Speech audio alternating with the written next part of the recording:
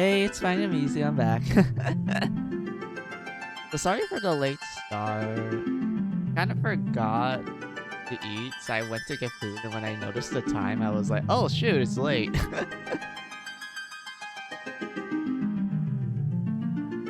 So sorry about that, guys. But yeah, we're back to Final Fantasy 2.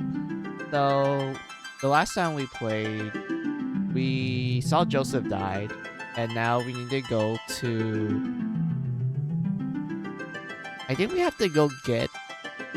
I forgot the name of the place, but we have to go get the Sunfire, like what I wrote down on the title of the stream. I think that's the point where we do have to fight the dreadnought. So I don't know. I do know we're gonna get a new character when we're gonna go get the Sunfire, so that's cool.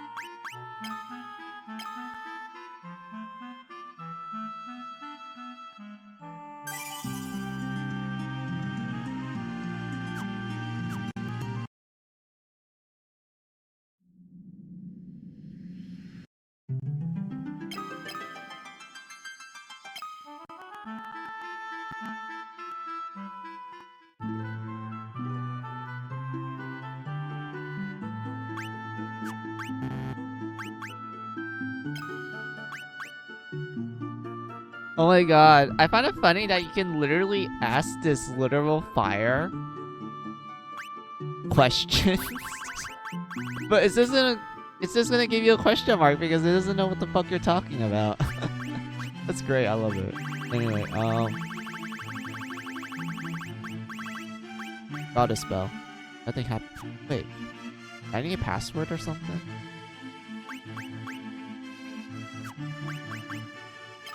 Yeah, you can even ask the door stuff too.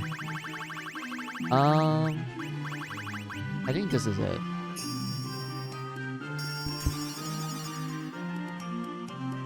As the clear tone of the bell rings out, the lock opens without a sound. I feel like... Doesn't Gordon come with us? Where's... Oh, found him. I came to retrieve the Sunfire. I thought I was the only one left who could open the door. Hey, let us join. I meant to look for Eagle's torch. Wait, Eggles? Igil's torch. But it's a dungeon, sorry, it's a monster's den in here. I can't keep going on my own. I can't return empty-handed. I don't know what to do next. You know your way around the keep, right? Do you think you could help us find our way through? I'm sorry. The keep is riddled with secrets. I couldn't know my way around any better than you. But I do want to fight. Will you let me come with you? Yeah, more the merrier. Come on. Dun, dun, dun.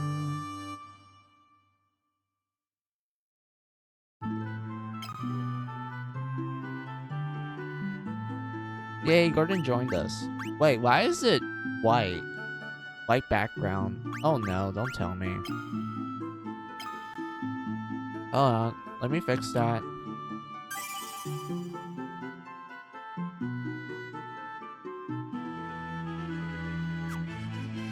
Let me fix that.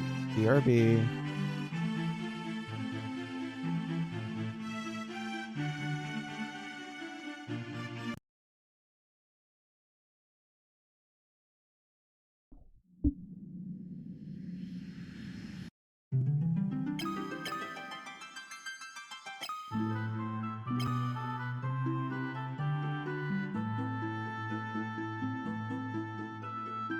Much better.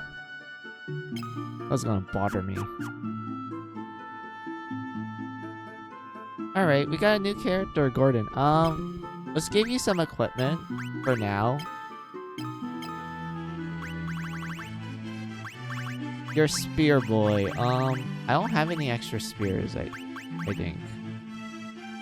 Actually, no, I do. I do have extra. Alright. I'll give you that. Fields. Nifroach. I think Nifroach should. Hi Mizu, can't stay since I'm work. Just wanted to say hi. Have a good rest of your day and stream. No problems, Moon. Thank you for the alert. I hope work goes well for you.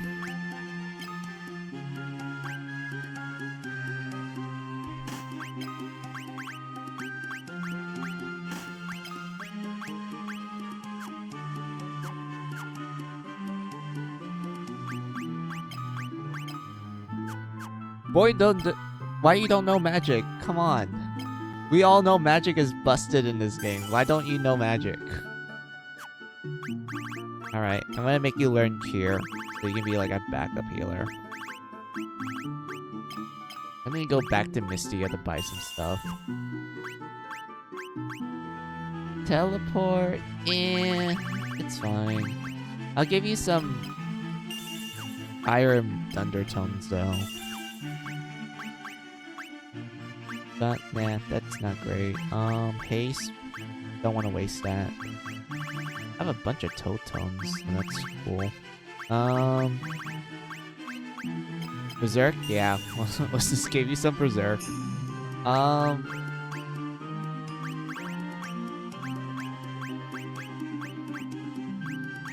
Gorge. Sure, why not? Let's just let you learn some random ass skills just to make you a little bit more well balanced. That's completely fine. That's reasonable. Keep. Dun, dun, dun, dun, dun, dun, dun. Dun, dun, dun, dun.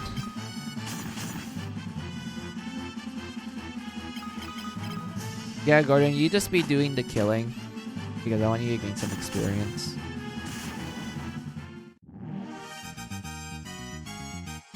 HP increase. Alright. Then Cure Tone. Really? A free Cure Tone? Damn. Ambushed. Maybe I'll try leveling up your magic. Let's make you burn everything. Defend. This works.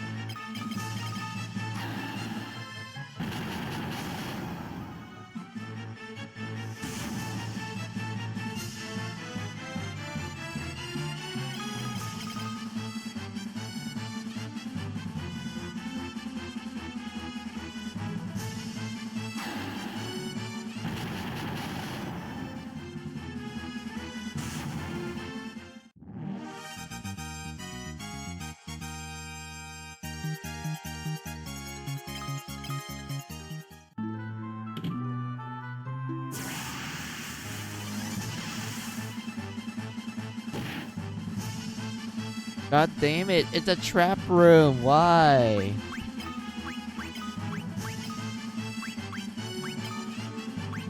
Alright, do this.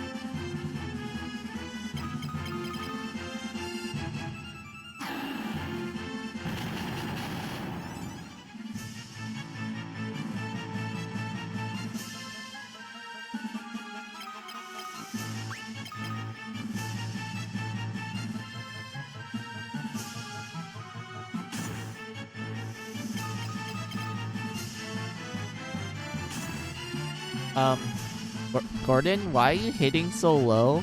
Wait, I need to beep this boy up. Hold on. We need to beep him up.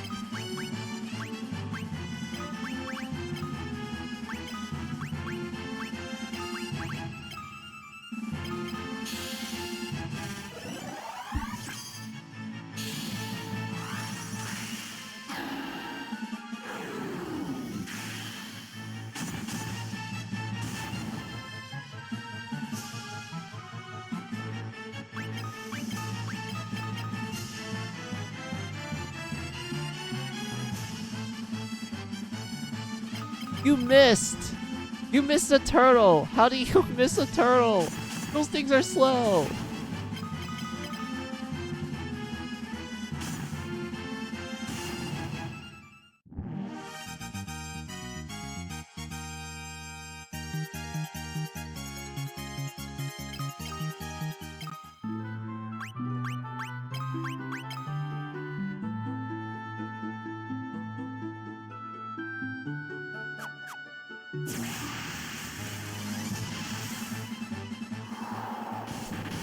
Oh, it's ochre mages. Damn. I didn't expect to meet this much. Oh wait, Gordon is taking a lot of damage from magic. That's not good. Yeah, we're gonna buff this boy up. Hold on.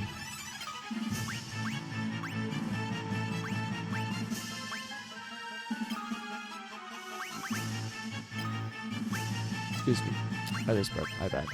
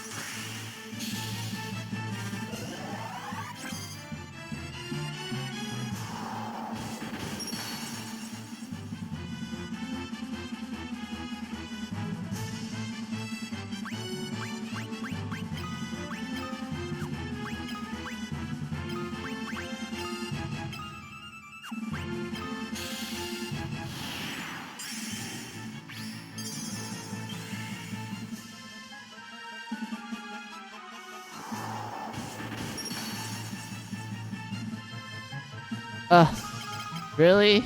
Gordon, why? This ogre mage is fast, damn.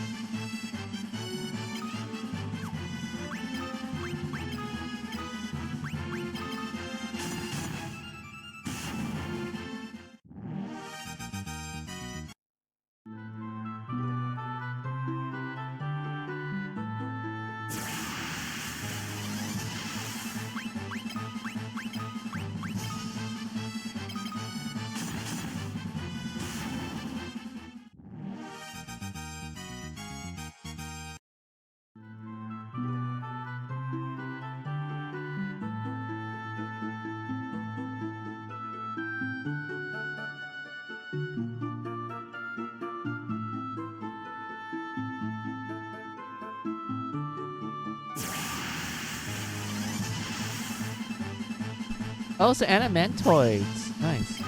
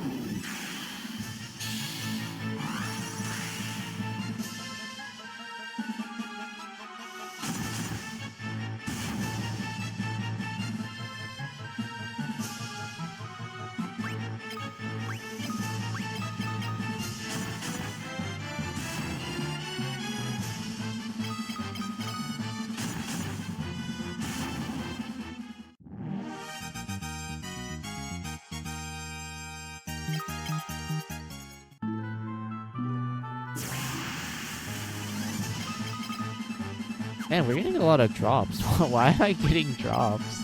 This doesn't sound good. Because I have terrible luck when it comes to item and weapon drops, so the fact that I'm getting a lot of them is like kinda sus.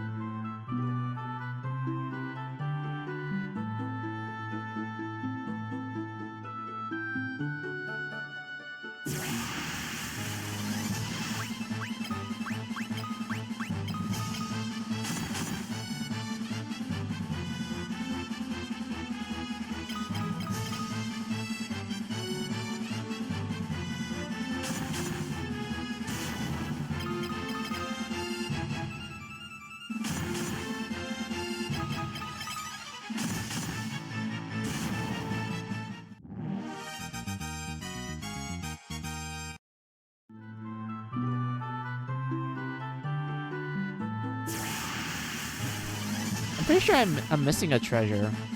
I just don't know where it is, so I have to go look for it.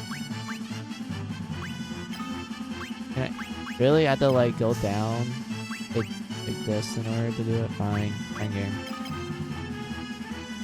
At least Gordon is like getting level ups, and I'm happy for him. 69, good job. Because I know that my characters are like extremely overpowered. Like, they are actually overpowered to the point that I can just literally go straight to the final boss at this moment. I'm not lying with that. Like, my stats and like spell levels are actually considered to be like around endgame. Oh, the benefits of the level up system of Final Fantasy 2. You can get easily overpowered extremely quickly. So that, which causes 2 to have like not great balancing, but if you manage to keep the balance, I would say 2 is an actually decently challenging game.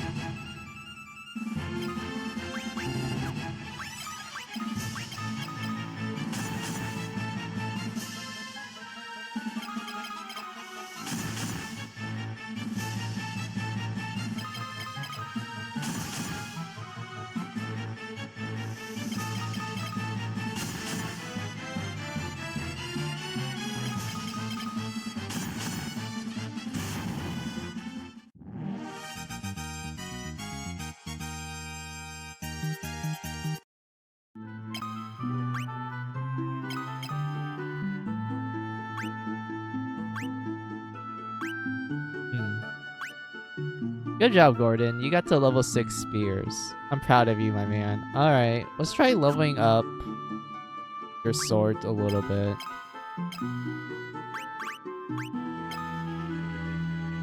Actually, this one's... Yeah, this dagger is good if you just want to go full daggers instead of, like, shields.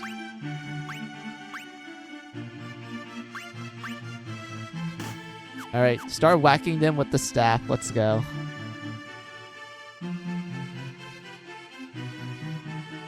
Wait, did I went up there? Hold on. Oh boy. Hold on.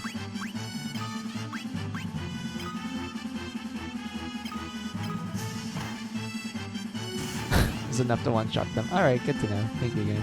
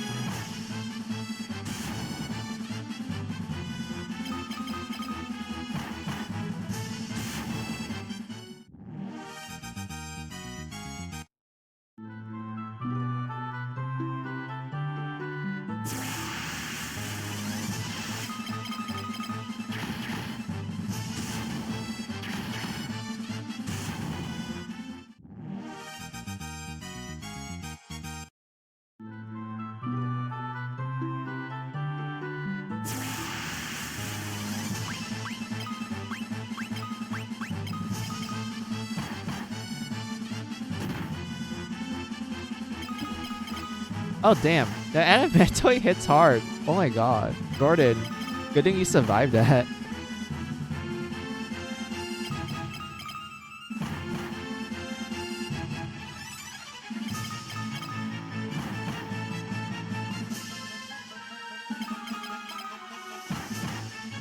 How much health does this thing have, actually?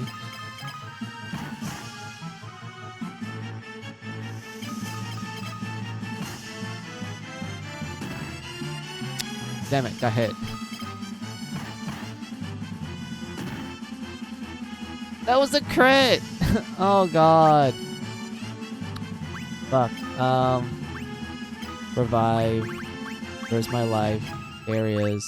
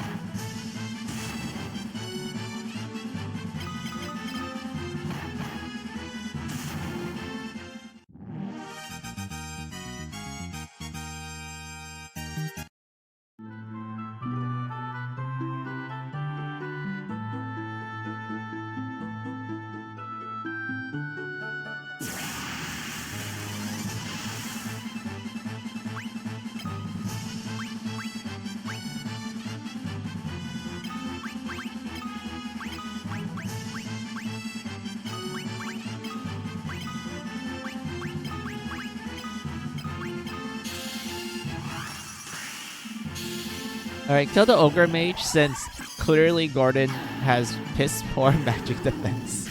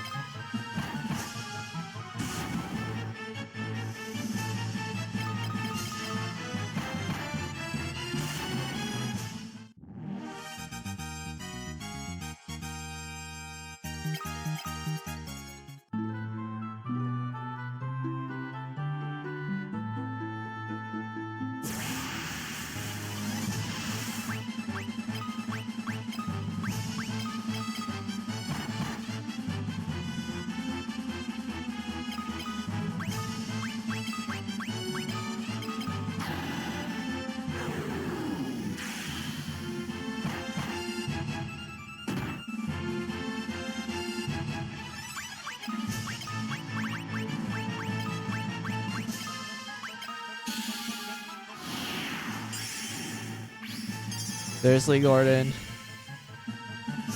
My man, stop getting killed.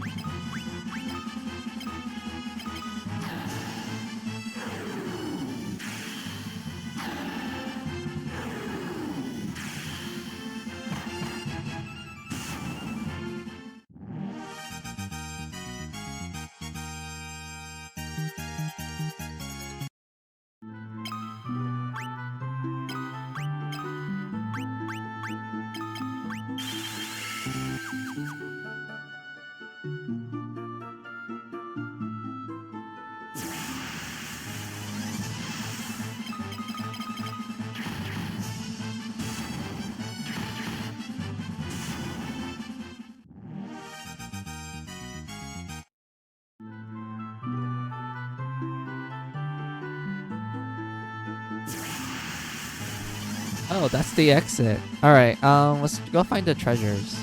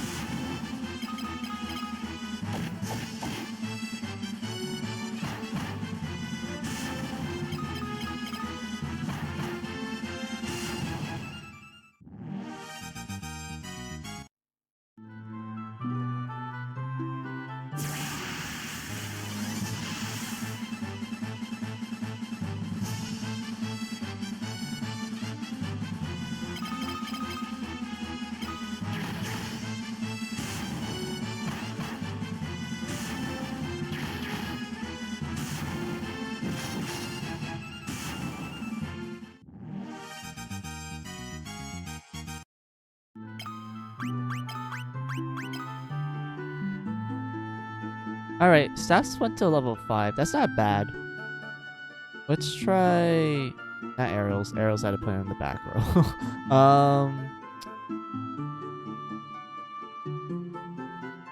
Try daggers.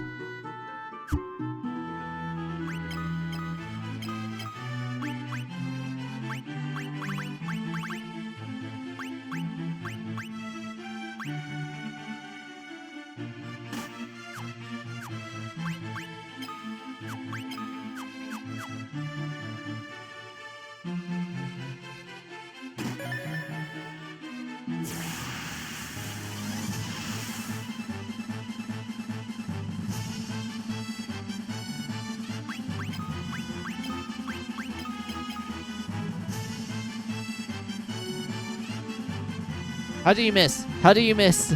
Gordon, why? Thank you.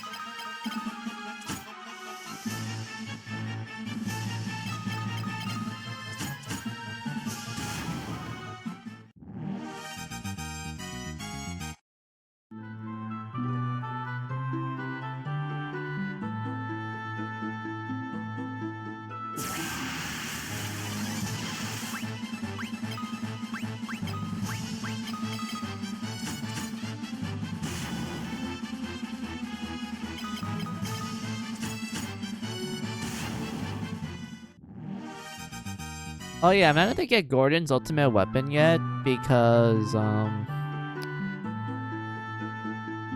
he sorry, he's one of the party members that after he leaves for good. But there's actually how would I describe it? So the first time you get Gordon is this time. Like eventually once you finish the end of this dungeon and like, you know, deliver the Sunfire to someone, he will leave the party. But later on in the game he will come back. And at that point, I would argue that's when you should go grab his ultimate weapon. But don't, like, give it to him, because after the second time he joins you, when he leaves for good. So that means he takes all the stuff that you give him. So once you get to that point in the story, just unequip him. Just unequip him and, like, you know, let him leave the party and whatnot.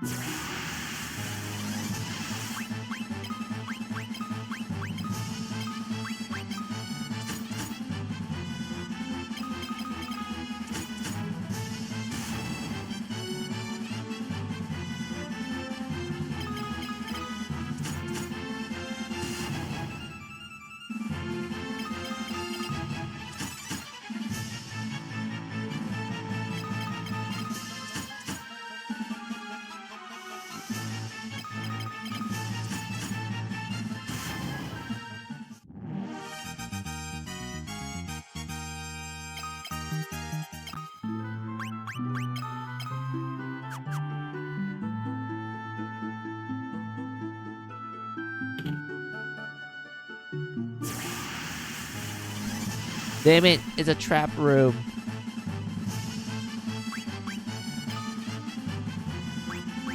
Oh, I keep running a lot. Anyway.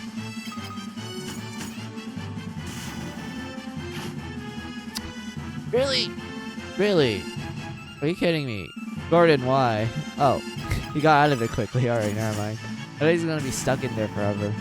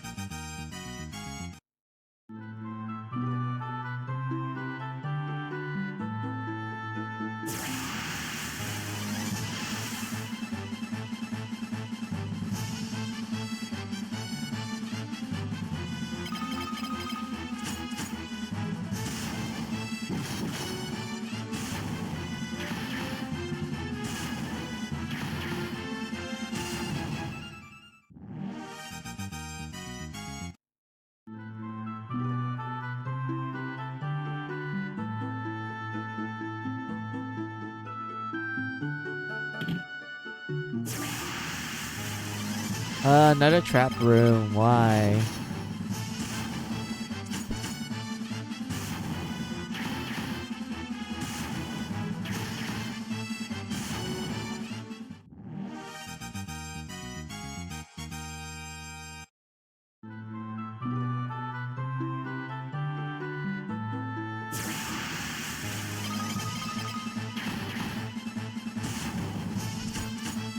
Why did I walk the other way? I was supposed to walk to the door. God damn it. I'm such a dumbass. I don't. Anyway. Um.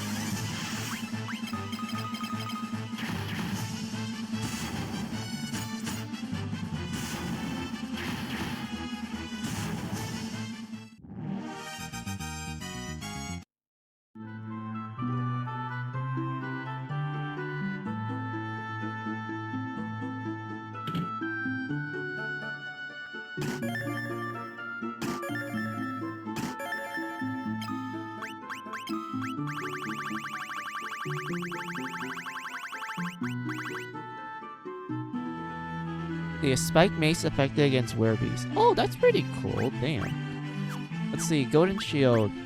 Is that strong?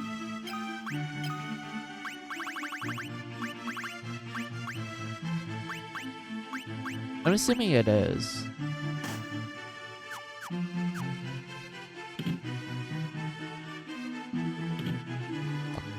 Oh, it's a trap room. Of course.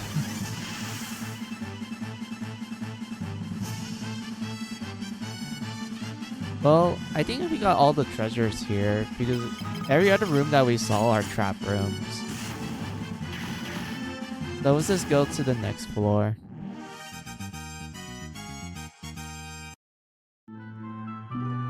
The next floor was this way.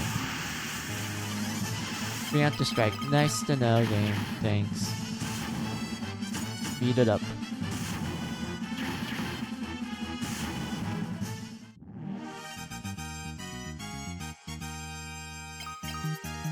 Blizzard tone. Alright, I need more of those. 5th floor. Of course we get ambushed by ghoul. Gas. Wait. Those gassed. Gassed.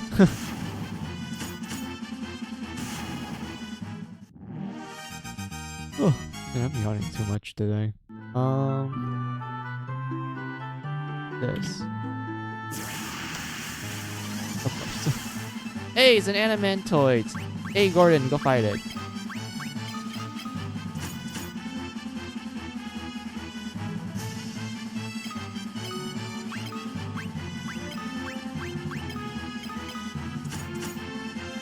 What, really? You can't do that much damage to it? I guess daggers are that weak then.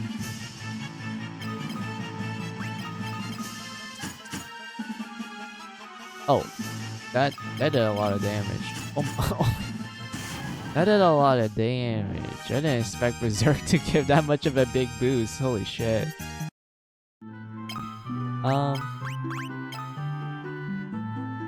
That's fine. Let's level up your swords.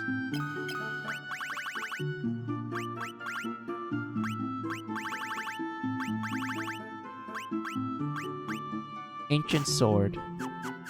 This is fine. More Wait, can I grind adamantoids here? If that's the case, that's so cool. Damn. Let's grind adamantoids then. I don't remember what they dropped though. Oh, I think that's dread or curse. That's cool.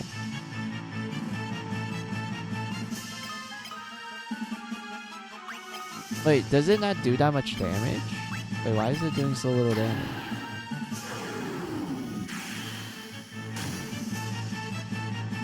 Or is it because of Gordon having like weak sword skills? Yeah, it seems like it's just him having weak sword skills.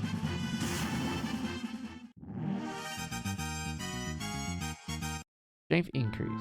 I mean, that's cool. What does adamantoids drop anyway? I want to see this. Sprinter.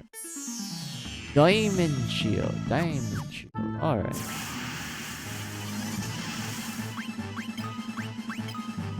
That's cool. Not the blizzard. He gets so much damage from that. What the fuck? My sword skill's really that weak. I have to pump Gordon with a bunch of berserk. Yep. Alright. Good to know. Thank you, game.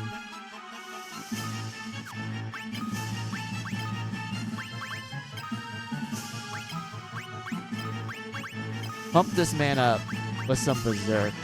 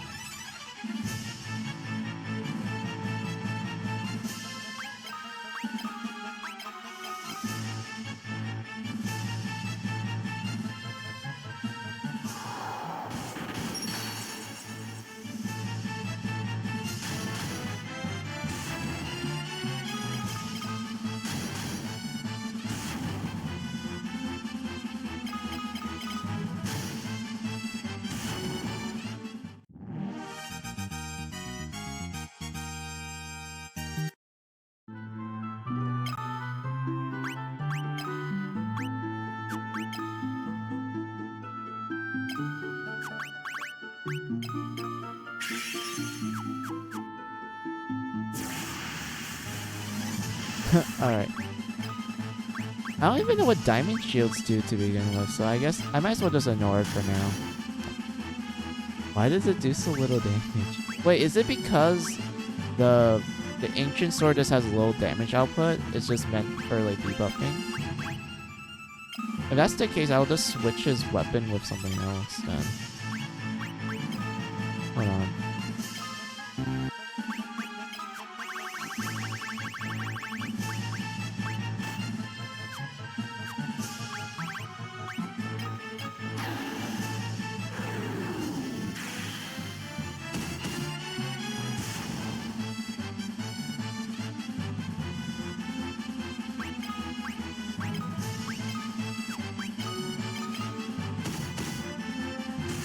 Yeah, because the damage output of the mineral sword is way higher compared to the ancient sword.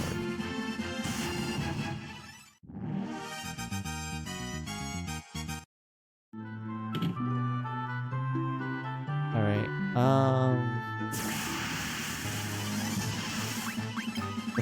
defend, and attack. Okay, so it is the ancient sword having low play base damage. Gotcha.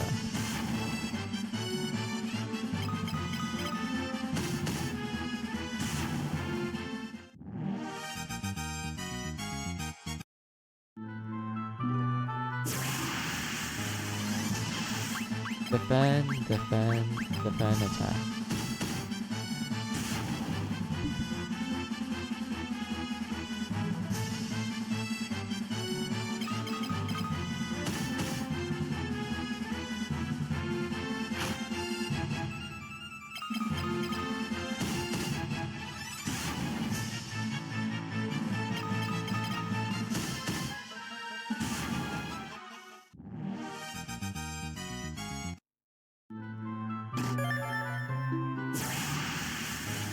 Oh, monster. Hey, it's a mine. It's not bombs, it's mines. Wow.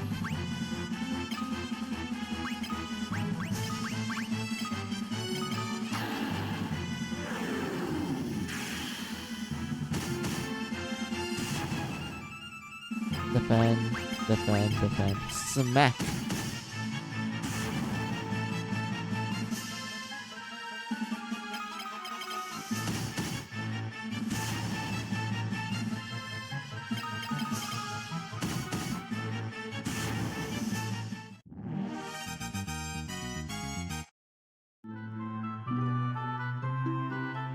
Anything up here? Oh, there's a door. Is there a trap room? Nope. But we got an encounter though.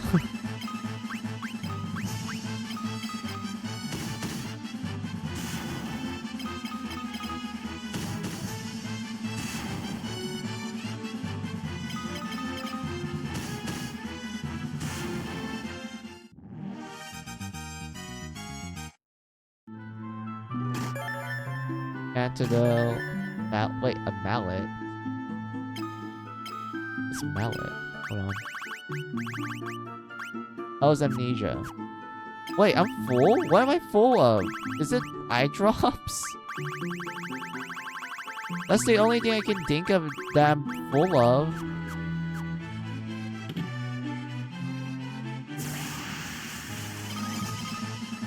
Oh wait, guys, no! Don't kill the elementoid.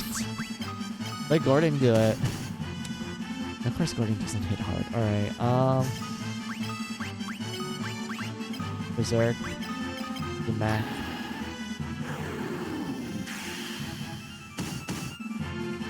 All right, that's enough. One more hit and it's gone.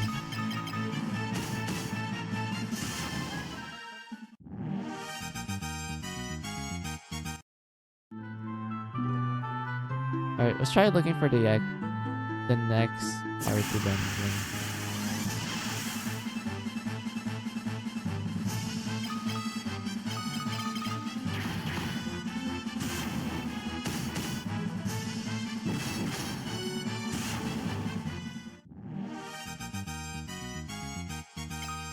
Sleep tone. Alright.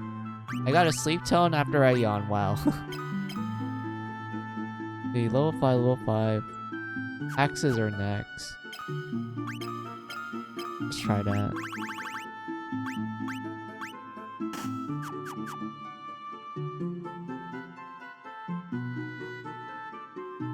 Upwards we go. Smack them. Doesn't do that much. Okay, it's gonna be a slow battle if I just make Gordon do all the work. Do this.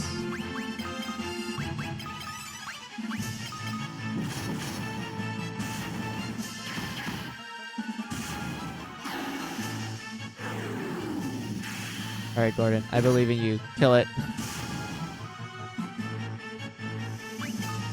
Defend, smack.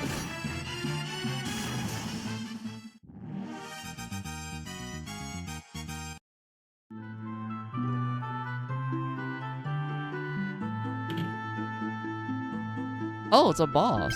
Hold on, let me save.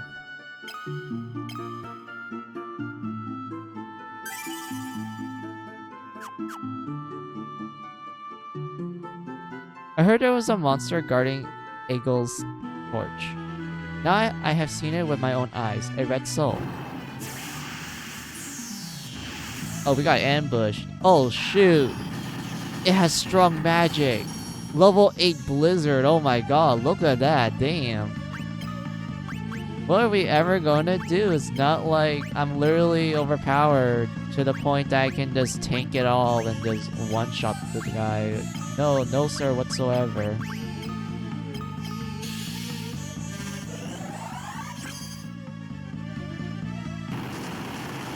Ooh, level 8 fire, damn.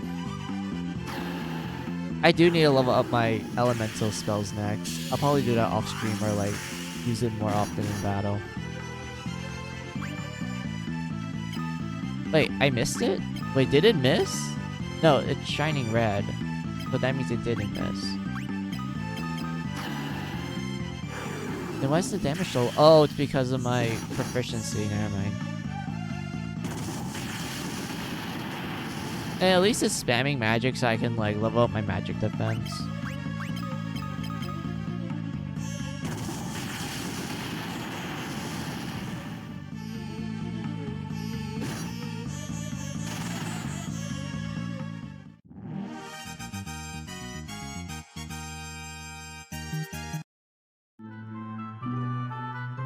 Alright, what we got?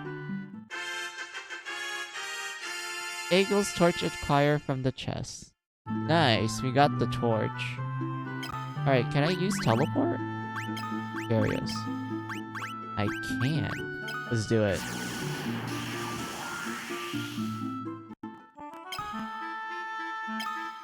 Let's go. Teleport, you're the best. I even leveled it up a little bit, nice. Let's use a cottage.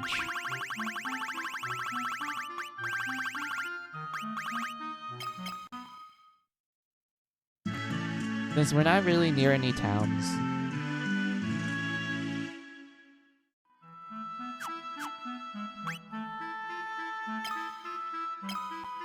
Let's save and then grab the Sunfire. But before we do that, I realize an hour has passed, so I'm gonna do a BRB break.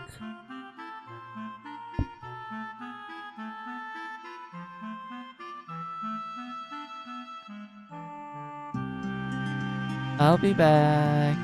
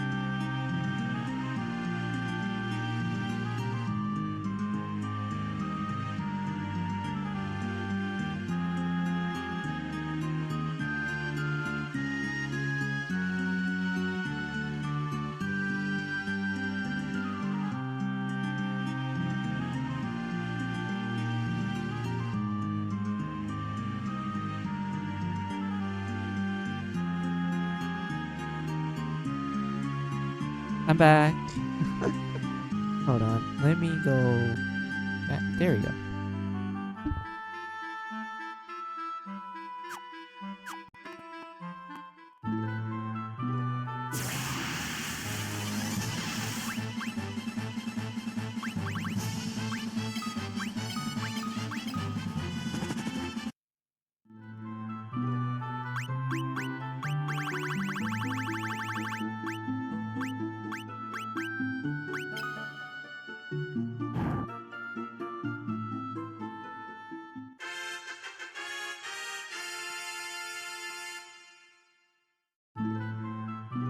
The Sunfire passes to Eagle's torch.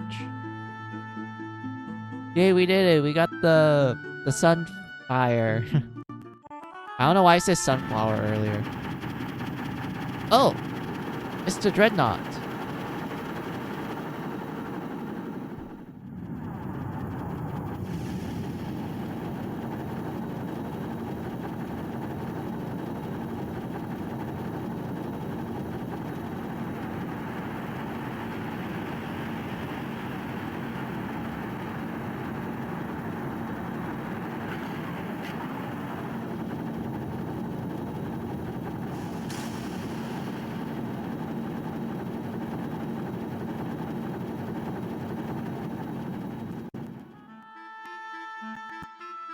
Oh, that spells danger. Oh my god, we need to go help them. Chocobo Forest, we go. Hey, Chocobo.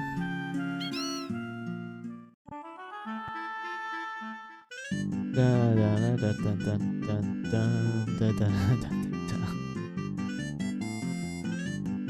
Let's see. We need to go take the ship and go back to Altair.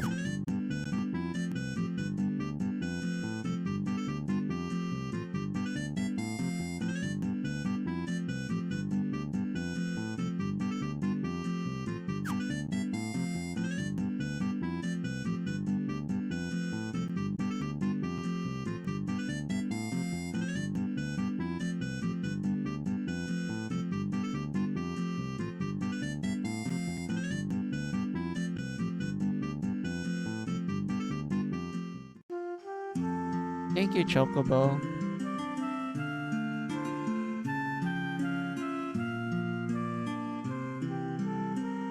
Oh man, everyone's getting captured. Oh no. Yeah, Sid's not here too. You go save them. Oh. Oops. Damn it. There we go. Oh, we had to pay the guy. Hold on. I just realized that.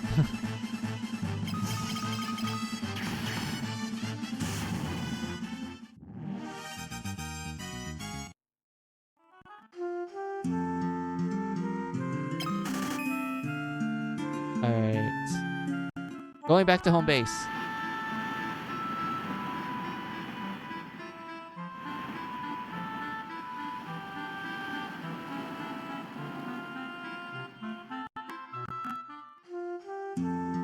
Oh wait, this is not it.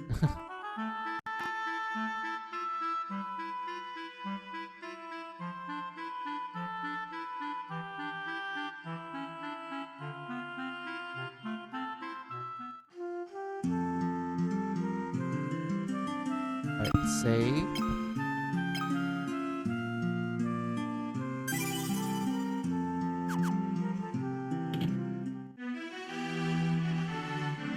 If the dreadnought attacks, it's over. What? Wait. Empire has a supply base far to the north of Flynn. The dreadnought may be docked there now. Looks like the princess is trapped in the dreadnought. You must rescue her.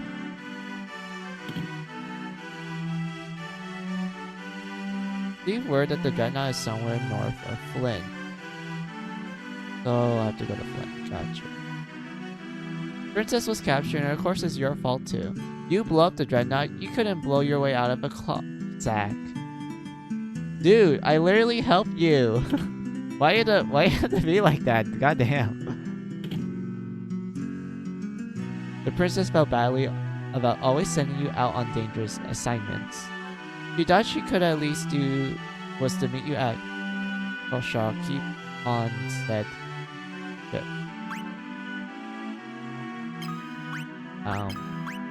Wait.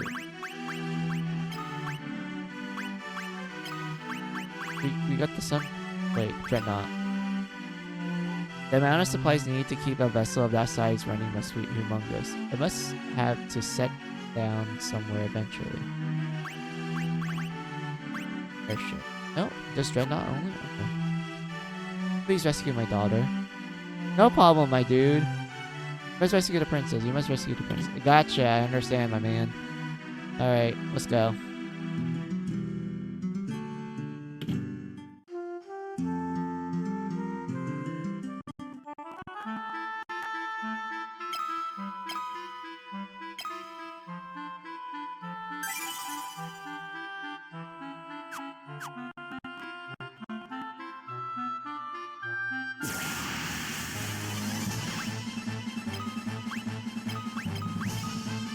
Okay, I think what the story is telling us is that we had to go north, but I don't 100% remember this.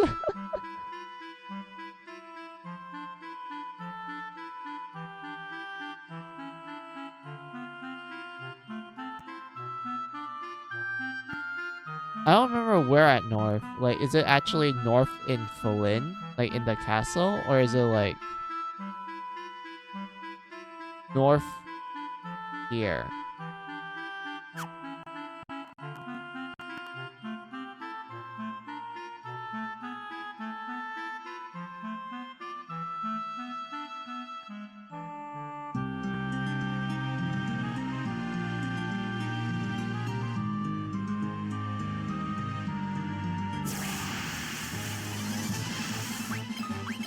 Flee, flee, and flee.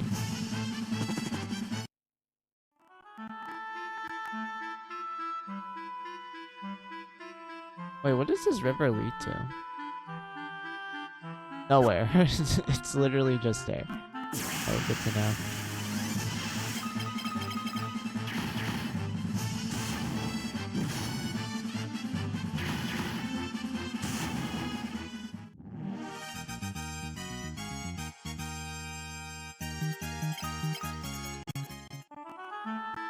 Alright, moving up. Let's go.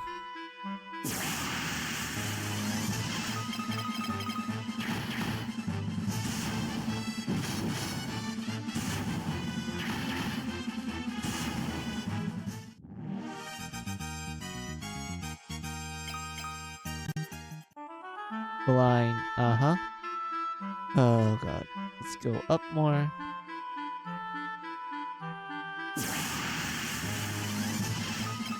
Oh, these birds. Let's murder them. Fucking hate these birds.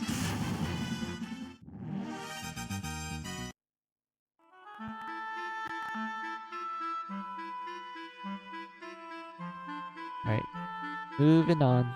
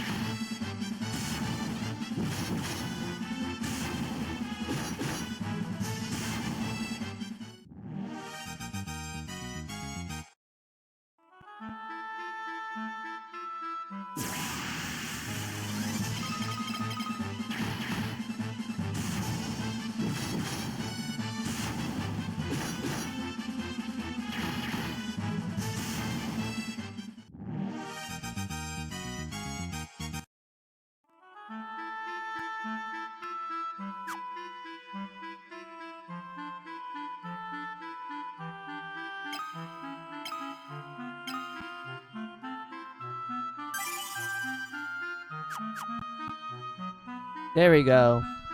We found the dreadnought. Dun, dun, dun, dun, dun, dun, dun, dun, dun. Well, what do you want?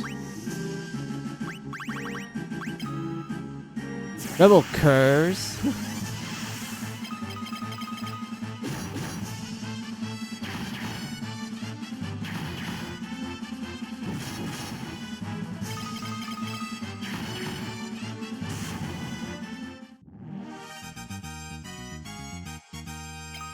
Hey, golden armor, nice. Wait, can we just talk to all of them? Wait, I'm curious. What happens if we chose like a different dialogue choice from earlier? I want to see.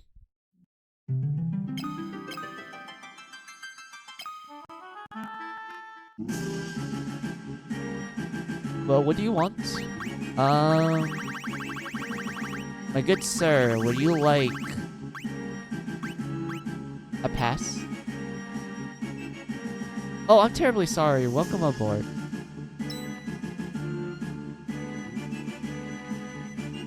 Well, it's time for the next watch, if you excuse me.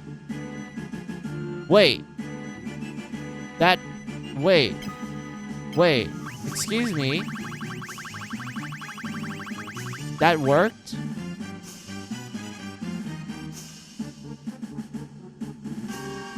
Oh my god, I didn't know that. That's actually cool. Because we have the...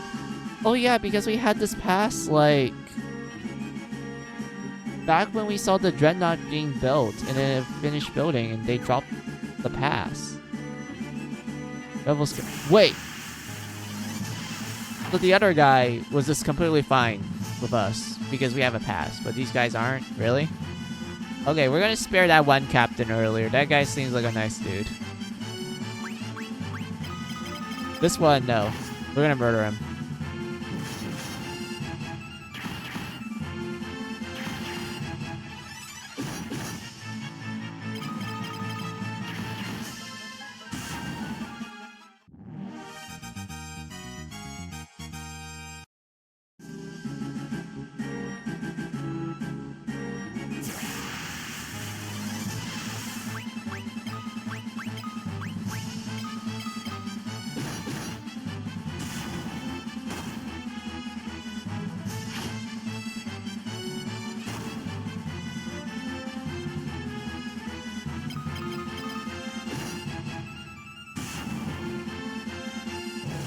Wait, do status effects overwrite each other? If that's the case, that's cool.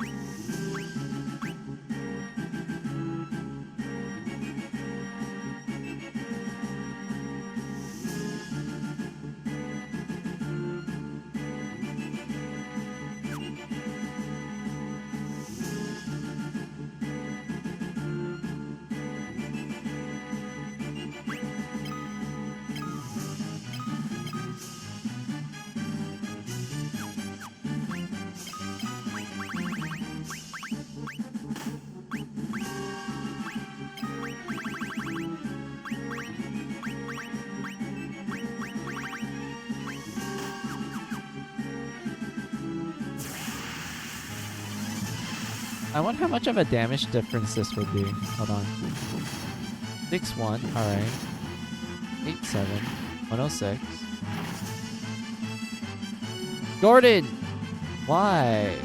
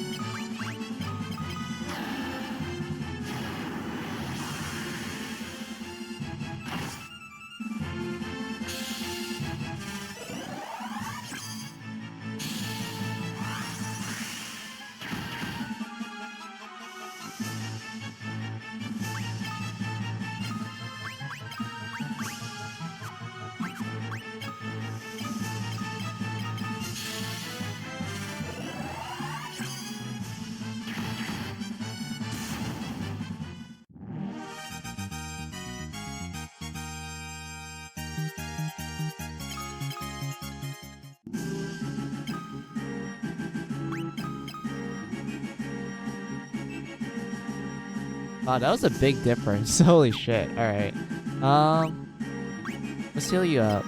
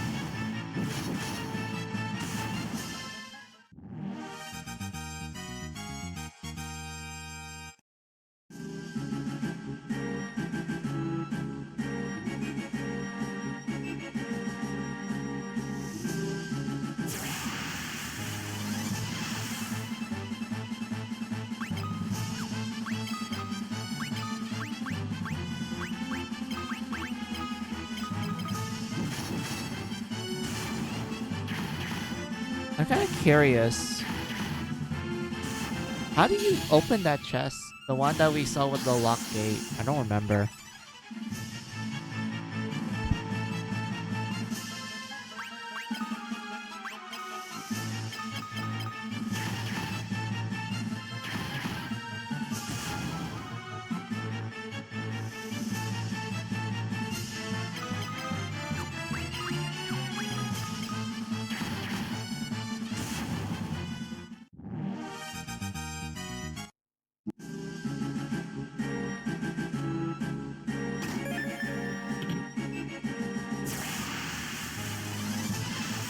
Why does an airship have trap rooms? Why do they have this?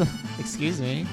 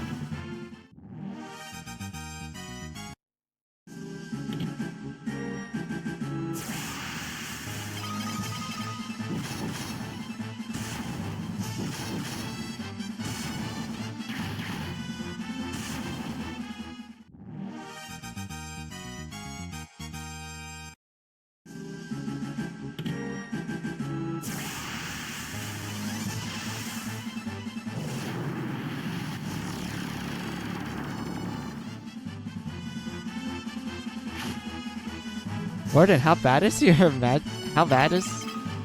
Sorry. I'm not sure if his magic defense or just having high magic stats will make you more resistant to status effects. But come on, Gordon. Come on.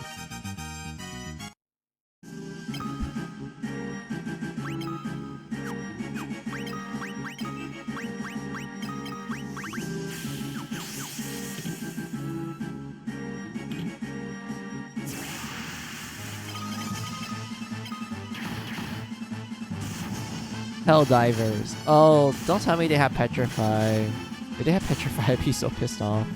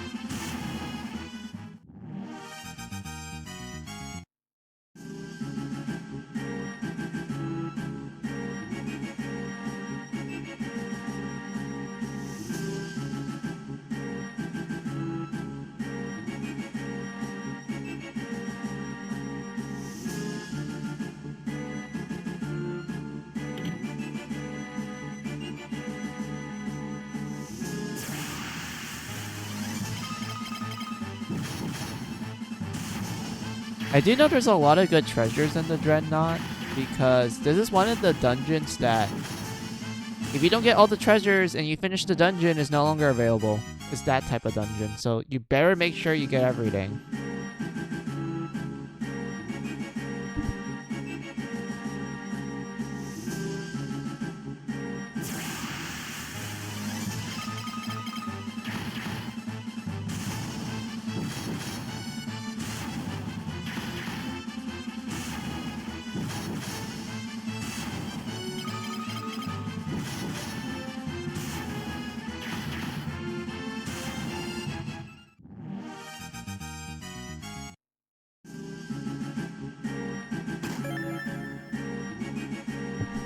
Oh, a dark bow. I don't know if that's strong or not, but that's good.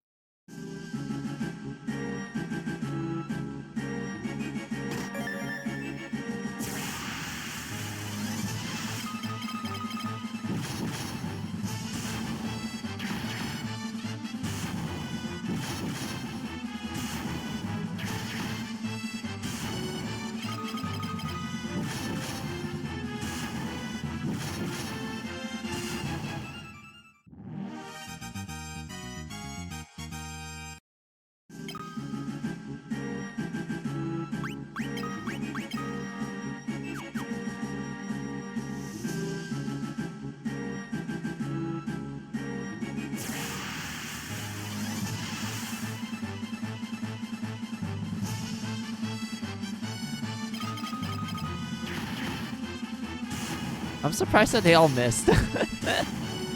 Oh well. Anyway, can't really think of an interesting topic because I pretty much exhausted whatever I wanted to talk about in like previous streams and whatnot. And there's really not much to talk about when it comes to Final Fantasy 2. It's just what you see is what you get kind of scenario. I mean, like, maybe I can talk about like random trivia knowledge of it, but I don't know a lot of it.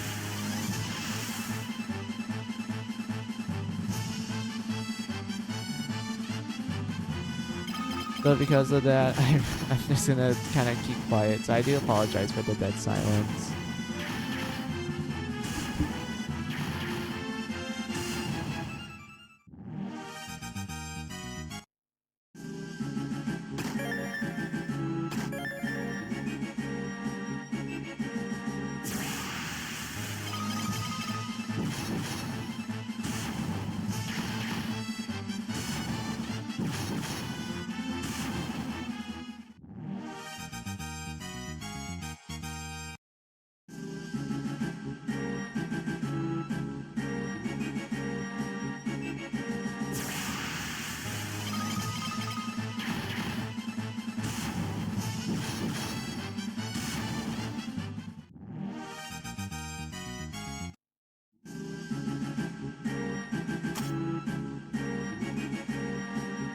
Wait, you can just open it like that? Really? Variant, I meant to meet you at Kasha's Keep, but things didn't go as planned. I'm sorry. Thank you for coming to rescue me. And we get attacked by monsters, of course.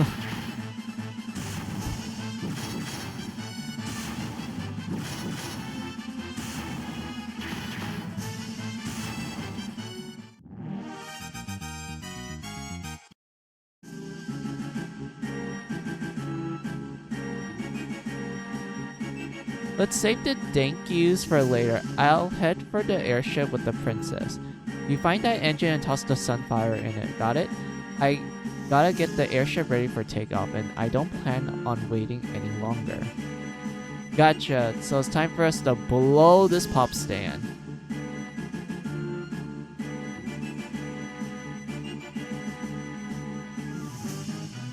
Good to know. Alright. I wonder if I can open that door. The one with the treasure chest. I want to see if I can.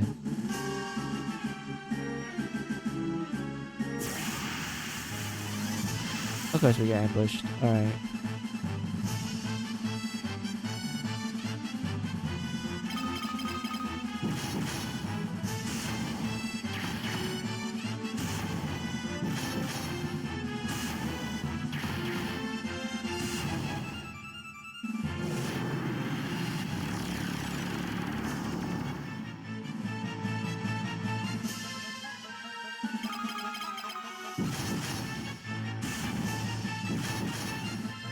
Gordon keeps getting blind. Why do you keep getting blind, my man? You get cool sunglasses, yeah, but like, you keep missing. Up. Go up there. Alright, let's go back to that room where we saw the treasure.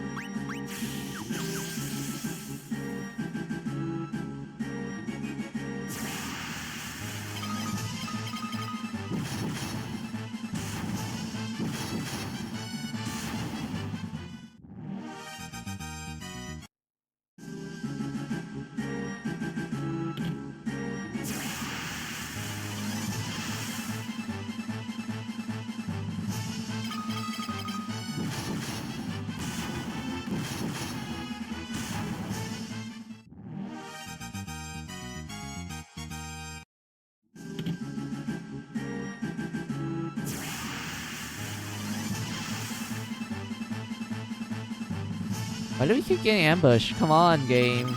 Let me be free.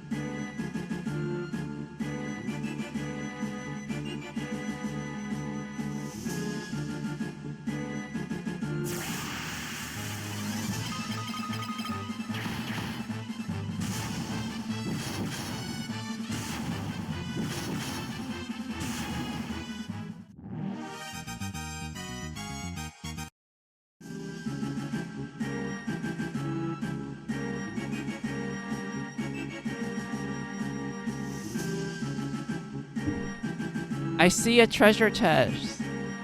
Let me get it. Please, game. Is there like a switch or something?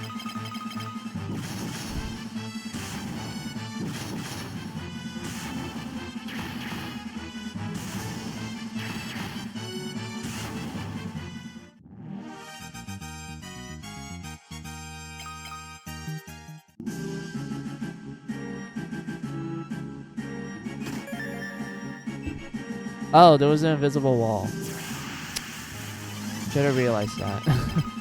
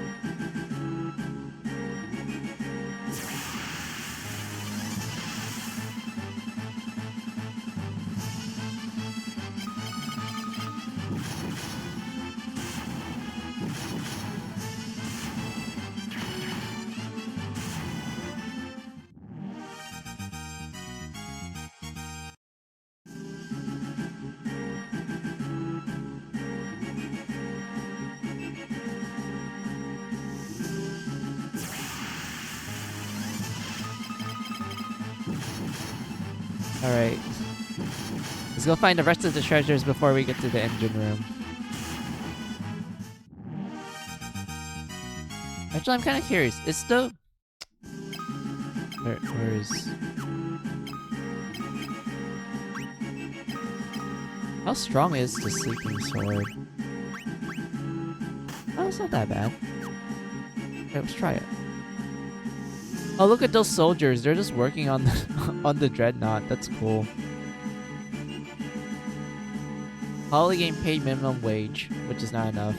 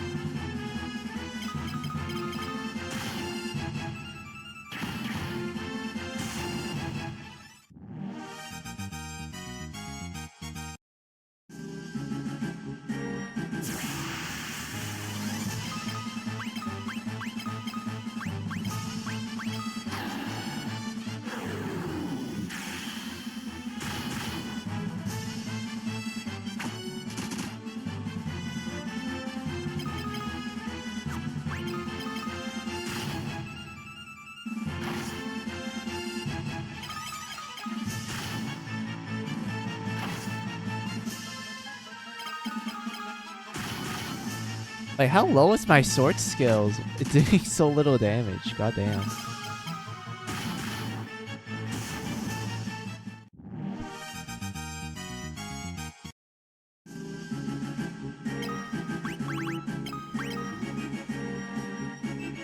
It's only level 4? But why is it doing so little, though?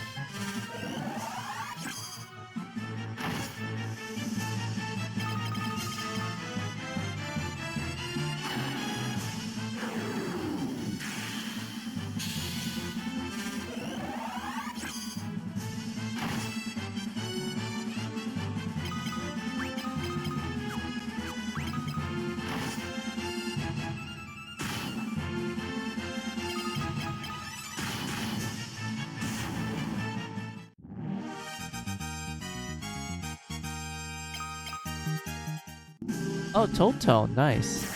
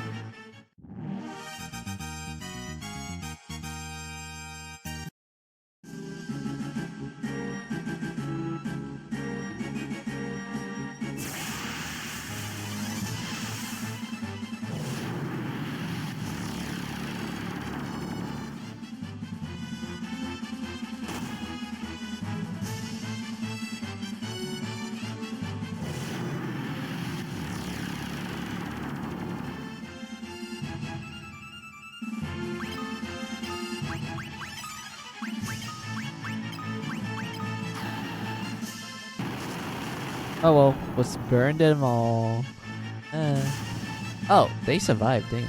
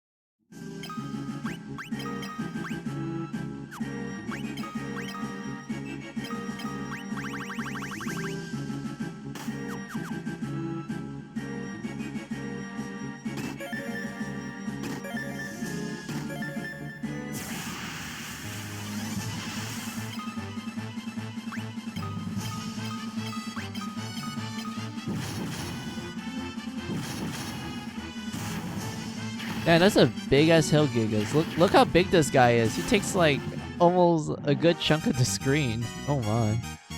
Leveled up spear.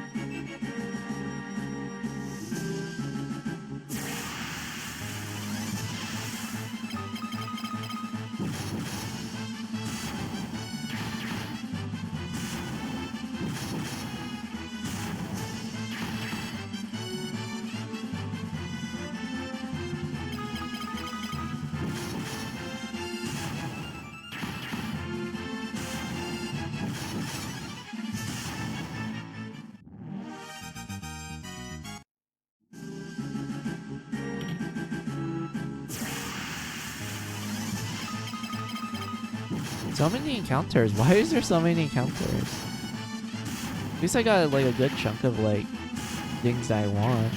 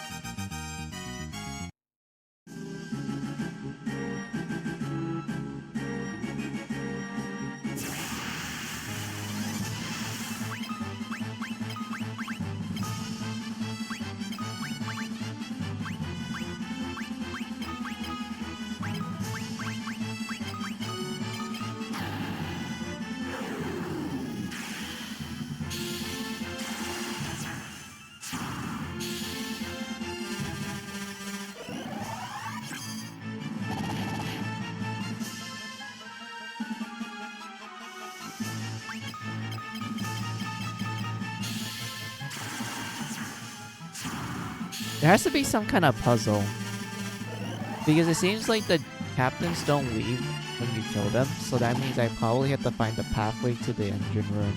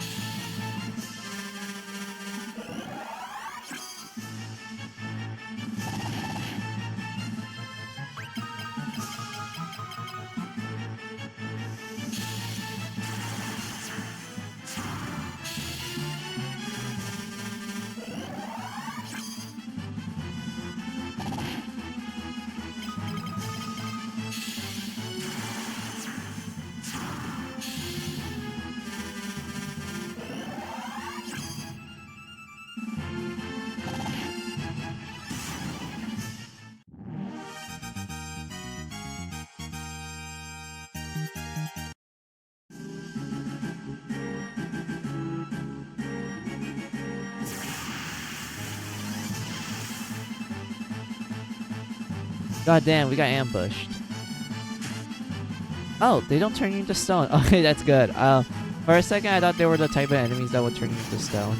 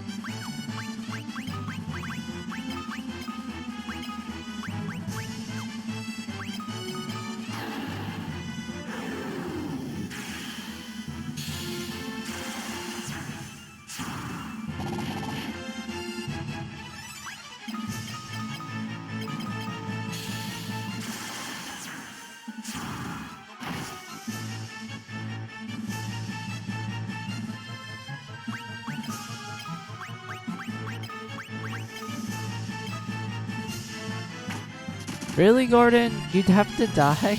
Really, my man? Come on, let's revive your ass.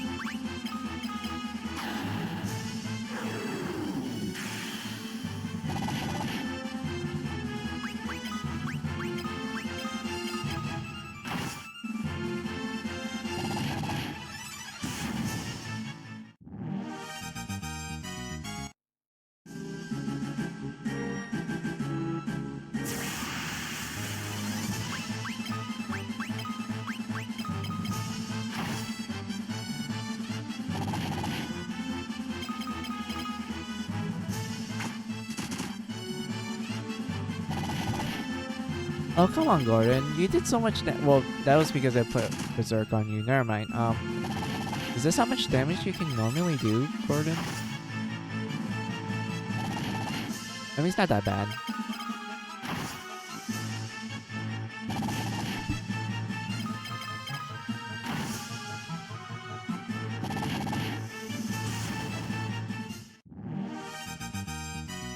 That was so close, damn.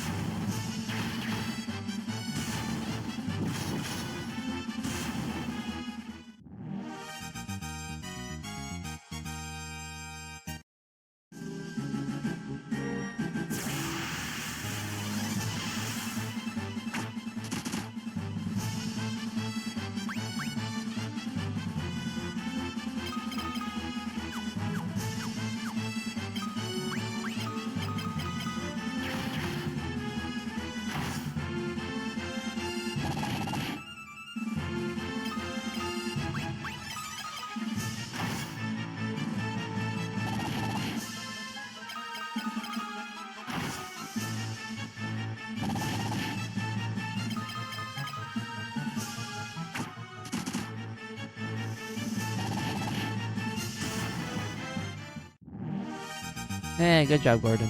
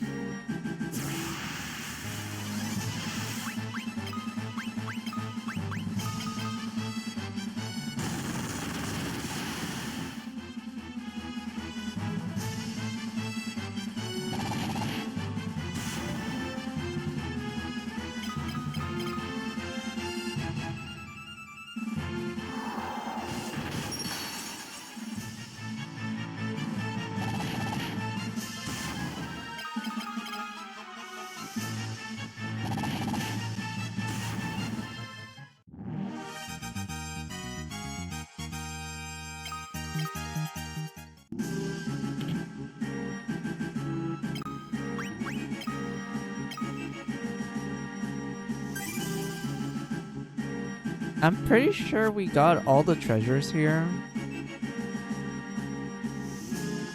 Because we got the... See, we got the sleeping sword. We got those 4 treasures from that room before. We also got those treasures from... when we went to rescue the princess cell.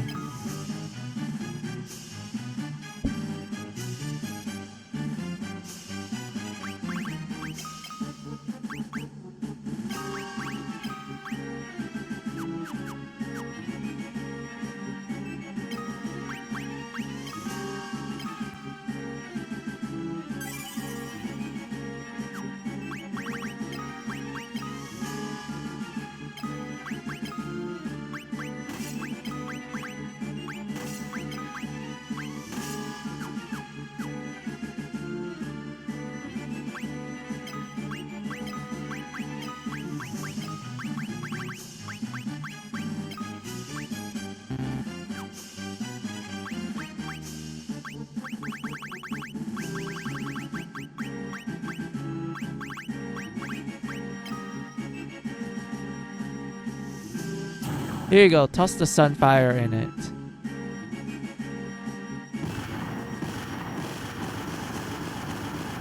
It's gonna blow up.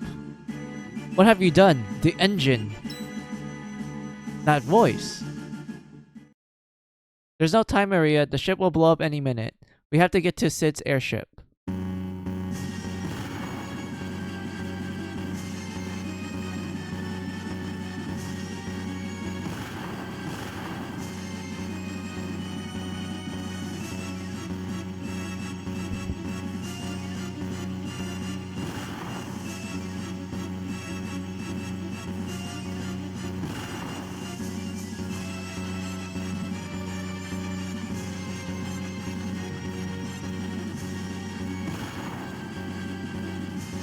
Look at this. We're all trying to escape the dreadnought from blowing up.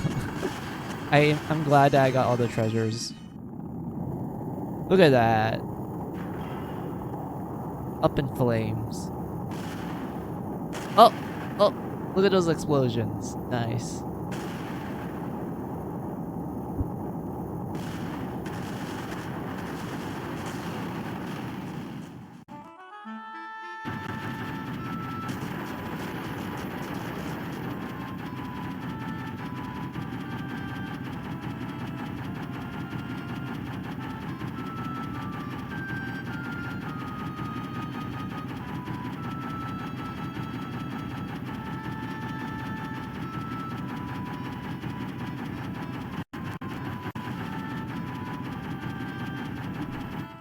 Thanks, Sid.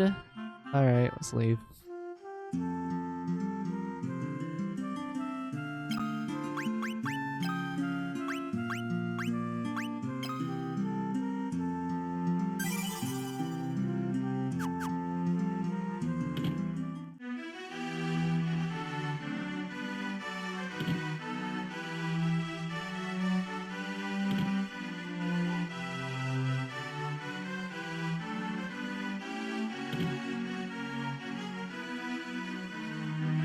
Hehehe, why is she laughing? That's sus. Anyway, let's move on.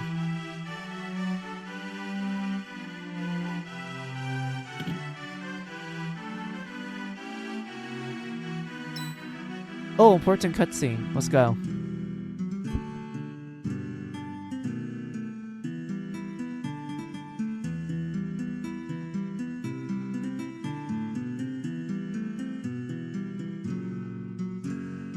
Gordon, Minwoo, Baron, I have one last request to ask of each of you. Please listen carefully.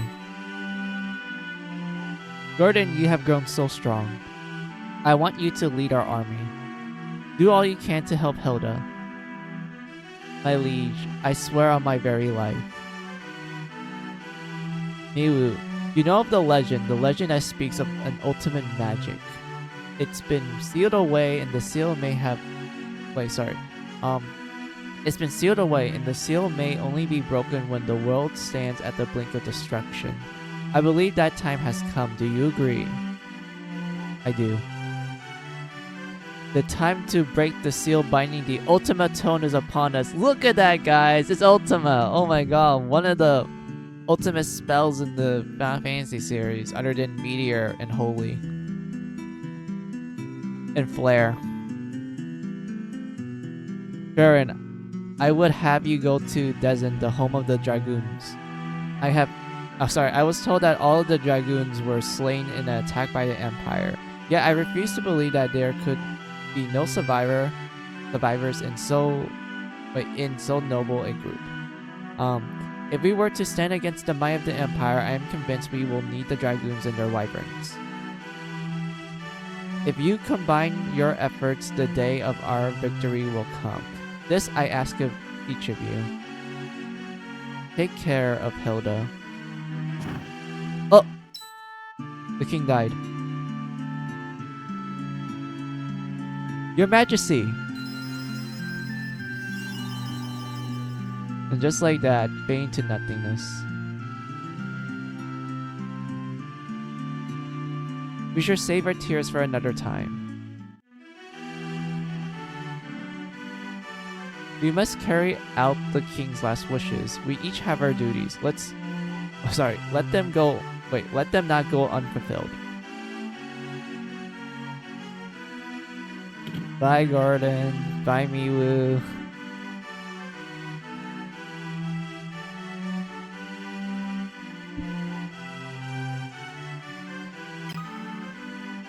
Yeah, just like that, Gordon just left us. Good thing I took away his armor, but I didn't need to because he's gonna join us later on in the game. Let's go talk to Hilda. Your dad just died. Hehe, why is she laughing? Your dad just died, girl. Shouldn't you be sad?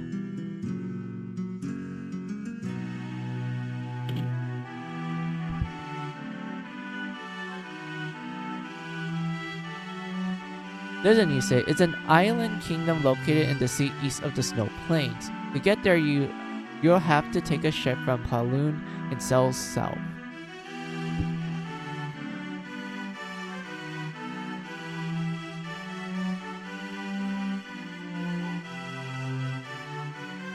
Hey Mizi, I'm back for a few minutes on my break. Hey, welcome back, Moon. You didn't really miss much. All we did was finish 2 dungeons. We got the Sunfire. And then the game's like, hey, go take down the dreadnought, which is like a giant warship of an airship. And we just blew that up and took all the treasures in it. Now we went back to home base. The king just passed away. And the king, before passing away, he's like, hey, can you go to the island of the dragoons and check if they're still alive? So that's what we're doing right now.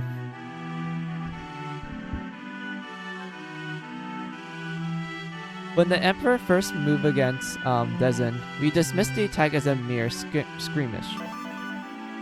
But the emperor feared the power of the dragoons. He meant to wipe them out. Okay, we need to go learn that.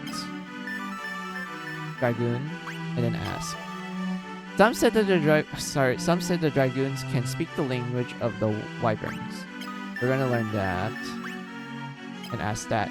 If you go to Dezen, you may find wyverns that yet live. A wyvern could make for a most potent ally. You should visit the port of Paloon and seek out a ship to take you to Dezen. Gotcha.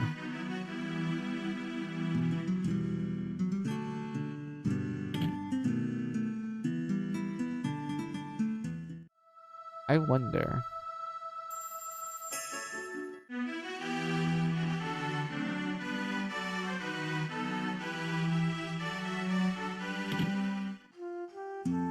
Let's rest at the inn. And then buy some stuff, and then we're gonna go to the port town. Nice job on clearing 2 dungeons and destroying the airship. Yeah, I didn't expect myself to finish 2 dungeons in a row and destroying the airship. I was like, wait, I did it within 2 hours, damn.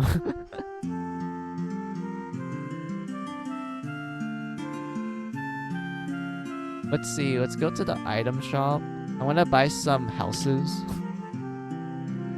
Let's see. Buy cottage. Let's buy 5 of these. Yes, let's just buy 5 houses. That's totally normal.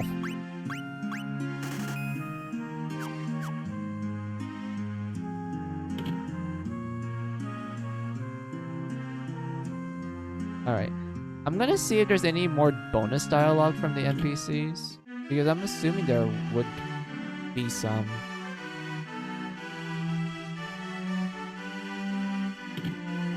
Oh, you. Nope, you're just laughing.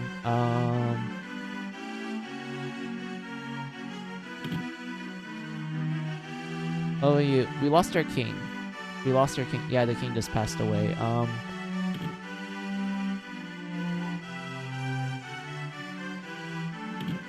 What about you? We lost our king. Alright, good to know. Stop moving. Lost our king. What about you? Tells me where to go next. Gotcha. What about you? Lost our king. Oh. What about you? Oh. He's just telling me where to go next. Gotcha. Well, rip the king, yep. I want to ride a wyvern and fly through the air. Yeah. Being a dragoon's cool. We lost our king. Oh yeah, that person is just repeating what the other one said. His Majesty passed away, hasn't he? Yep, he did. Oh, you. You just want to ride wyverns. Alright. What about you? Same dialogue. Alright. I don't think there's any... Yeah, there's no new dialogue here. Go down here. What about the armor shop people? Oh wait, no, not them. It was the weapon shop people. They're the ones with the NPCs. Alright, let's talk to this boy. No time to talk, there's work to be done. Well, aren't you a trooper? Anyway,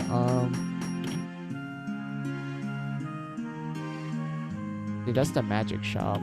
There's nothing new there.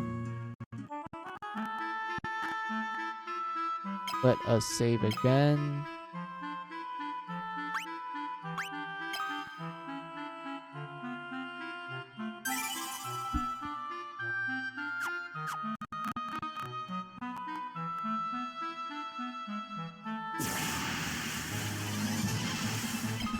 And we can kill these.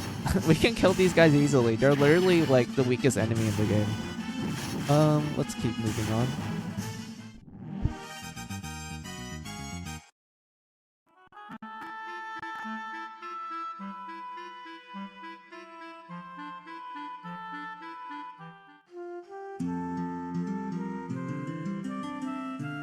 You see, that just takes us to Prof. We need to find a ship that will take us to the Island of the Dragoons. What do you have to say, my man? Heading to Desert, aren't ya? Can't help you, Dev. Try someone else. Okay.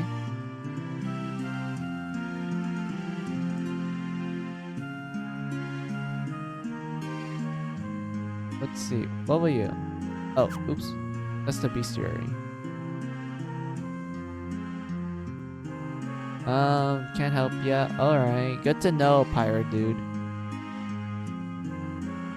Alright, let's talk to this one person that just stands out. Like, yeah, this person must be really important. Everyone else is just pirate dudes, and then we have this purple hair person. You folks looking for a passage to desert, aren't ya? Well, this be your lucky day. Just so happened me ship was about to leave for desert. Be ya wanna ride? Wait, do you wanna ride? I don't know. I can't speak pirate. I don't know what. I don't even have the accent for it. Doesn't this seem a little too convenient, Vern? Maybe it is, but there aren't any other ships going to desert. We're just going to have to trust her. Oh my gosh, she just does the Josama laugh. Oh my god. We name Lila, like Lilia? Lila? What does it say, Lila? I'll be waiting outside the city for ye. We'll wait the anchor as soon as you're set to go.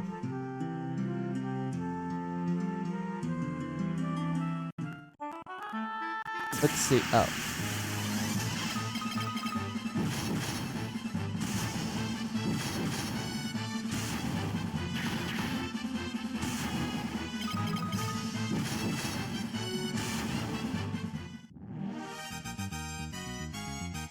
Agility increase, good to know, game.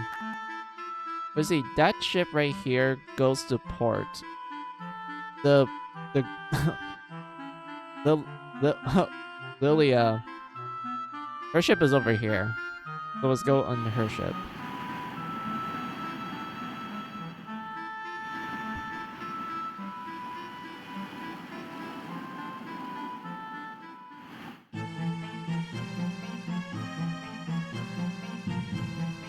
Trusting pirates doesn't say much for the space you got between your ears. We spare your lives, but your loot be ours now. What's this? Is it a fight you be wanting? You're really stupid. Get them, boys! Alright, time to fight pirates. Good thing we had good old teleport because I do not care. I'm not gonna fight these guys legitimately. We're just gonna cheese it.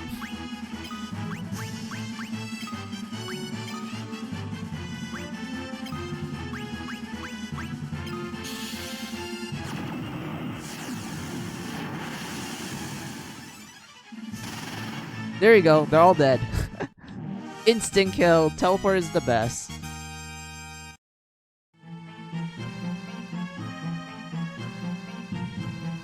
Enough. I know when I'm beat. Go on then, do what you gotta do and be done with it. What are ye up to? Well, pirates be pirates no matter how nice they are, indeed. You want to fight the Empire together? A bunch of outcasts like us fighting right aside the likes of you?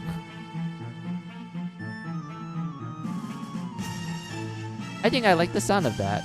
To your post, boys, wherever it be desert or the bloody edge of the world, we will get you there. Dun, dun, dun, dun. Look at that, we got a 4th party member.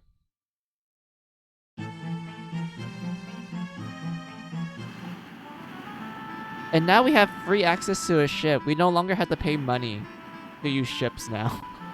We have full access to a ship, and we can dock it anywhere we want. That's like the one change that Final Fantasy 2 did compared to the first game, because in Final Fantasy 1, you can only dock ships at like specific spots in the map. You can't like dock it anywhere you want. But in 2, you can dock it wherever you want, and it's wonderful.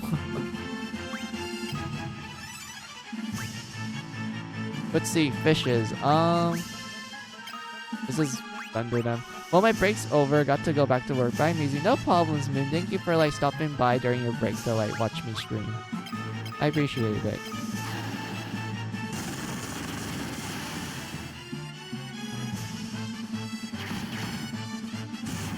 Also nice, you got a boat. Yep. Free boat.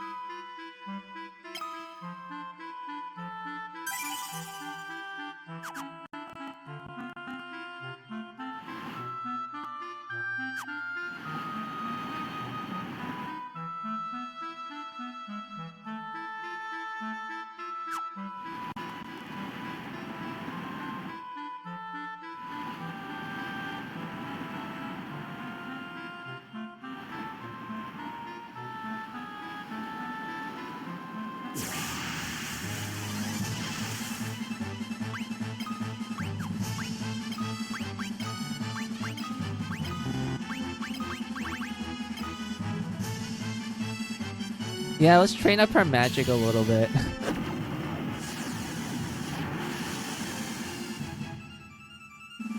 I don't care that it misses, as long as we're like training it, that's all fine in the world.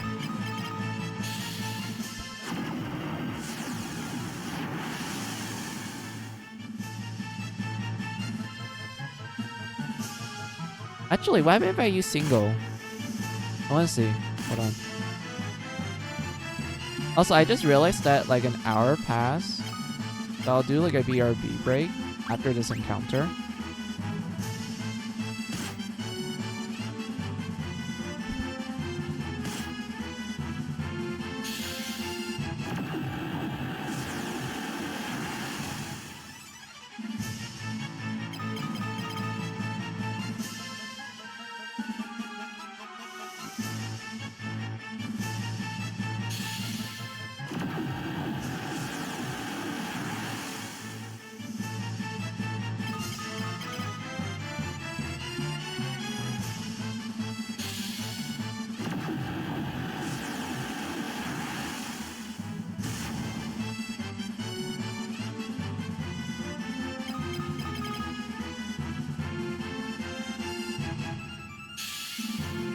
Maybe a few casts of teleport, and then we can just focus on actually killing these enemies.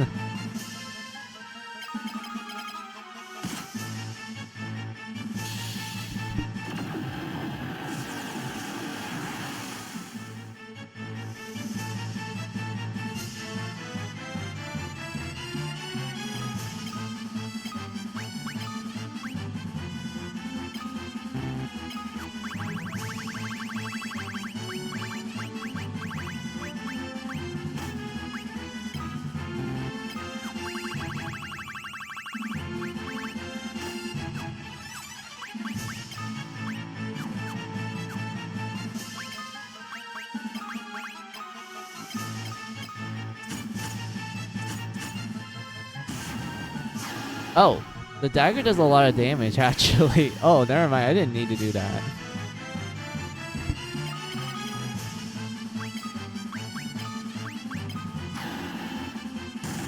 What about Thunder? How much damage would this do? Not that much. But it lowers the MP, so that's good.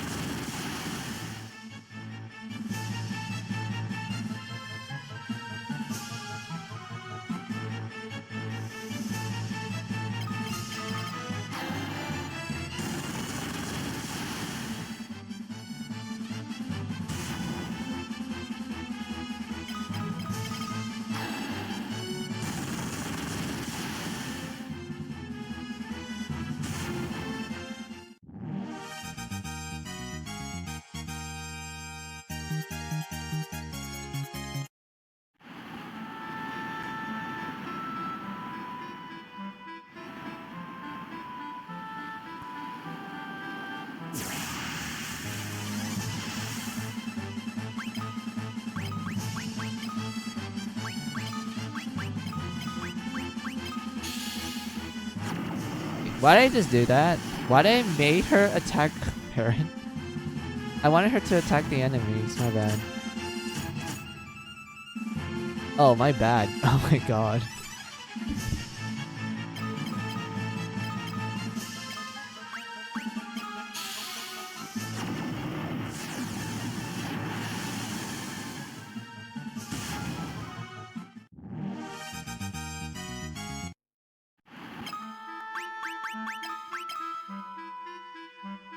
Yeah, oops, sorry about that, Farron.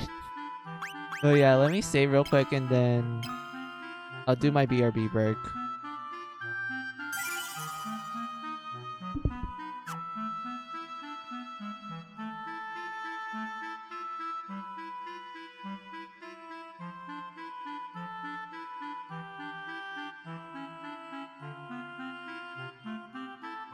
Alright, BRB guys.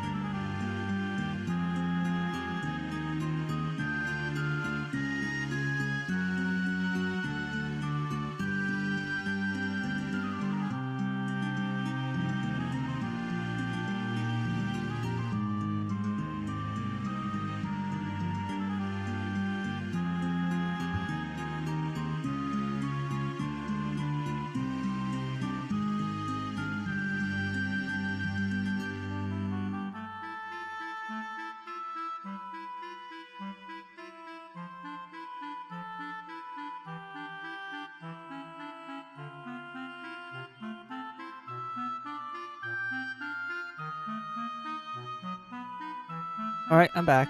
I got myself some chips.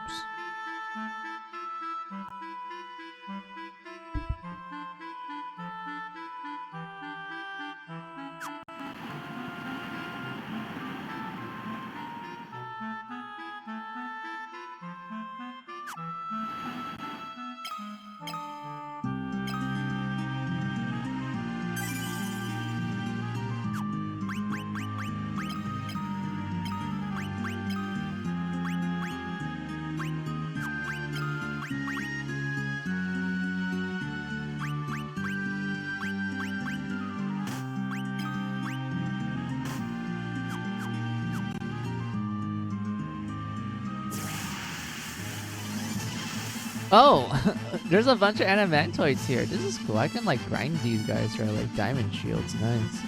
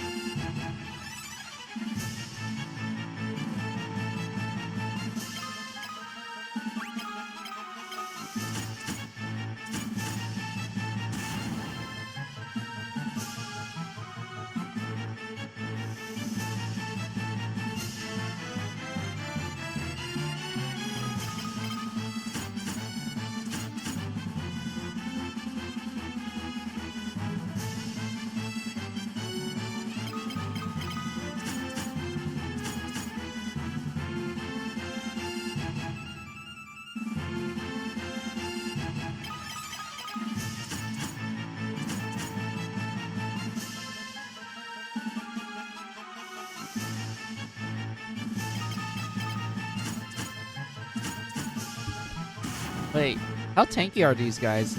You know what? No, that's not it. This.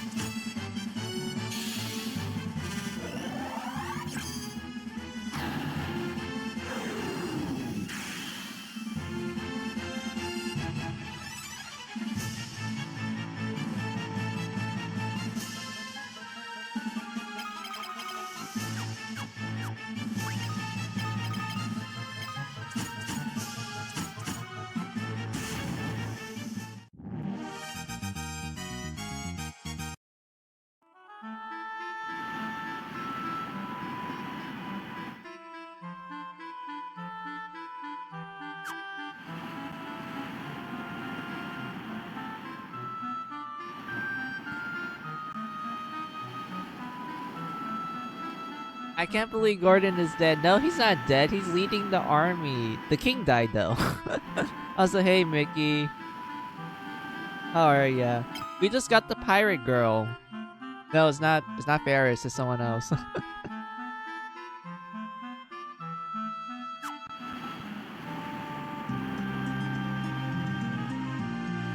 I always liked how I was saying this earlier, but I always liked how you can dock the ship wherever you want, unlike the first game, where there's like specific spots you can, you know, land the ship. But this one is like, yeah, you can just put it anywhere you want. I always love that. Oh yeah, fucking Godson. It is. I'm like, oh my god. Let's see, I'm playing Final Fantasy Arcade. Wait, Arcade.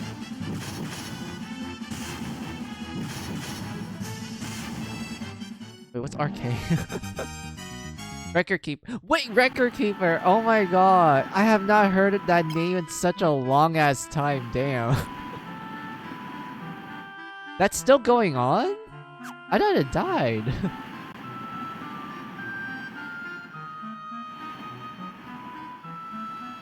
Japan only. Oh, okay.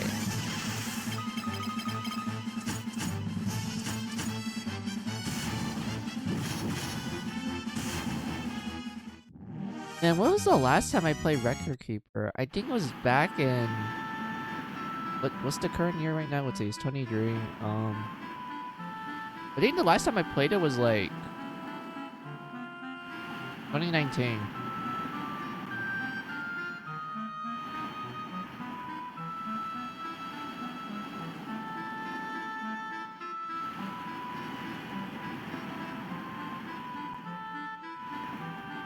Wait, can I go straight to the canoe if I do this? Wait.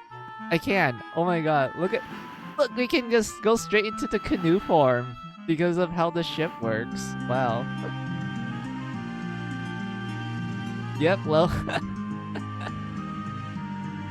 Man, I like this. This is fun. Oh my god. Wait, why I keep going back to Mystia? I think it's because I'm so used to grinding at this place. for like swap and other spells. That I just instinctively just go to Mystia.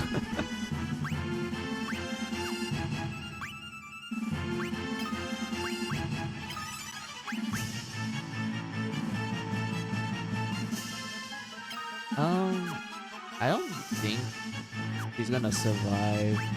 Hold on.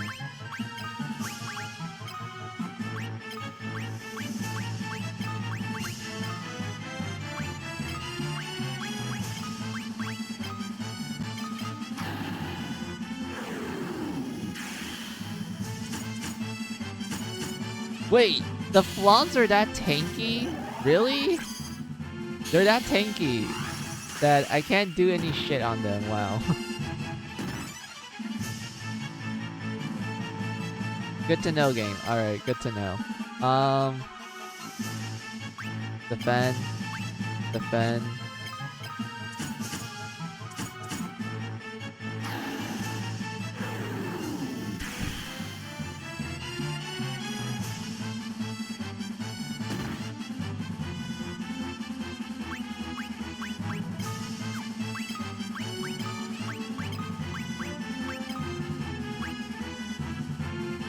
Mickey, I found it funny that these daggers here, they literally give you so much evasion, you might as well just use them other than shields. Like, I know shields are broken in Final Fantasy 2, but these daggers are like, hey, you can attack. We have like the same amount of agility that shields give you, but it's insanely high. And you can also attack enemies, so you're not, you know, a sitting duck.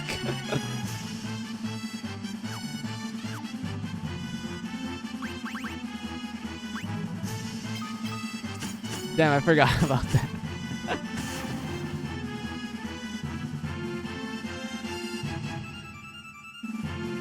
And whatnot. Yeah, if you're like, oh, I don't want to do double shields, just get these 2 daggers. Just get 2 of these and that's all you need. Just pump that person up with Berserk and then just watch them hit everything and watch everything does not hit them. Like, you're just gonna be dodging for days.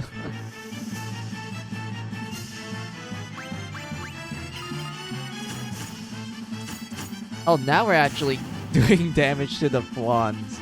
Oh my god.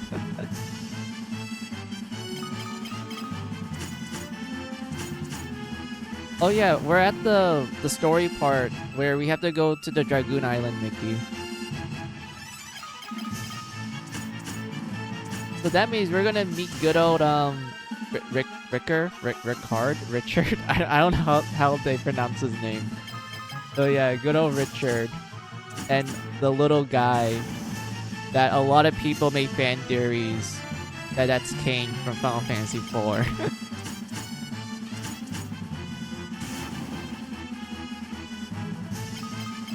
It's Ricard in English. All right.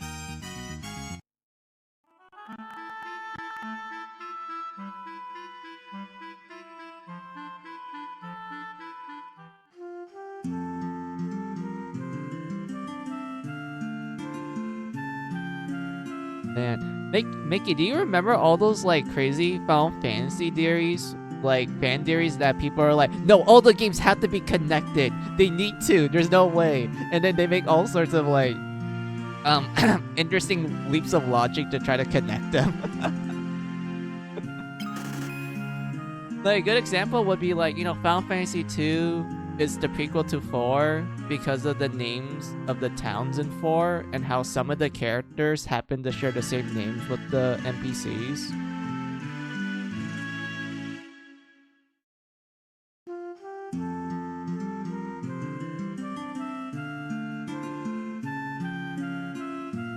And why not? Wait, didn't the Ultimania, I think that's what you call it, didn't they confirm that 10 and 7 are technically in the same universe because of the boy named Shinra that you meet in 10 Part 2? And he was talking about like, hey, let's use the fireflies as a source of energy.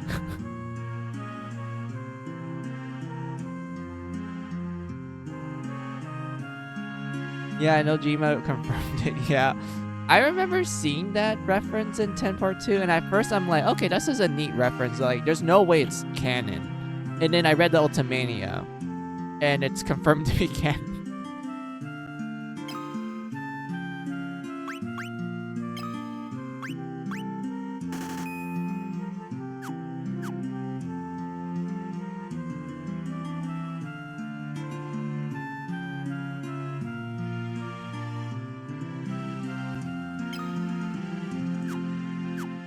Oh, I remember just one fan theory that I remember liking when I first heard it. It was like about the whole like Elise, like Alliance series, and how they explained that 12 was the first game of the timeline, and then a few hundred years later, it's Tactics, and then another few hundred years later, it's like Vagrant Story.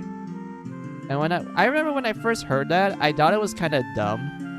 Because I'm like, okay, if 12 was a prequel, then why is there airships? Why is there no airships in Tactics? Like, did the world, like, got a reset? Like, did something happen that caused airships not to be a thing anymore? That's why in Tactics is really, like, old medieval stuff where people just ride chocobos to travel and use ships. There's no, like, airships whatsoever. And then the Vagrant Story one, I can kind of see it being like in the latest in the timeline because there is actually modern stuff in Vagrant Story. So I thought like, yeah, that one checks out.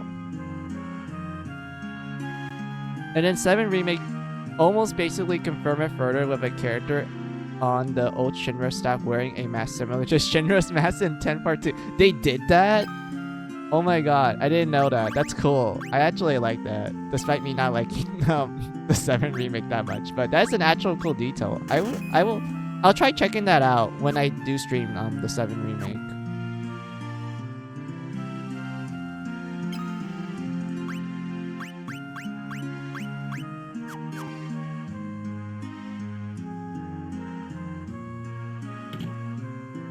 The Cataclysm calls a period of time where humanity evolved basically, which is why the technology of 12 is 8. Was it? Wait.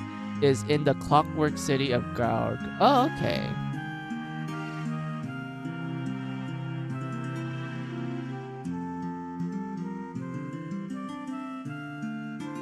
I always found 12's world, well, yeah, 12's world technically, since I would argue that it is pretty different from like the other games in the Elise Alliance, but I always found 12's world to be pretty interesting because of how they made the technology look. Like, it feels like it's like a weird look where it's like, it kind of looks like it's made from stone, but at the same time you're like, it's still made of metal though. It's just the design makes it look like it's made from stone. I wanna, like, there's like a weird, like, kind of temple-like vibe to like the technology appearance in 12, and I thought it was pretty cool. Because like most times when games have like, oh, there's this like ancient technology from like an ancient race, they make it look modern. Like it's like modern day shit. But 12, they actually make it seem like, yeah, this looks like primitive prototype technology, but still like advanced when you compare it to the technology you have currently. But I do like that. It was pretty cool. Let's see. Teleport.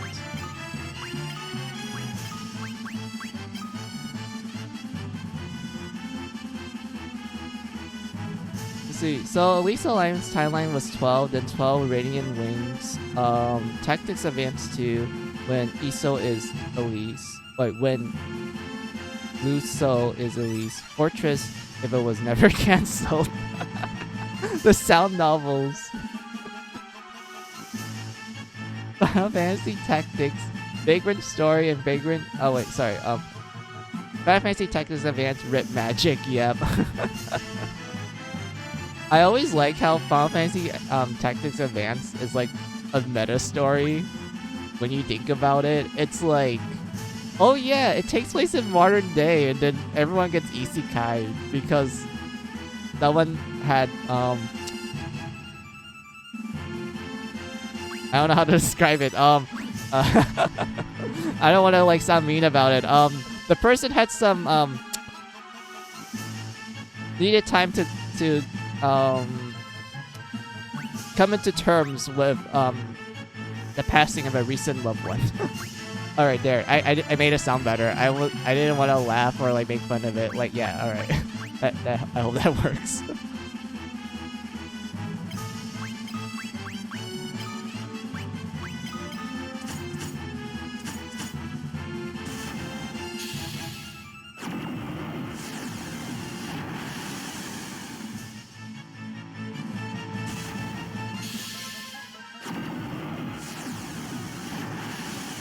Oh, Mickey, there was one thing I always like questioned. It was like the whole like Type 0 thing. I would like, okay, here's the thing. I love Type 0. It's one of the few modern Final Fantasy games that I actually like. You know, if you ask me what I consider to be modern Final Fantasy, it would be like the games after 12. That's what I consider to be modern. And I remember like the push for like a new continuity, which was the was it called Novus Crystallis? Is that how you pronounce it? Which started with 13, and then they kind of just dropped the ball after Type 0, and they just never really mentioned it again. Fabula Novus Crystallis, yeah, that. I remember they started with 13, and they wanted to like expand upon it.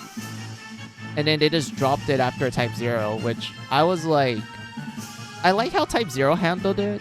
Like, I thought the way how Type 0 made the crystals seem more like an actual neutral, like force, rather than like, oh, we're the big good or we're the big bad. No, like they are like true neutral. Like they have no like sense of morality. They're just like, there's nothing right or wrong. It's just natural. And I really like that about Type 0, which makes me go like, man, I wish they kind of brought this back. And then 15 was kind of its own thing.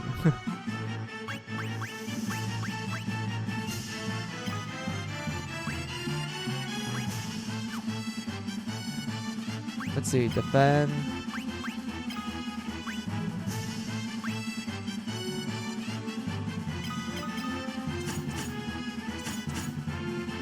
I'm pretty sure Masuda canceled it and Tabata removed FF15's connection to it because he was aware the West dislike of Final Fantasy 13. Yeah, I remember whenever the topic of Final Fantasy 13 comes up, I noticed that it's the Western fans that are like extremely mixed towards it. I know Japan really loves it. That's why we have 13 Part 2 and Lightning Return. Which I always found interesting because I'm like, here's the thing, Mickey. I grew up with like a group of people that are not like big fans of 13. So I thought like, oh, that's like the normal consensus that everyone thinks about 13.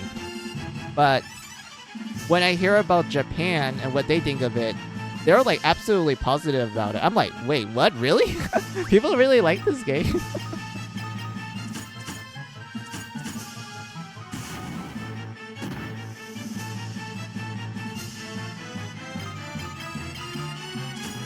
And whatnot. And also, if you're asking what I think about 13, I just think it's okay. Like, it's just okay. I didn't really think too highly of it. I thought the lore was interesting. That was like the only positive thing I could think of for like Final Fantasy 13. Also, the music like was not denied the fact that 13 had some pretty great music. But outside of that, I thought the story was just okay. And the characters were just fine. I didn't really think too highly of them.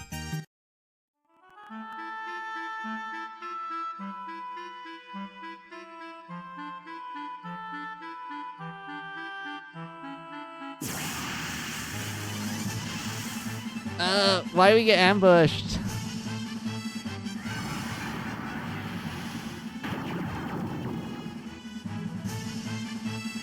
Okay.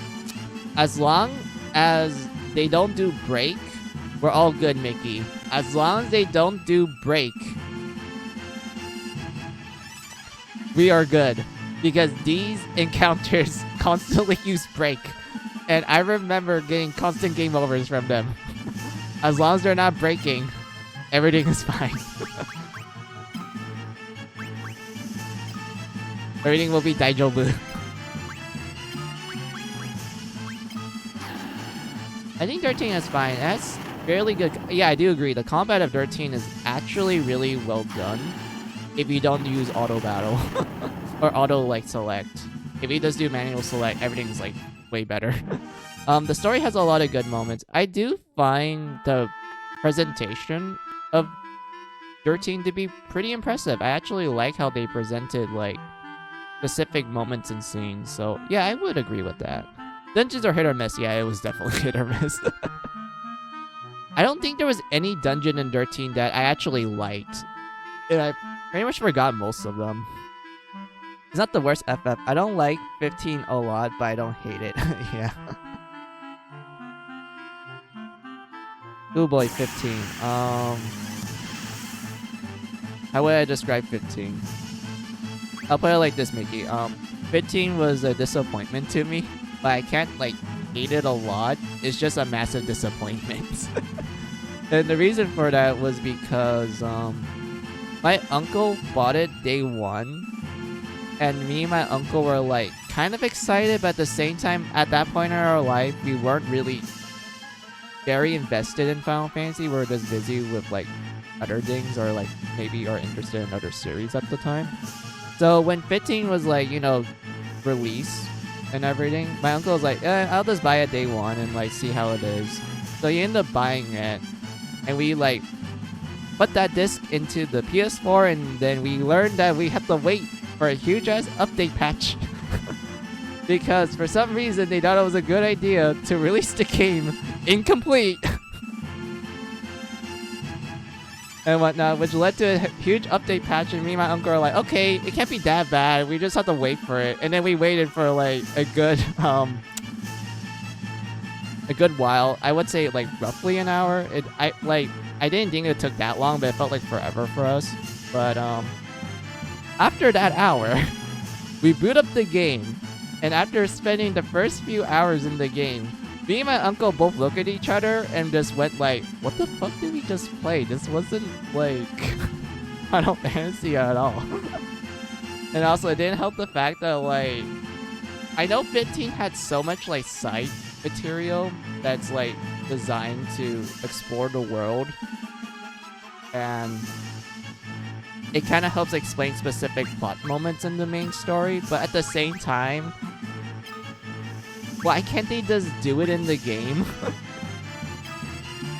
And such. And then they had DLC, which I'm not a huge fan of it, Mickey. Like, I'm not a huge fan of DLC practices. Even though there are some DLCs that I'm kind of fine with, but for the most part, I'm not a huge fan of it. And eventually, they have the audacity to release a Royal Edition, which had all the DLC and a bunch of bonus content, which makes it a definitive version, but there's still problems with it. And then as a result, after like doing all of that, I just went like, yeah, I'm very disappointed. I did not have that much like enjoyment from 15. There were some moments that I thought were cool, but my overall enjoyment was like not so great. It was kind of terrible. And whatnot, but that's just my opinion of the game, my experience of it. If someone likes 15 and they think it's like their favorite, then I'm not gonna judge them for it. They can like whatever the fuck they want.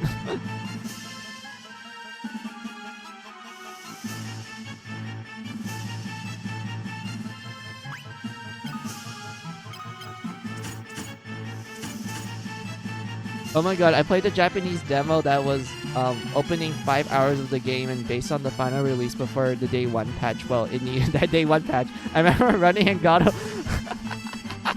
started stroking out. Yeah, I remember hearing a lot of reports of how the update patch was actually necessary.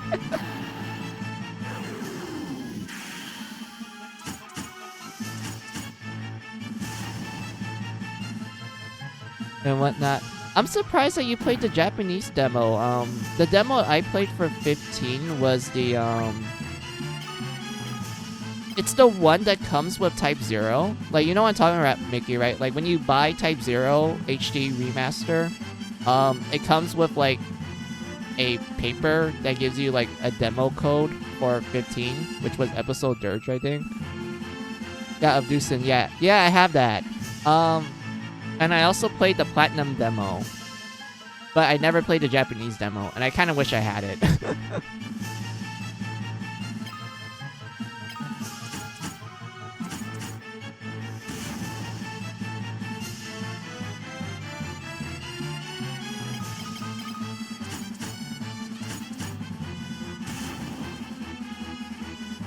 Let's see, the Japanese demo was a demo that came out 2 weeks before the official release. I didn't know that. Because I thought, like, after the Platinum demo, that was, like, essentially the last demo for 15. I didn't know Japan was like, hey, let's do, like, essentially a prologue demo where you can... Wait, I'm assuming you can transfer your save from that, right? Since you mentioned it's the opening of the first 5 hours of the game. So I'm assuming that you can actually transfer your save file from the demo to the final game. And if that's the case, that's cool. Oh my god, that is so cool. I love it when demos do that.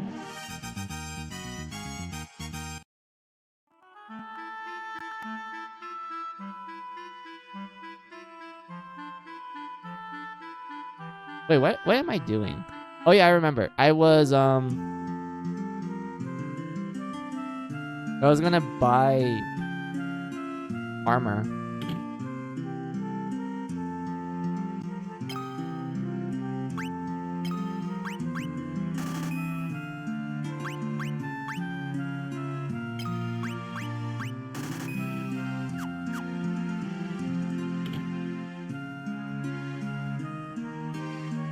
But yeah, I love it when demos do that. Like, what's some demos that I remember, like, being able to transfer your save file? There was the Star Ocean 2 Second Story R demo where you can transfer your save file. There was Dungeon Travelers 2 on the PS Vita. For its demo, you can also transfer your save file.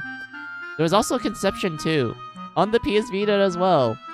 That had a demo, which was practically the prologue, and it was actually a lengthy demo too, because you're able to actually get a lot of good grinding in it, And you can transfer it to the final product, which is what I did.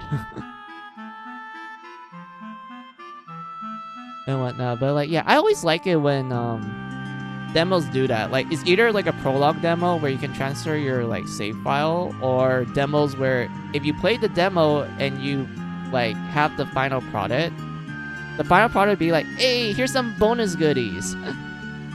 And whatnot, like they did with Bravely Default 1 and 2nd.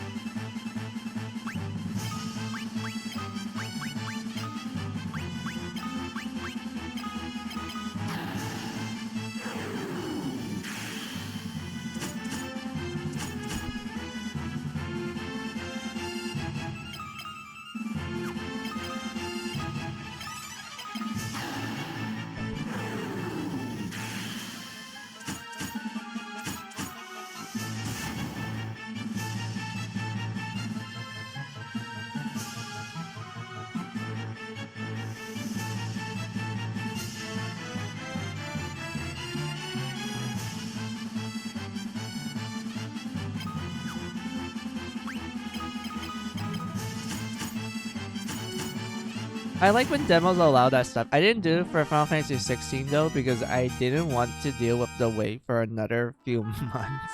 That's understandable. Oh yeah, Mickey, didn't the Game Awards happen and then...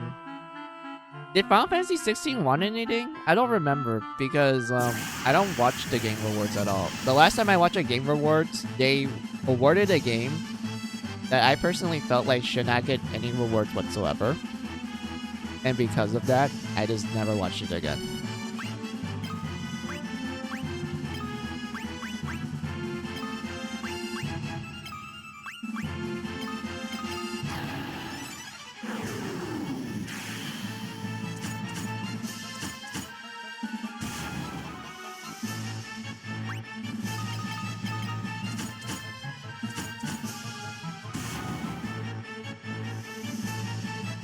I think FF16 only won Best OST. Okay, that's fine. I'm completely fine with that. It's better than like it not winning anything at all.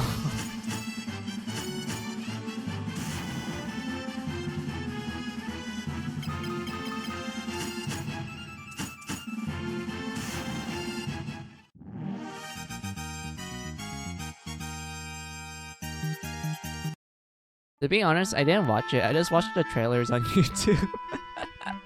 That makes sense. I feel like the game rewards outside of like, you know, rewarding the current games that are popular and whatnot, most people just watch it for the game trailers because for some reason game companies would just announce their new games during it. I don't know why they do that, but like, hey, that's cool. I guess we get new news on like specific games.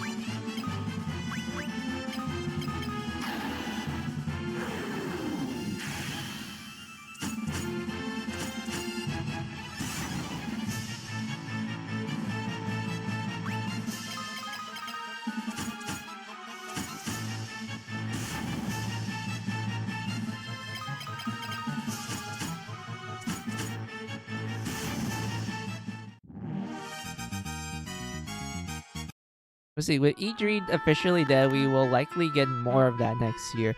Oh yeah, E3 is dead. Oh my god. I completely forgot. Damn, you just remind me of that, Mickey. Damn it. Rest in peace, E3. Rest in peace.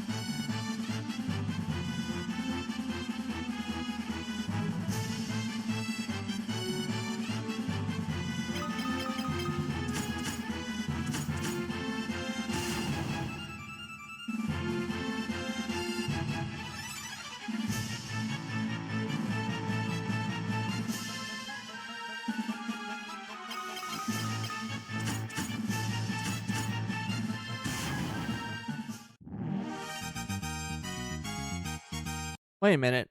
I just realized something. Christmas is 3 days from now. I just realized that I was like looking at my calendar real quick while I was like pressing the commands, and I realized that, wait a minute, it's the 22nd right now.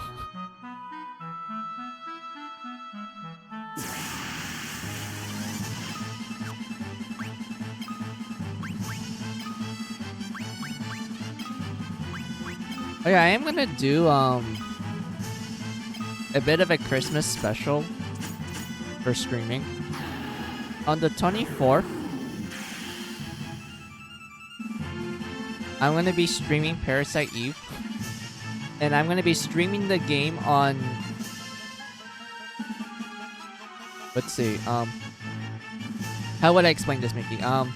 Basically, each chapter in Parasite Eve takes place at like a specific day. Like, the start of the game takes place in Christmas Eve, so the 24th.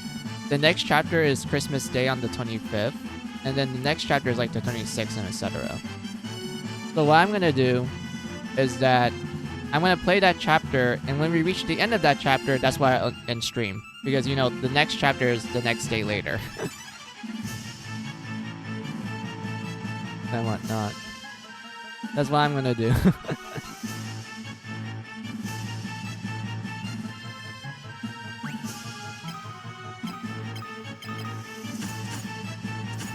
Makes sense, yeah. I tend to do that whenever, like, Christmas week. Like, I'm like, hey, it's Christmas week, time to pull out my PS1 and play some Parasite Eve. It's literally my Christmas game.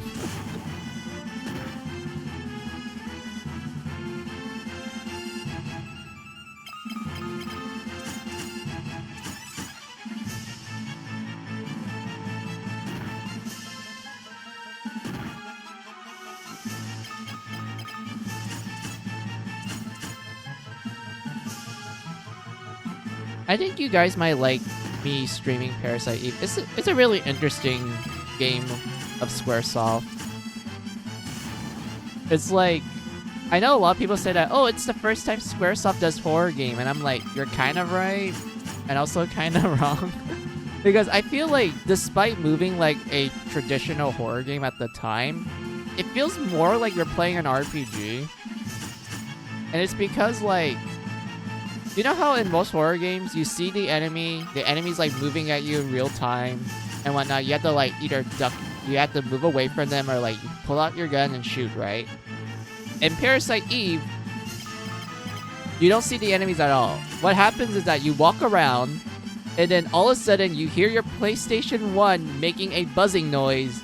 You know, like it's reading the disc really hard, and then all of a sudden the screen just flashes, and then the game's like loading. And then it makes your character like move into position, and then all of a sudden battle music starts playing, and then it loads into enemy models and whatnot. That's literally how you encounter enemies in that game. It's literally random encounters.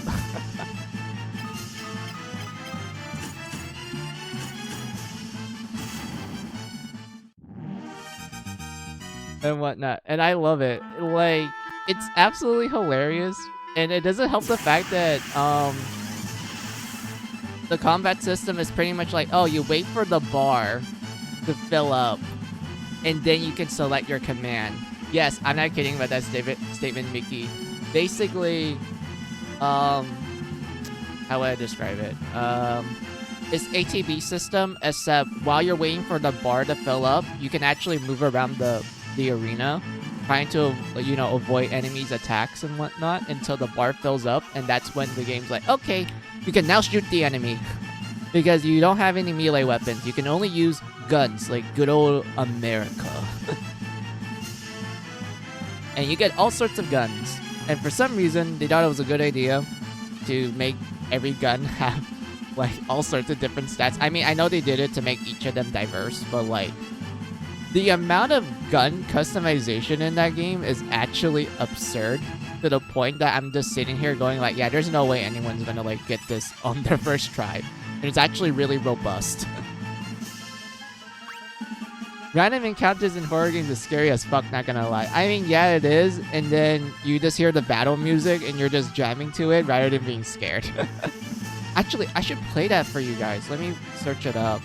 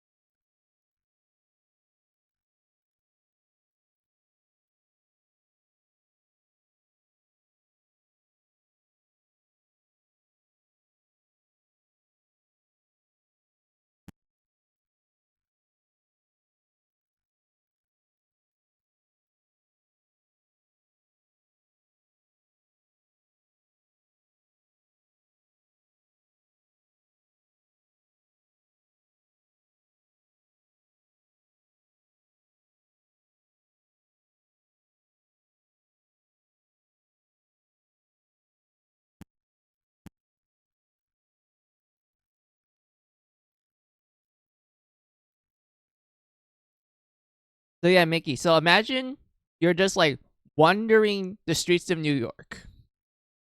It's nighttime. It's like snow everywhere because you know it's the Christmas season. You see a bunch of burned corpses everywhere. You hear a bunch of random sounds of animals being horribly mutated into like all sorts of weird monstrosities. And then all of a sudden the screen turns bright. You hear like your heartbeat, like quite literally. That's how they indicate the battle's starting. You hear your heartbeat. And then your character moves into position and slowly loads in the enemy models. And then they play this.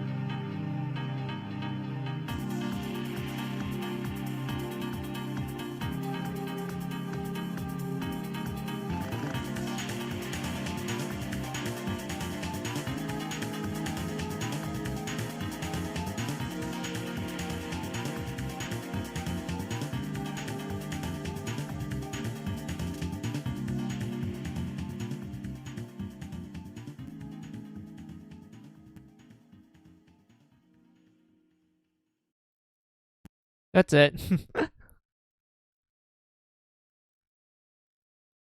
That's literally the battle theme. Yes, it's literally it's literally a battle theme for a horror game.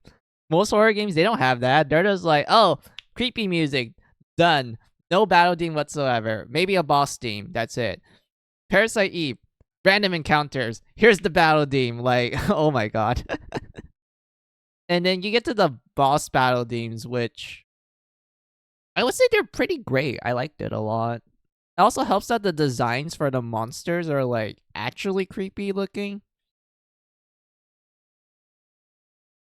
and whatnot. What's a good example of a monster that I really like? Like, let me go look it up real quick. Let me go teleport these birds away because I fucking hate cockatrices.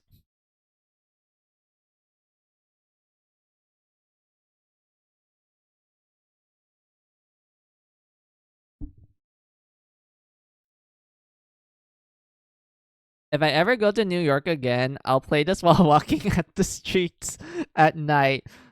That honestly sounds cool. I would actually like to do that as well.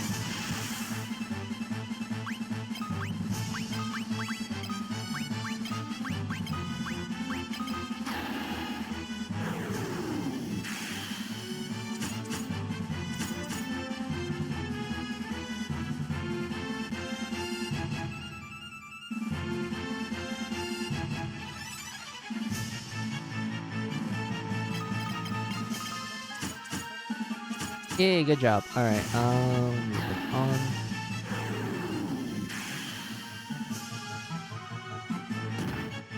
Let's see, which monsters I remember being actually creepy when I fought them. Oh, there we go. Found it.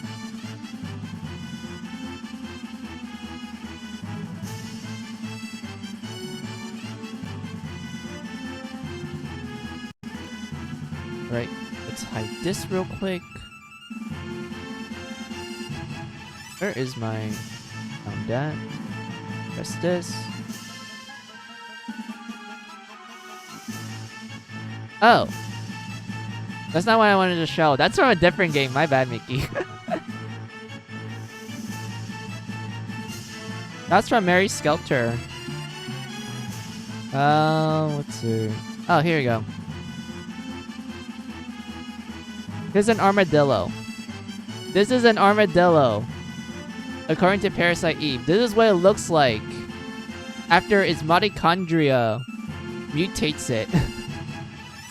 Because the one thing people will tell you about Parasite Eve is that mitochondria is the powerhouse of the cell, and it's pretty much like Nanomachine's son. I'm not kidding with that statement. It's literally how mitochondria is treated as in Parasite Eve.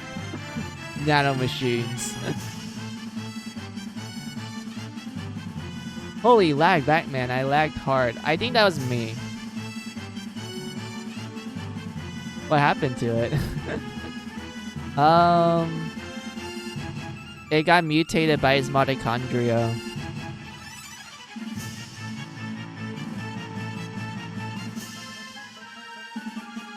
And whatnot. That's literally like the only explanation I have.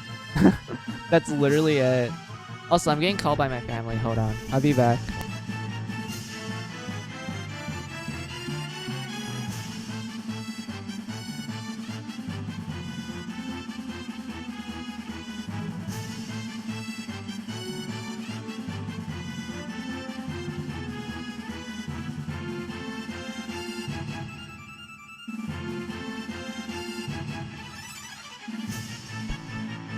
Oh, yeah.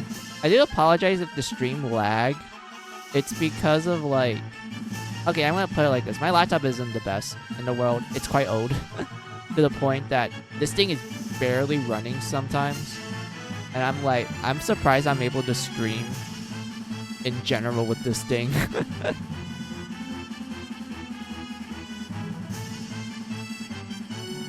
And whatnot. But yeah, Armadillo Demon Mode. Yep. And then here's what a bear looks like according to Parasite Eve. This right here is a bear. This is what a bear looks like after his mitochondria starts mutating it. And you wanna know what's funny? The funny thing about this bear You may think it's gonna shoot ice powers because of its like white fur and whatnot. No, it shoots electricity, and it does a fuck ton of damage. And whatnot. I'm always scared fighting the bears because like they just hit so hard, Mickey. Like for context, you meet these guys after the prologue. So on your first chapter, where you're essentially still in the beginning of the game, you fight these bears, and they hit like a fucking freight train. And it doesn't help the fact that they have electricity powers, where if they use the electricity powers, it just shoots across the screen like it's a lightning bolt. And it does like so much. Like you have to be really careful fighting the bears. You have to like weave around them a lot. And like, you know, shoot them when you have the opportunity. It got a butt for a face. It got the short-ended mutation. Yeah, it does. And then here's my favorite enemy in general, because like the concept of it is just creepy enough and whatnot. So this, my friends, is a dog man. Yes, this is what a dog looks like after its mitochondria mutates it.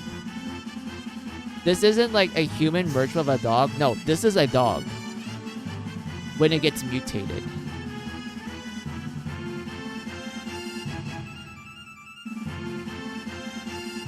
And what makes it unique is that it actually uses psychic powers. Like, it's one of the few enemies that actually uses like psychic energy, and it can actually debuff you as well and whatnot. They're pretty dangerous because they have like pretty good melee range, and also, you know, the whole like debuffing you is like a pain in the ass to deal with.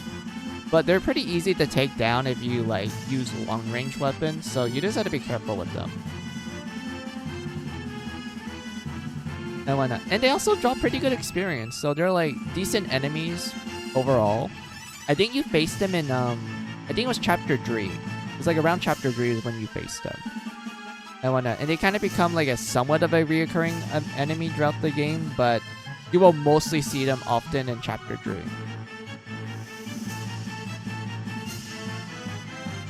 And whatnot.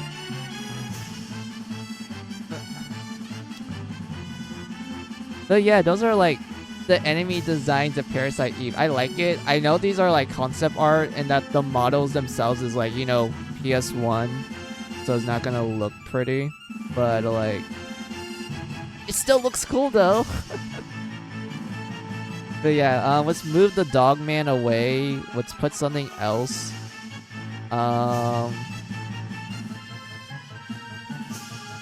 Where is that picture? There we go. Let's put him away. Bring back the game.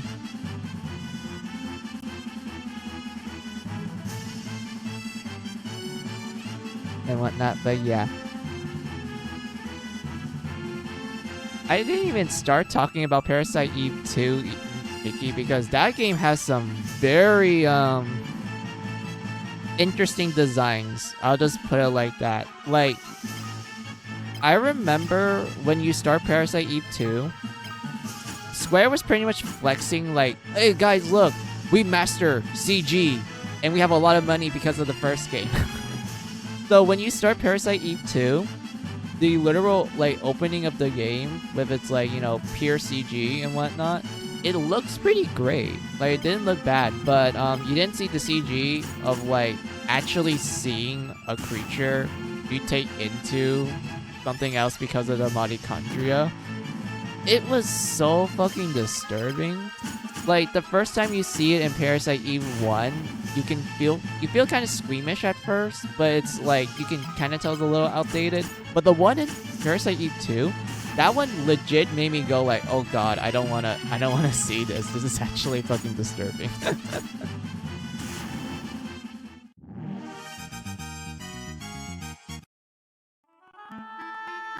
And whatnot. And the funny thing about it is that people call this enemy that mutates into the enemy, well, the monster and whatnot, they refer, like, fans refer to the creature as chickens because they actually walk and move like chickens, but they don't look like chickens, but they walk and move like them.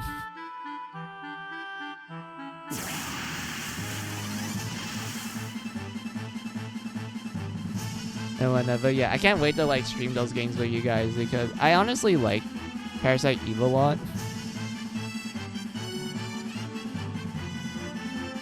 It's one of the few Square games that I always find myself replaying, other than like, you know, Final Fantasy, because, you know, I'm a Final Fantasy fan, I like my RPGs, but when it comes to like other like Square series and whatnot, I tend to go back to Parasite Eve a lot because I really like the games.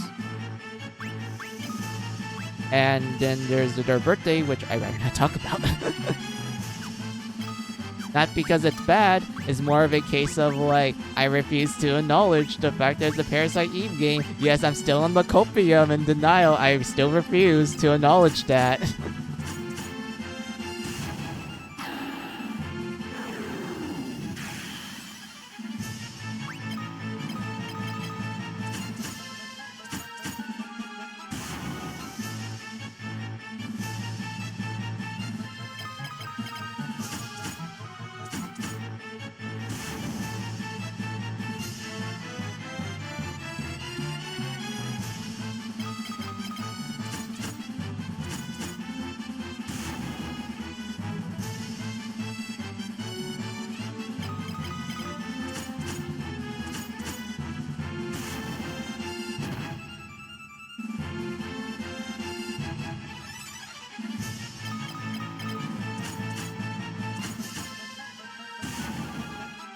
Oh yeah, I can kind of tell you guys like a story of how I got my copies of Parasite Eve.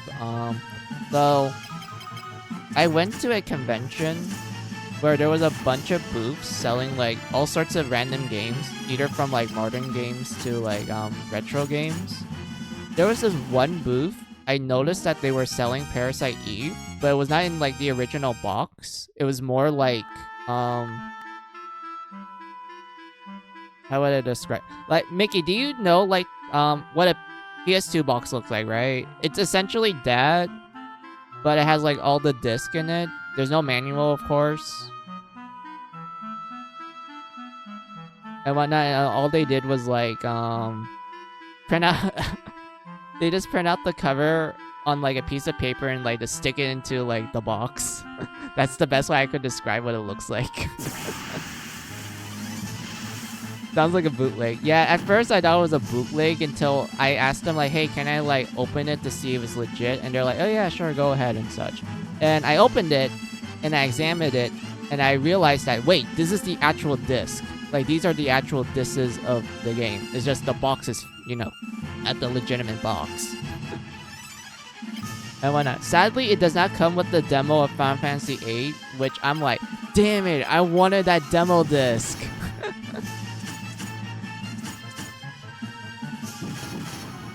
And whatnot, but I only have the games. And whatnot. But yeah, I examined it, I'm like, yeah, this is legit and such, and then I asked them like, oh, how much are you gonna sell it for? Because they're the type of people that will like let you bargain the price. And I ended up paying like, I think I paid like around $30 for it. Because the discs were like in really good condition, like it was like new, like no one touched it sort of condition.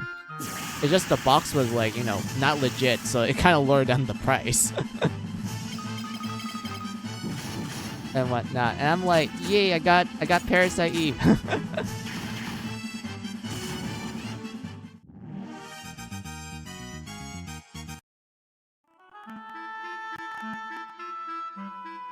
And whatnot. When it came to Parasite Eve 2, I actually have the actual real box, Mickey. Like, I have the actual box, I have the manual, I have the disc as well. I have, like, practically everything. The only thing that's, like, a little bit of a problem with my Parasite Eve 2 copy is that the box has, like, a little crack near the spine. And whatnot. But it was legit. It was a legit box. Everything was legit.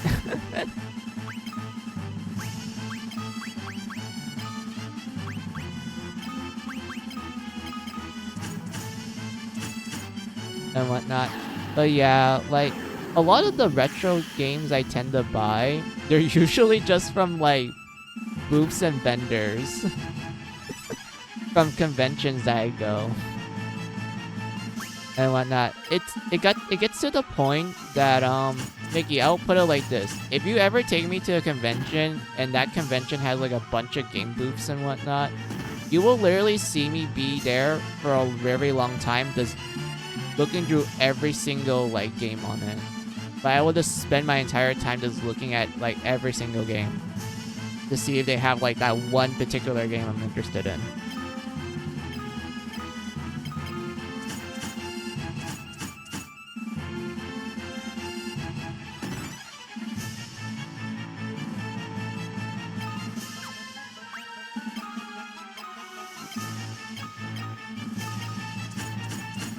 I'm the same way with import game booths. Nice. It seems like we are really similar.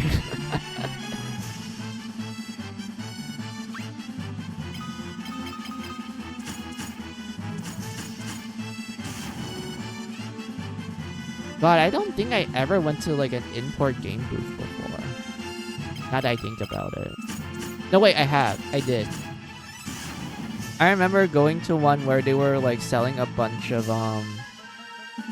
Biohazard, aka Resident Evil, PS1 games. I remember seeing like copies of Final Fantasy anthology collections, like the Japanese imports of it. And I kind of sat there and went like, I'm not gonna buy this because I know the anthology collection is not that great.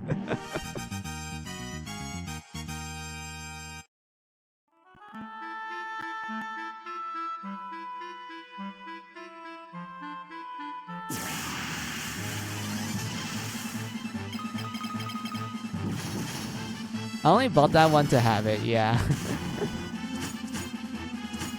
Wait, random question, Mickey. I'm not sure this is legit or not.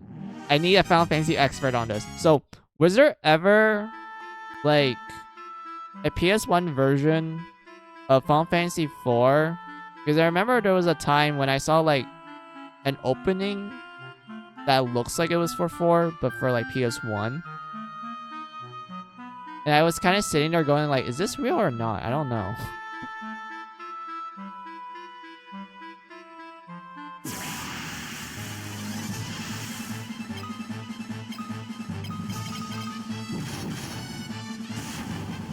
Yeah, it was so with Chrono Trigger when it came out in like 2000. Gotcha, so it came out in 2000.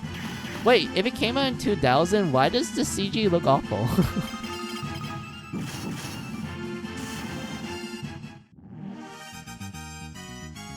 Now that's a greater question. Why does it look bad? Like, think about it. Compared to like the other like openings and whatnot, those look at least better. But the Final Fantasy 4 one looked pretty bad. Why was that? Because it was released in Japan in 1997. Oh, okay. So it was like the same year as Final Fantasy 7.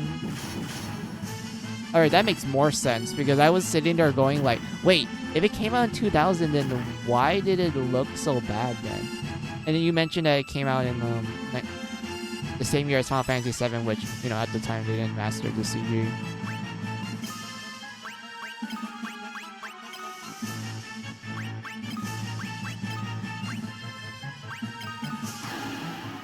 We just got it late. Yeah, late by like 3 years. Wow. I mean, at least that's better than like the wait period for like Final Fantasy V. I can't believe that we had to wait until the Game Boy Advance era to get Final Fantasy V, like officially.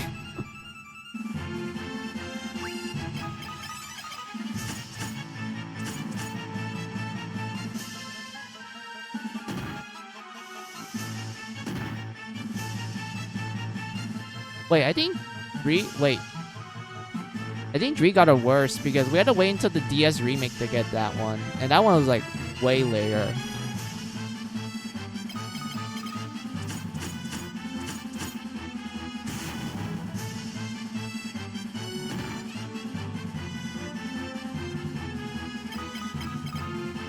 I mean, we did get the anthology release in 1999, but do we have to count it? I don't think we counted Mickey.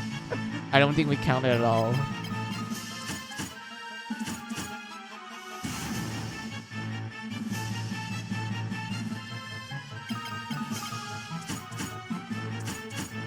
Oh yeah, Mickey, I always found it sad that wasn't there a time when Square really wanted to make GBA remakes of like the older games? Well, quote-unquote remakes and also re-releases of the game. And I remember Final Fantasy III was one of those games that was gonna get that treatment, but they just didn't do it. Was it because of money issues or they just didn't have the time?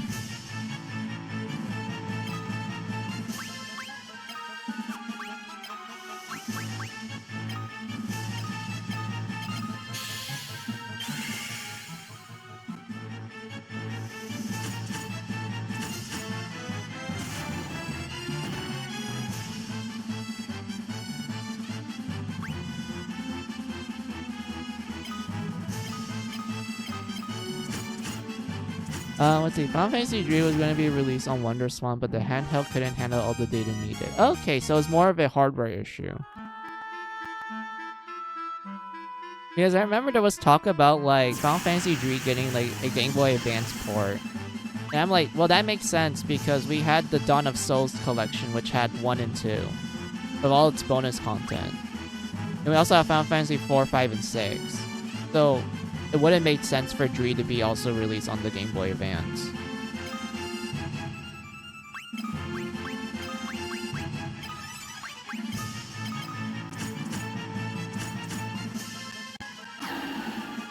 Then I was going to get a PS2. Wait, PS2 remake?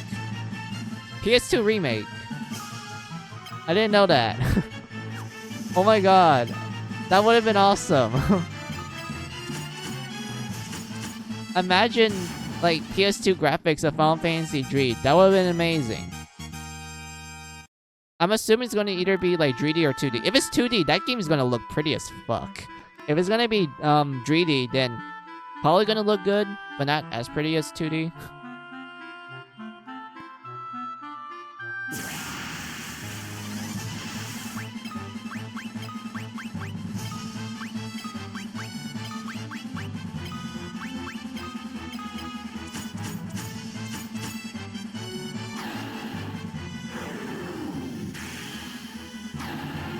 Wait, if it's gonna release in the PS2, that means they wouldn't like have problems with like the amount of enemies they can put on screen. Because I remember a lot of people complain that the DS remake of Final Fantasy III, because of the hardware limitations, they made the enemies have higher stats. Well, more HP. I don't think it was higher stats. They just have more HP. And because of that, some people are like, oh, that makes it bad because it's going to take a little bit of a while to fight the enemies, despite, you know, you can kind of break Final Fantasy III in half if you know which job to go to. And how to synergize well.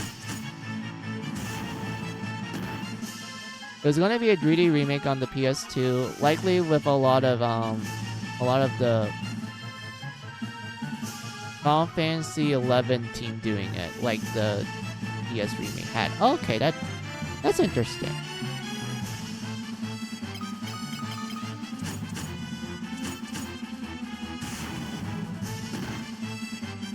Man, if it's gonna be a 3D remake, that game is gonna look pretty good. Because I thought the DS remake wasn't that bad. Like, yes, it's chibi, and it's a little, you know, blocky because of good old DS and whatnot, but I feel like if it went with the PS2 remake version, like you said, I think that game would actually look really great. Like, it wouldn't look too blocky. It'd be, like, very detailed.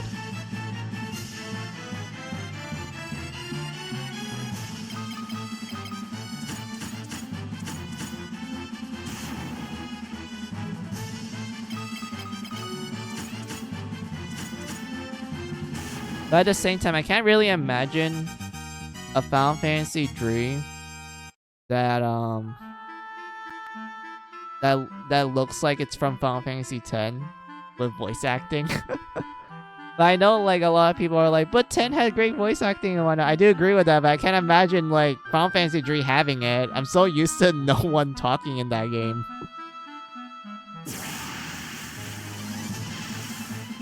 And whatnot. Like I know Final Fantasy 4DS had voice acting. That was actually really solid. But I can't imagine it for Dree. Like Dree is way too like what do you call it? Kind of self-insert-ish kind of way that I can't really imagine our characters having voices. And I know the DS remake had like, you know, quote-unquote default characters with their own personalities and backstories, and yes, they do appear in later Final Fantasy games where they get voice actors. I know that. It's just that I can't imagine it if that was the case back then.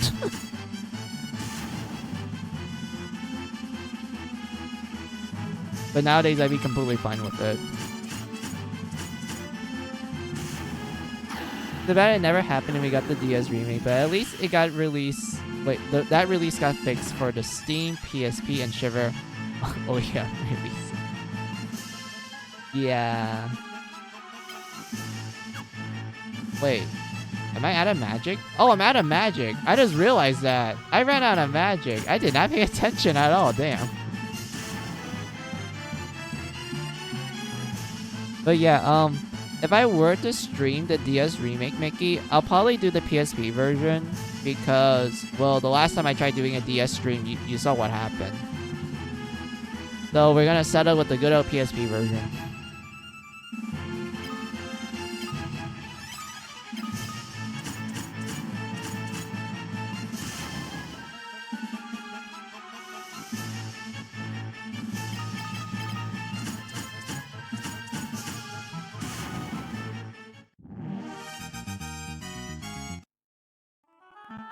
Which is a shame because I really wanted to stream more Heroes so badly. But yet that test stream that I did with 7 Dragons does make me realize that, yeah, my laptop can't handle this shit. Oh, it's a behemoth!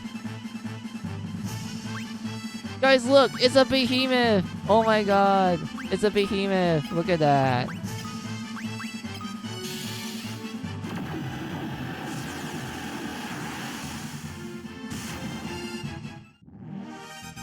And it's dead. But he moves.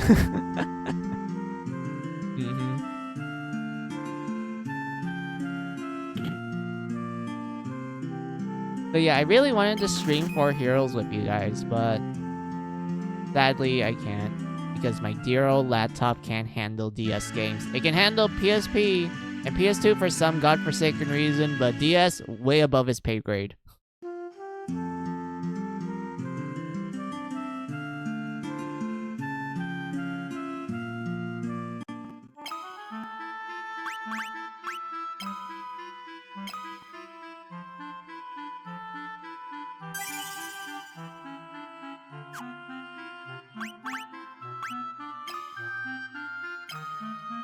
Let's see. Wait a minute. I'm at 11 daggers? Damn. I didn't pay attention at all. And I just realized that her dagger level's at 11. Alright, okay, what about this? We will train her HP and MP for a little bit. And then once we get to the island of the dragoons and talk to, you know, whoever is left there, that's where I'll end stream and whatnot. That sounds like a good place to end. Wait, I can't do it because she has amnesia? Really? You can't learn spells because someone bonked you in the head and we had to bonk you in the head again in order for you to remember?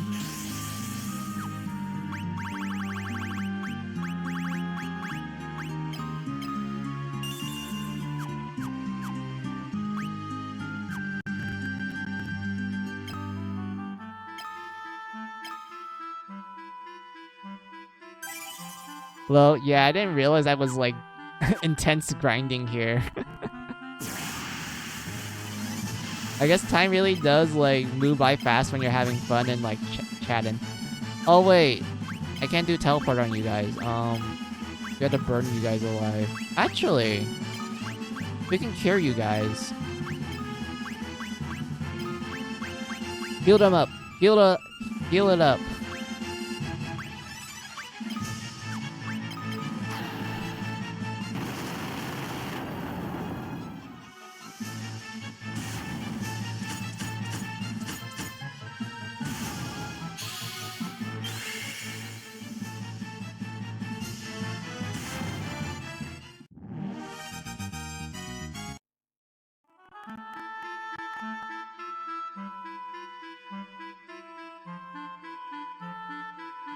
Alright, where am I? Where am I? You see, that's where the Dragoon Island is. But I want to go back to Altair, which is over here. Alright, let's do it.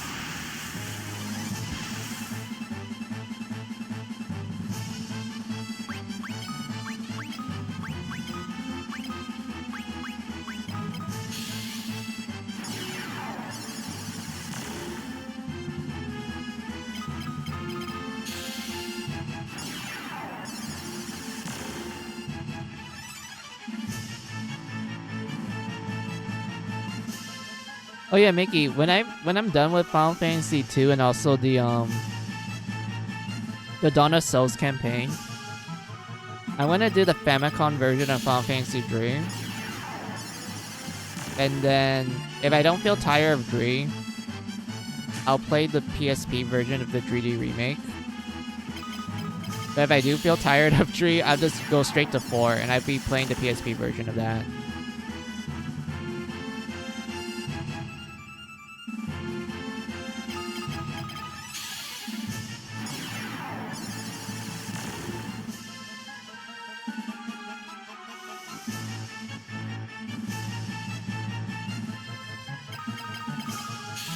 You mad? I'll send you the Japanese guy for it. I'm gonna use the English patch one. Let's see, there's like 3 of them. I'm gonna use the oldest one. The one that I spend the most time with.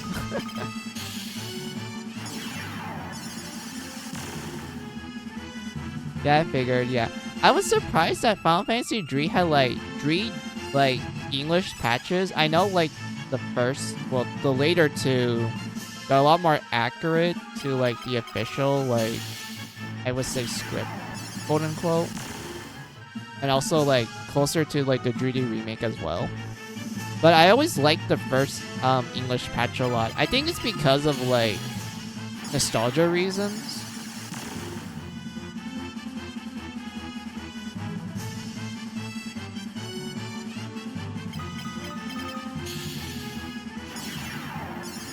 Just the spells have some weird probability rates in the Famicom release. Yeah, I remember like looking it up on like the fandom wiki, and they said like something along the lines of like, oh, sleep has a 50% chance of working, to which I scream bullshit because I keep getting sleeped, the enemies keep getting sleeped like it was nothing. I'm like, how is this 15%? Like, this isn't 15%, this feels more like 75%. Or even more.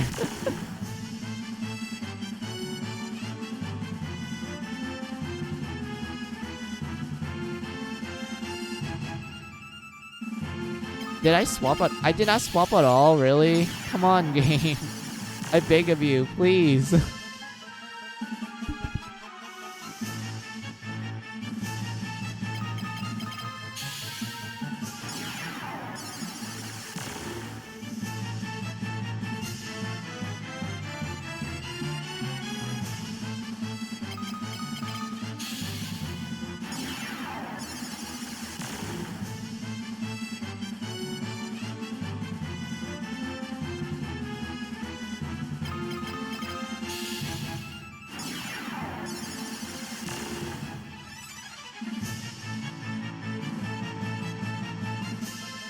The enemy spells have set rates. The spells of the players are determined by job level, just like FF2. Your job level determines your proficiency with them landing or dealing damage. Oh, okay, so basically, if I want sleep to do Oh, sorry. If I want sleep to happen often, I need to make my whoever can use black magic like job level be really high for it to land more often, basically.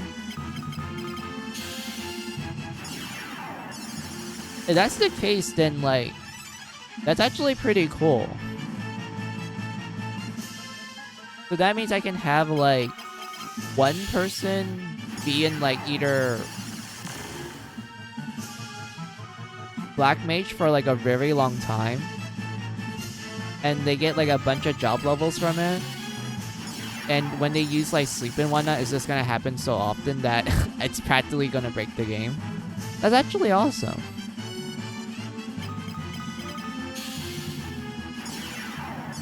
No wonder I did the sleep to mini strat. Or sleep in poison. Because the person that uses it was my black mage of the party. And their job level was extremely high. No wonder it happened so often. I was like, why is this so busted? And I'm like, oh. That's why, according to the information Mickey wrote down. I'm like, oh, I get it now.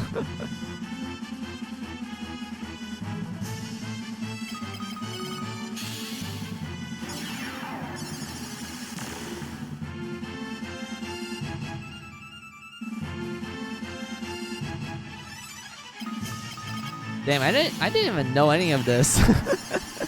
It's nice to have you, Mickey. You're just a mountain, well, sorry, a well of like infinite Final Fantasy knowledge.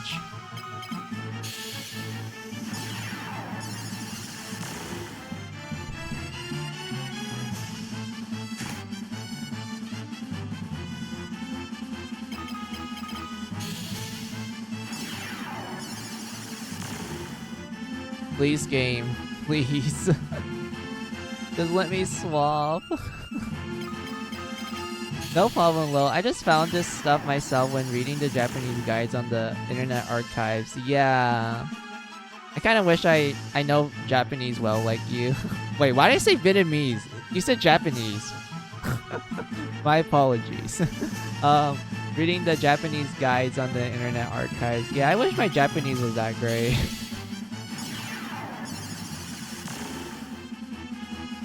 I mean, it's okay at best, but like, I still need to practice it. I still need to try to learn the language more.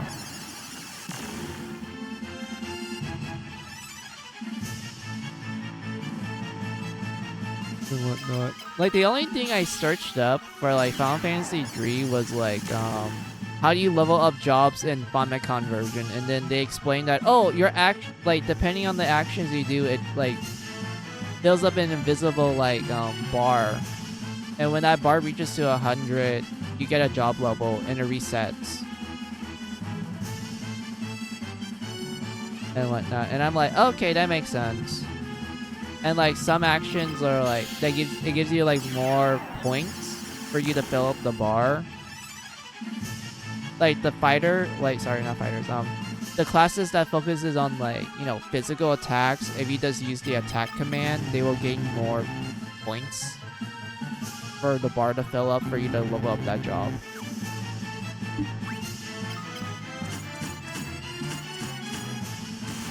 And when I remember searching that up, and I thought that was cool. And then I was told, and then Nikki, when I searched up like, oh, how did they change this in the Pixel remaster? And then I noticed that everyone's like, oh, this defend, this guard like 5 times, and that's enough for you to like level up a job. Especially like in the early levels.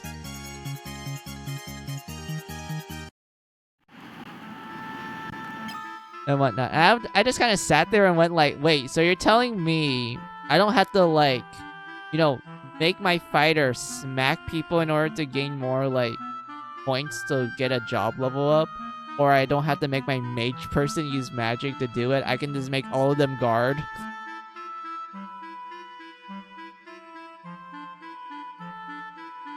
Just to get one level up, really? They changed it that to that? Yeah, that's how it was in the DS version, but it was like 7 defenders. Yeah, that's so busted. Like, I understand, okay, I can kind of understand why they probably did it to make it easier for you to max out job levels, but at the same time, if you know about it, you just make the early game, like, so easy to power through. Because you're able to, like, rack up levels quickly. And I'm not saying that's a bad thing, but I'm just saying, like, damn, that just makes the balance go a little wonky. Oh, fuck. My controller disconnected. My bad. Wait.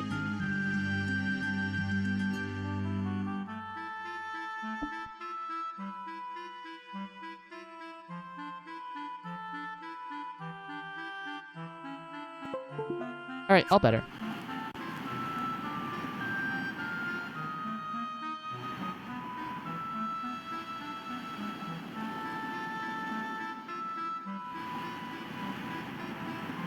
Yeah, I tend to avoid doing stuff like that when playing Final Fantasy III. Yeah. Better to play with bad job levels. I mean, it does make the game challenging, not gonna lie. And whatnot, because I kind of felt like some jobs, when you get it to like a specific job level, that just breaks the game in half. Like, they just literally break the game in half. I like breaking games, but at the same time, I'm like, how come no one noticed this? Like, how did no one notice that lowering of this particular job would actually break the game in half?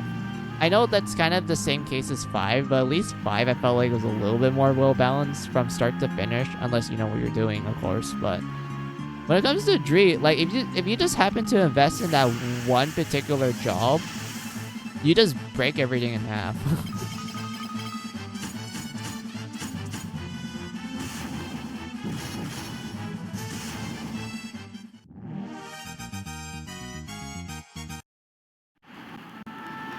Oh yeah, shoutouts to the Onion Knight. Oh god, I miss you, Onion Knight. I miss it when you were the beginner class and not the secret class in the DS version. And how I have to literally fight red dragons for days on end just to get the onion equipment. God, when I stream Dree, I'm gonna do that with you guys. We're just gonna fight a bunch of red dragons, hoping that it drops an onion. Because onions are the best. They're the best seasoning in food. It's the beginner class in the Pixel Remaster. I know. Because the Pixel Remaster is pretty much like, I would argue to be like the closest thing to the Famicom version. Technically, it's the closest thing. I know they took away like the, what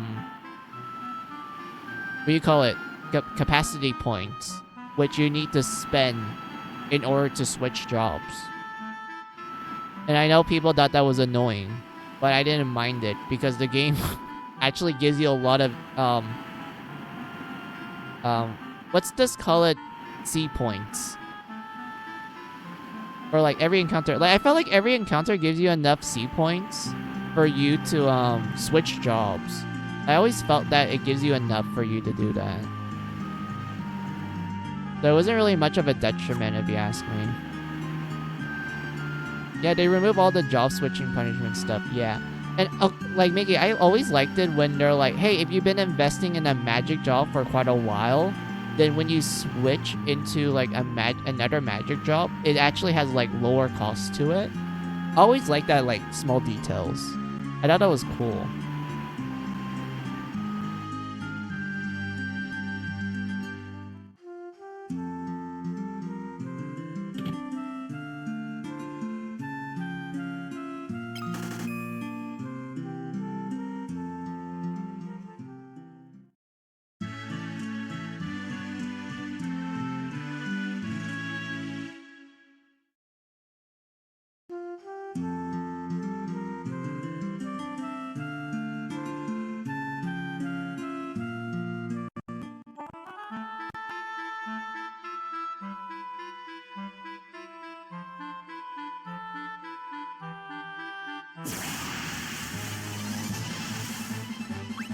Oh yeah, Mickey, one thing I would always do when I start Final Fantasy III was, I get a couple level ups, like actual level ups from experience, not like job level ups, from, the monk class.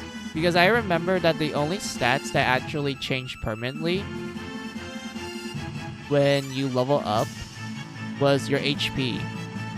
So I was like, oh, I can just be a monk for like the first few levels to like, you know, min-max my HP, you know, make my HP be really high. And whatnot. So I would do that sometimes just to try to get my HP levels to be on the like on the high side of things. And whatnot. That's when I do it at the start of the game because I felt like, yeah, I kind of need the HP to kind of tank some blows.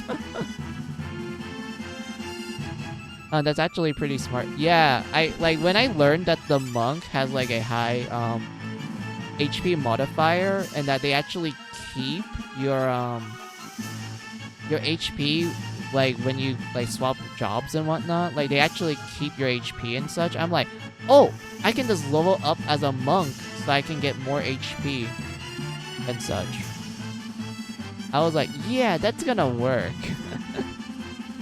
And everything. So whenever I feel like, man, I need a little bit more HP, to swap to monk and like just level up in it.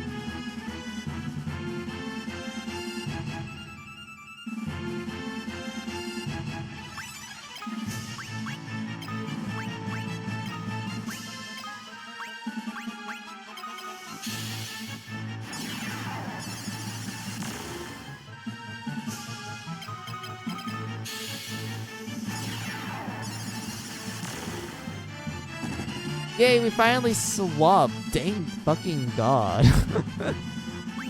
That took forever. Alright, go kill the rest of the goblins.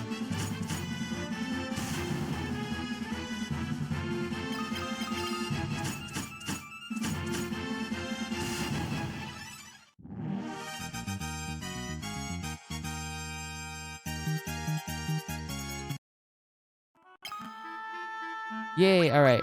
I'm gonna try to get her MP to 100. Let's try to get to that range. HP, I don't really care. It's the MP that's important.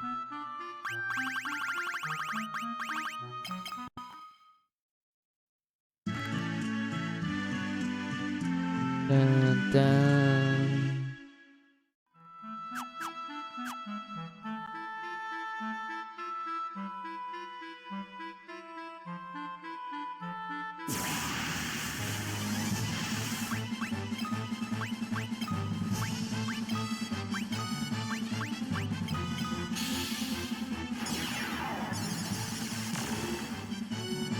Oh, it was successful the first.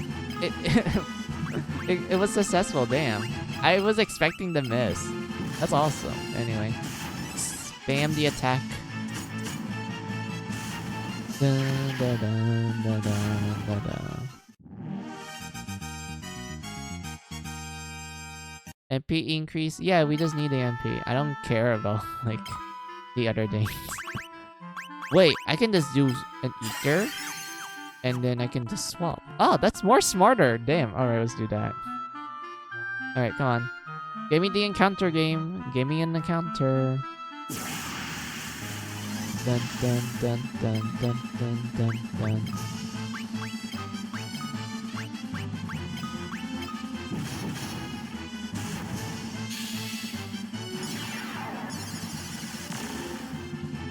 Yay, it works. Haha, man, she's been successful lately. Damn, good job.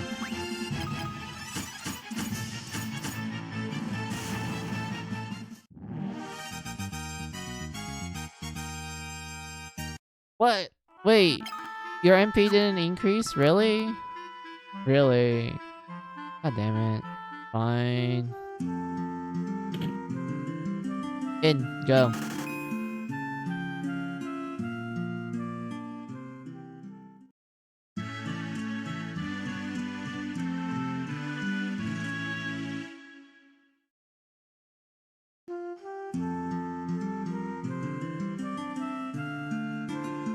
Oh yeah, Mickey, you know randomizers, right? I'm always curious about how they're made. Because there's like some games that I want to try to make a randomizer for, but every time that I like try to look up like a tutorial or something, I'm just left in confusion because I'm like, wait, how does this work again? and whatnot. Because there's a few games I have in mind that I want to try doing randomizers for, but I don't know where to start, to be honest.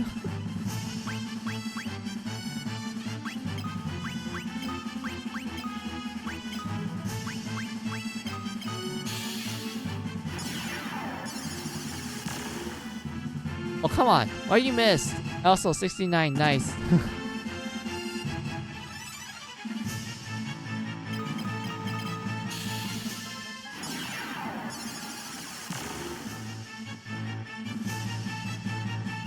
Yeah, modding and ROM hacking always confuse me unless I have a maker program for it. Yeah.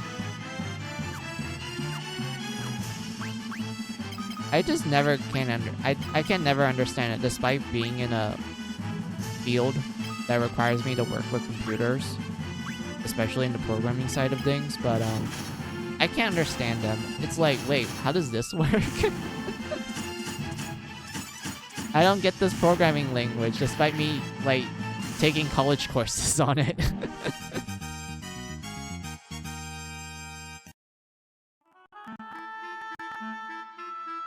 Let's see. Okay, we're almost to 100 MP. That's good. I don't care about HP. HP can just like go fuck itself a little bit. Trust me, I feel that low. Yep.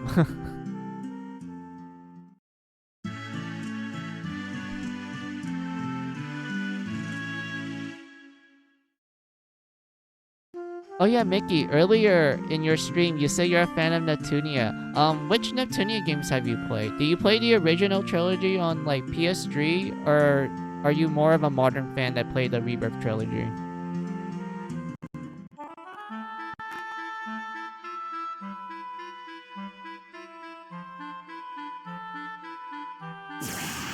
Original trilogy... Mickey. We are comrades. We are 100% comrades. We are like birds of the same feather. I think that's the saying. And whatnot. I got into Neptunia through the original trilogy on PS3.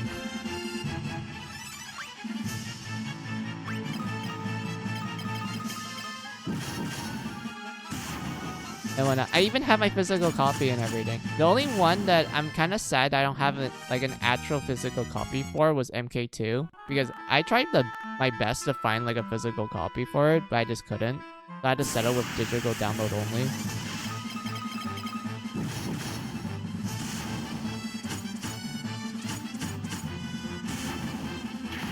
I like the second game the most because I believe in Nepgear supremacy.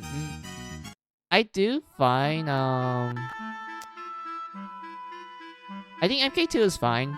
I didn't really like the combat at first. It kind of took me a while to get used to it. I do find the candidates to be interesting. And I like the Conquest ending a lot. Because, like, come on, it's the Conquest ending. Who doesn't like that ending? Come on. That ending was, like, actually surprisingly good.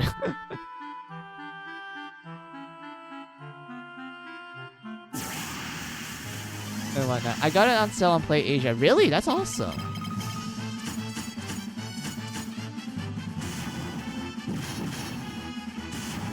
I don't like the combat of that game since it was a lot like Eternia Solnata. Yeah, I know what you're talking about. It's the one with the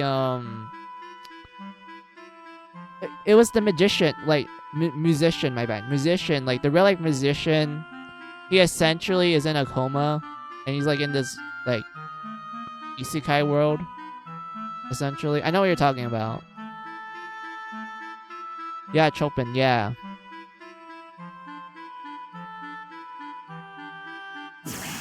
And whatnot. Yeah, I always found that like that game to be interesting because like technically it's based on a real life person, like a historical person. But at the same time, it feels like an actual like normal RPG if you just ignore the fact that like the main character is an actual person in real life.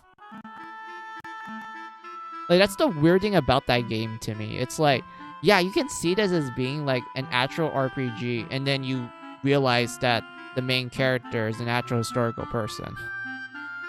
It's not like Fate. Fate is mythology people. I know there's like some historical people in it, but it's mostly mythology. But when it comes to Eternal Sonota, that one's an actual historical person. And they play a major role in the story because you're following the story through their point of view.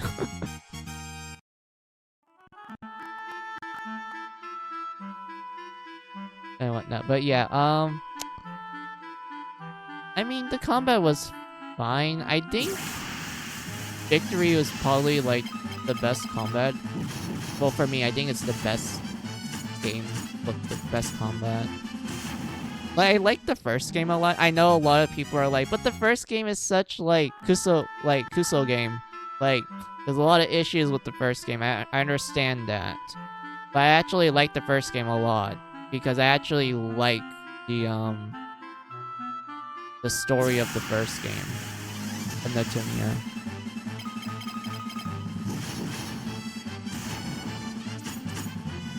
And whatnot. And I also liked how naturally funny it was because I felt like when it comes to the Rebirth trilogy, Mickey, this is like just coming from like a personal opinion. When it comes to the Rebirth trilogy, I felt like they were trying too hard to make it funny. Like it felt like more like it's a parody of the original trilogy. That's like the vibes I was getting when I was playing the Rebirth trilogy. Like it was just a parody of it, and they're just trying to make it more funny. I felt like they were just trying too hard with it, so like, I didn't really enjoy the Rebirth trilogy that much. And whatnot. But I felt like when it came to the first Neptunia game, I felt like a lot of the jokes were like actually funny. Like it didn't felt like they were trying hard with it. It was just like, oh, like we accidentally made a joke. Oh well, like they just kind of mosey on with their day, and that was actually more funny than them trying to like tell a joke.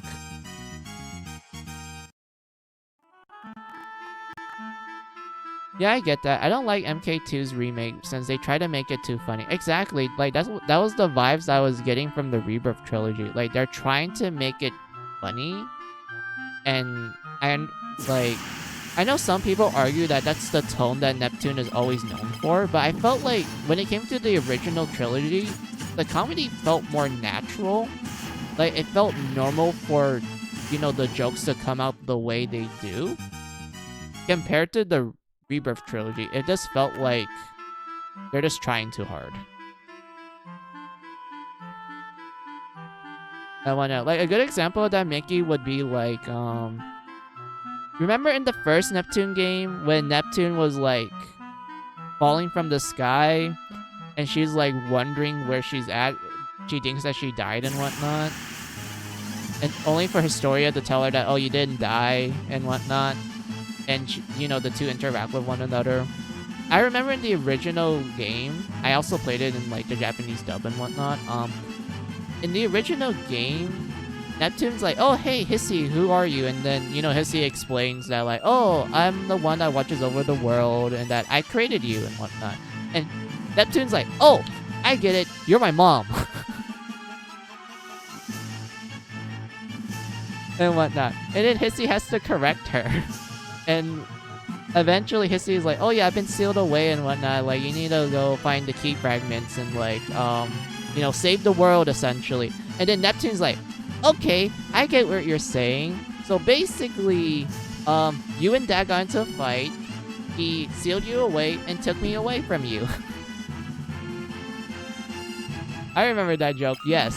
I remember that joke so well because that was actually funny. It was in the original game. And when I played that part in Rebirth, it was gone. Like, they removed it. And I'm like, why did they remove that? Because that was an actual funny joke.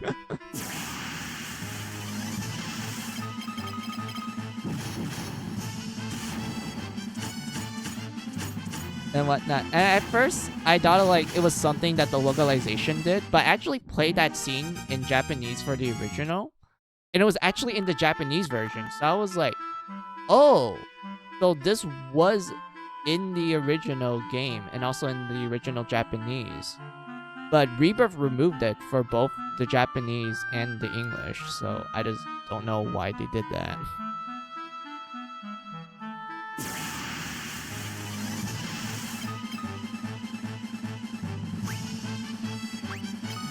Wait, what was I doing?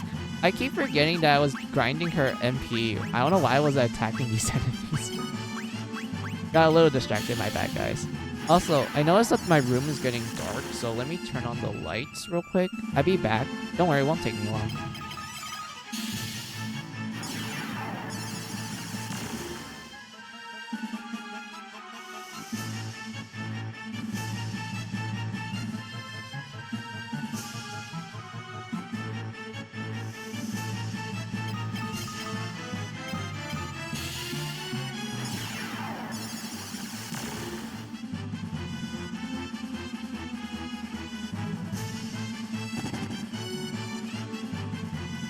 Also, I miss Red and Nessa and Gust and 5PB. I miss them a lot. The fact that Rebirth pretty much removed them, I'm not sure the reason why. Maybe it was like, I don't know, Compile wasn't getting along with those companies at the time, or maybe they're not there anymore. But the fact that they removed them and kind of replaced them with like characters that appear later on in the series, it's kind of like, man, I really wish the old ones came back.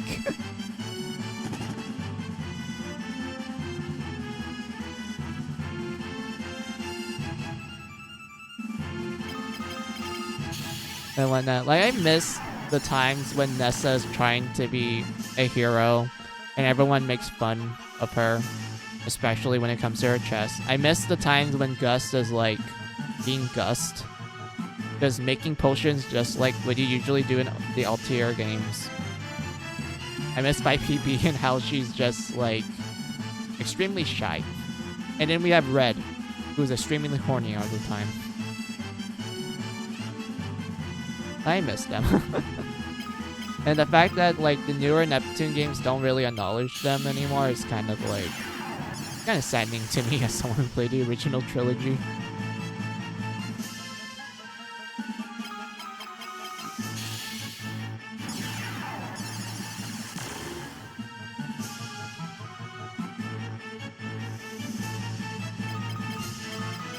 I'm yawning a lot.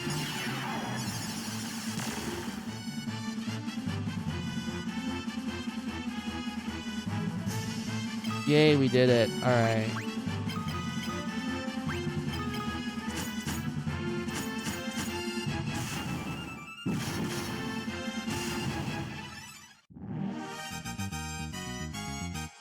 Ability increase, swap, level increase, MP. Yes, thank you. I just need the MP.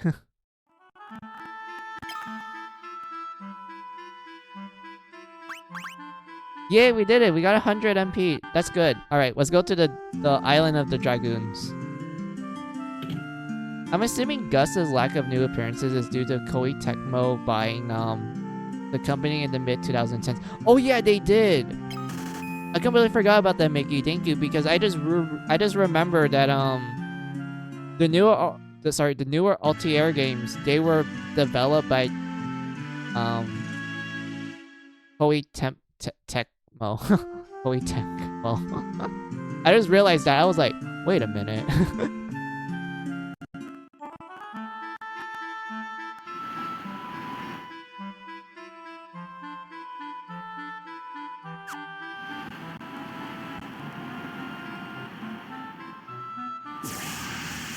Nice, yep. Hey, it's a sea snake. Let's go. Let's just murder this thing.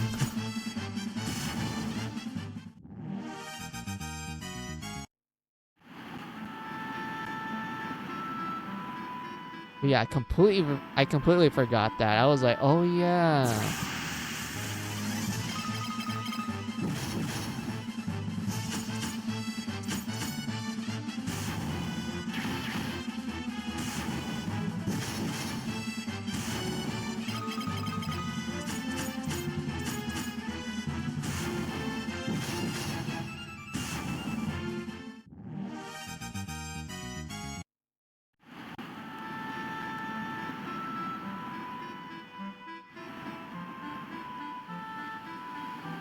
Man, Mickey, we're just getting along quite well. Like, we share similar tastes in games and anime.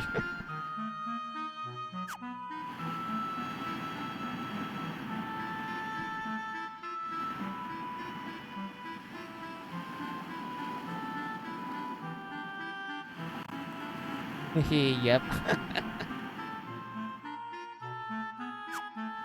Wait. I don't think I'm in the right island, aren't I? I think this is the tower where you get Ultima. I could be wrong, but I want to check it out to see if it is.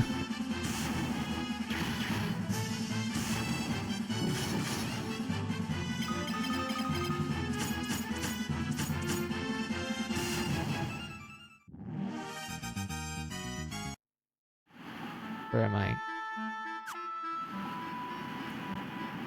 Wait, what is this? Hold on. Tropical Island.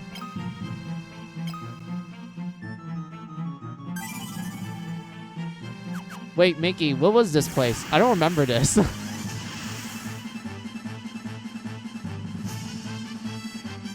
Wrong place. Yeah. I just realized that because it said Tropical Island. What was this place? I don't remember. When did we ever go here?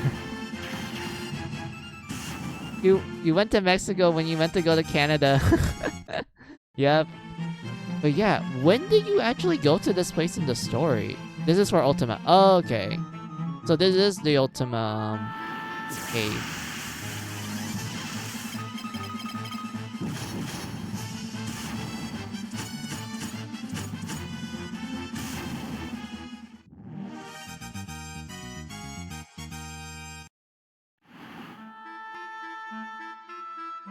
The island... Wait. Where is... Oh, it's this island right here. Alright, that makes sense. Checks out. Alright.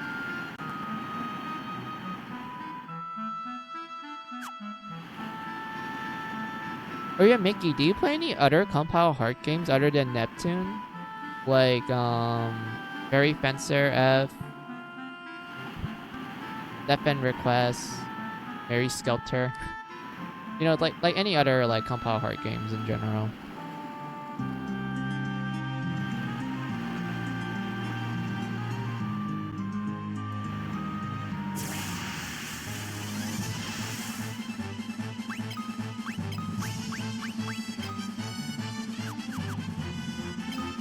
I did play Fairy Fencer F. Oh, that's cool.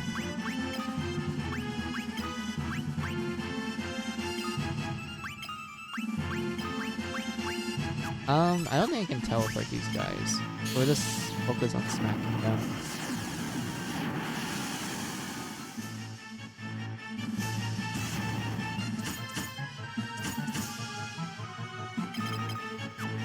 I only played, let's see, I only played Fairy Fencer F on the PS3, and then I played its enhanced version. I think that was called Advent Dark Force on the PS4.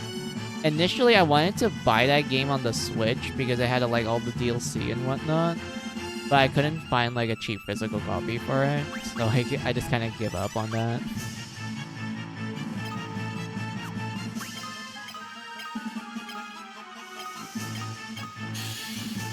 And I haven't played the new, like, technically, like, yeah, the new game.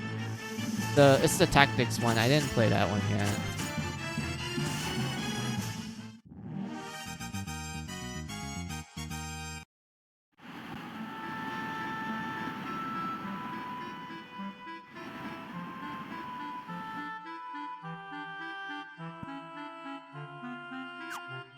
Let's see. We're finally in the Dragoon Island. Nice. Alright, let's burn these guys alive.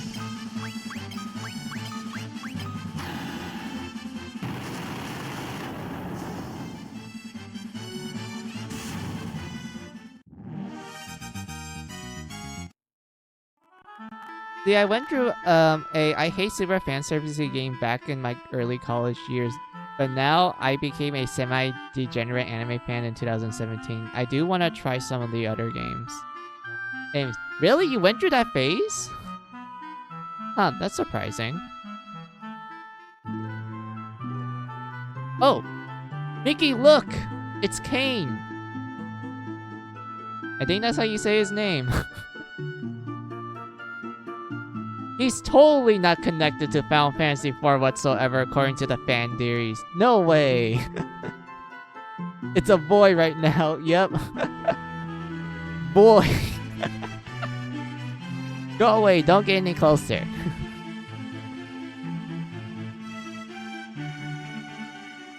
I'm gonna tell my mom.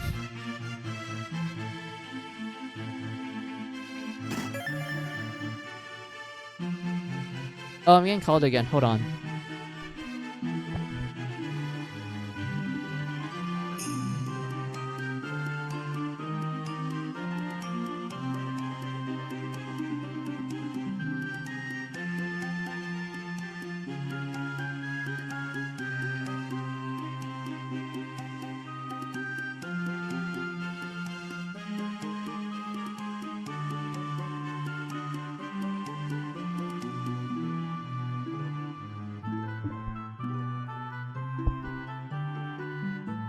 Yeah, he wasn't named Kane until the GBA release. Wait, that was in the GBA release?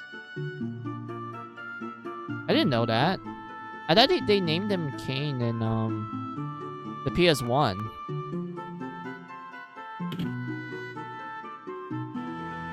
Oh, it's a dragon! Oh, wait, wyvern. Not dragon, wyvern.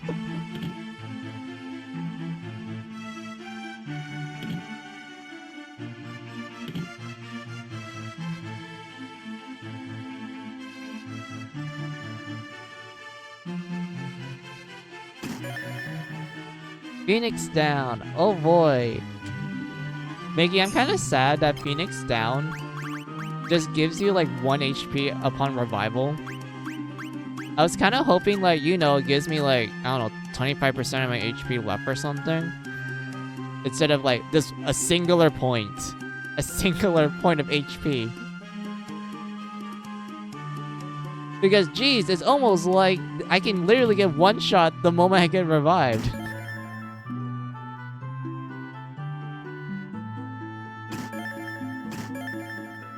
Cries in FF9. Yeah.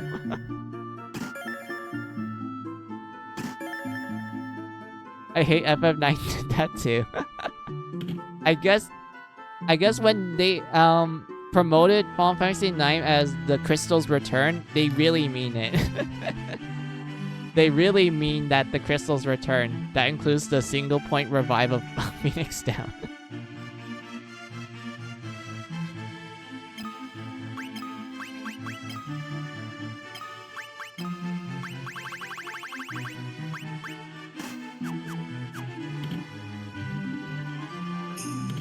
Hey Mizu, I'm back again on my meal break. Hey Moon, how are ya? Me and Miki are just talking about like Final Fantasy and also a little bit of Neptunia and Compile Heart. But also that's nice. What you got for your meal today? Wait, unicorn horn. What's that?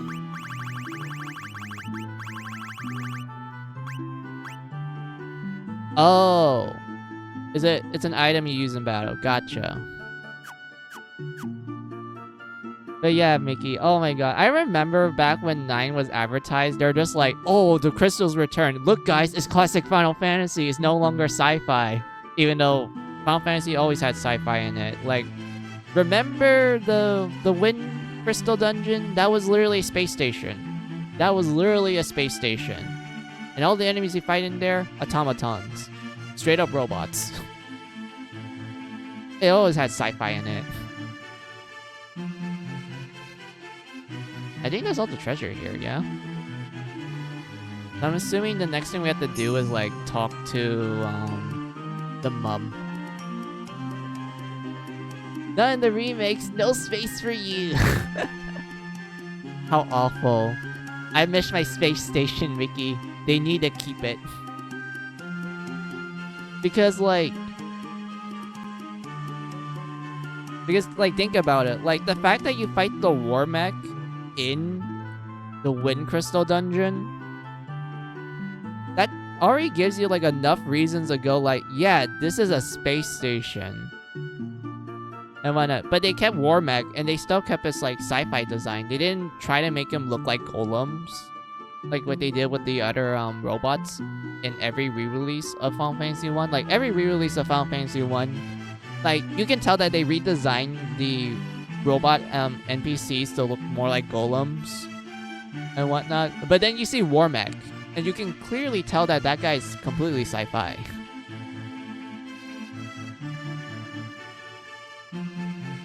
I hope my son hasn't caused you any trouble. If he has, I do apologize. My husband was a dragoon. The Imperial soldiers killed him along with the rest. My son and I are the only two left.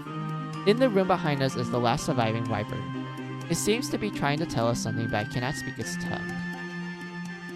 If only we had one of the pendants, we would be able to understand it. I just have a store-bought burrito. Oh, okay, that's cool. I hope it tastes good. I really hope it tastes good.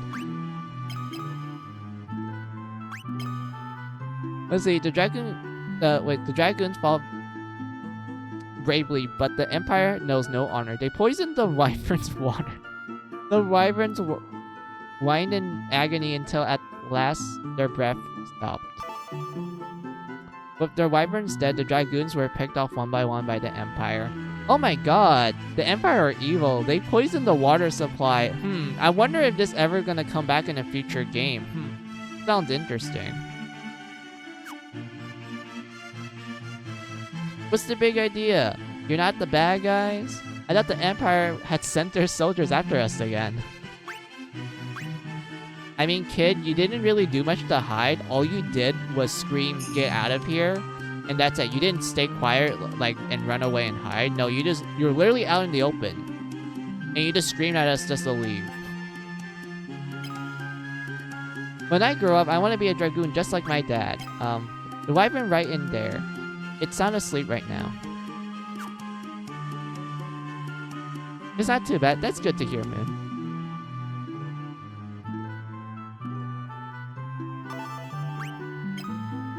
Wait. Oh, this one. Wait, same dialogue? Really? Alright. Alright, so we need to go get the pendant, which is in the cave up north. And then we're gonna grab that pendant.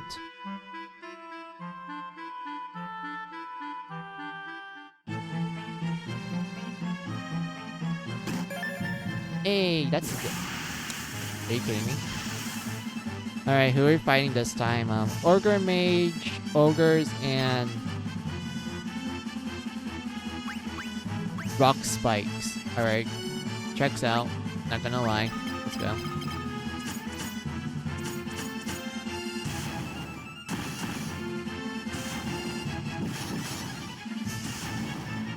No, unfortunately, it's just steak and cheese.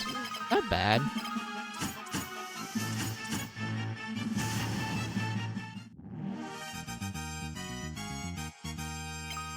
Hey, we got warp. We got a warp tone from that. Damn. Dun dun dun dun dun dun.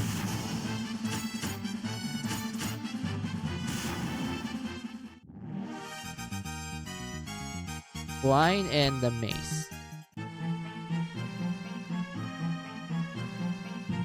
Came across the remains of a dragoon. Something nearby the ground catches your eye.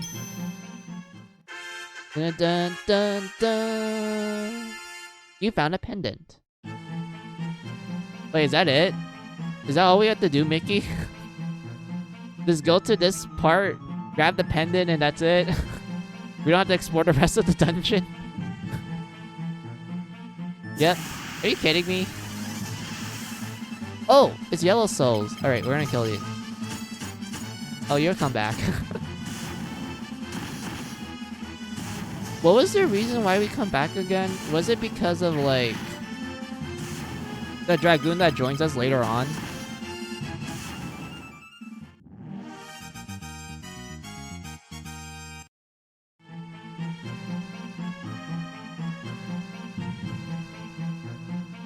Trivia, in the original Famicom release, you find the pendant in the skeleton remains of a dragoon. No, you just need to toss an egg in the water. Alright. Oh wait, the wyvern egg! To make it hatch, right? Or was it to, like, nurse it? Because I vaguely remember that now. I was like, wait, Toss an egg in the water. Oh, the wyvern egg.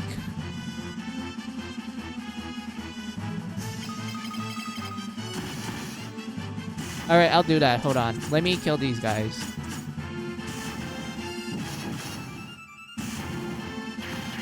Let's see. The skeleton remains of a dragon.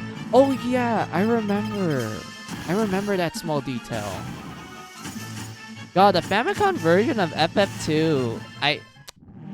I couldn't stand it at first because of the whole, like, you can lose a stat when you level up, which gave me PTSD of wizardry. Like, I'm not sure if you guys ever played a wizardry game before, but for some reason, wizardry thought it was a good idea to make you actually lose stats if you level up. Like, yes, when you level up, you gain stats, but there's a chance that you lose stats. And there will be occasions when you level up, you will just lose 1 point in every stat. And sometimes that will happen often if you're unlucky with RNG. And from that point on, you would just be cursing all the time.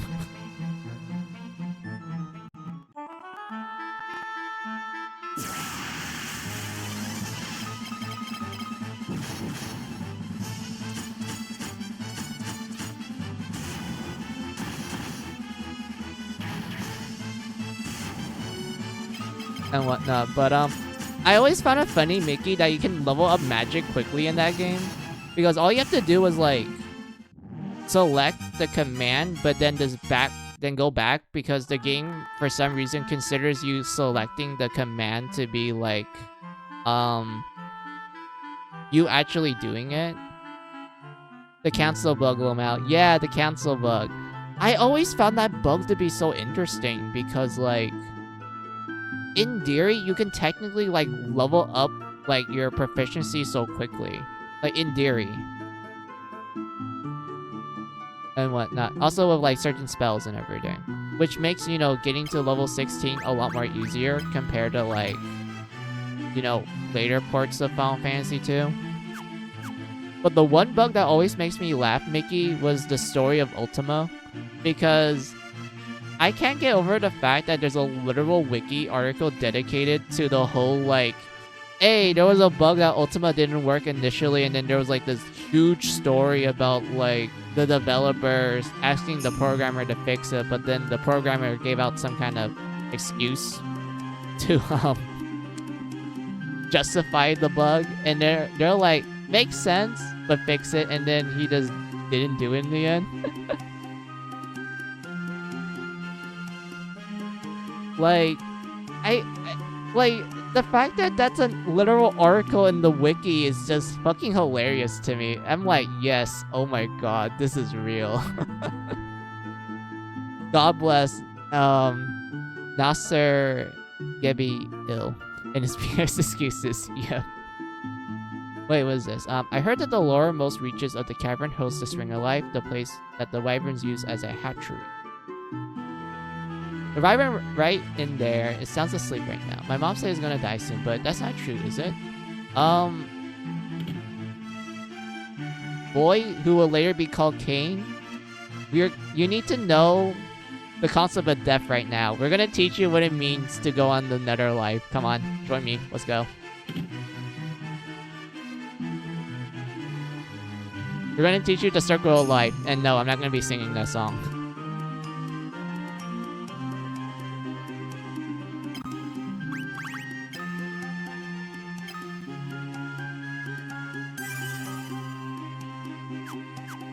Or Wind Drake's low, yep. We seek your aid in destroying the Empire, our common foe. Will you help us? The Empire's poison already courses through my veins. I will not escape the fate that befell my brood. Wyvern? I have one last request to make of you. Take this egg to the cavern north of here and merge it in the life spring. This is the last remaining wyvern egg. If it's not submerged in the life spring, it will wither and die. You attained the wyvern egg. Can I still talk to you? I beg of you. Oh.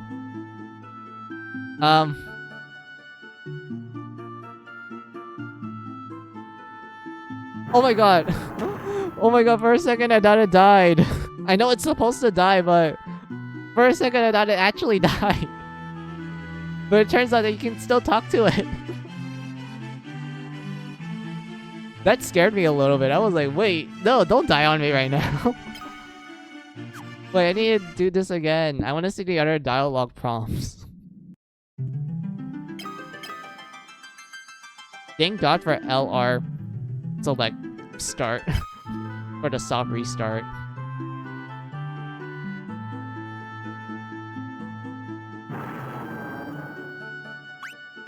Dragoon. Shortly before the battle with the Empire, a dragoon named Ricard set out to find the ultimate magic. Where he has gone, I do not know. Poor Wyvern, yeah. All of its family members dead because the Empire poisoned the water supply.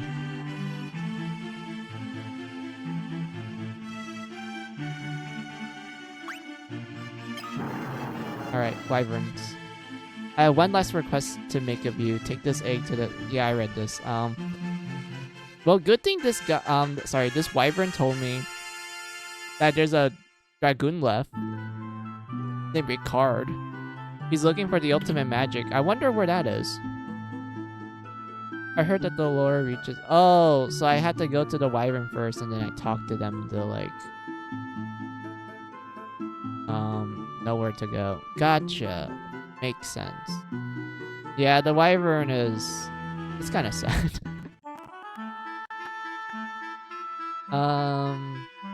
Let's move up more. Oh!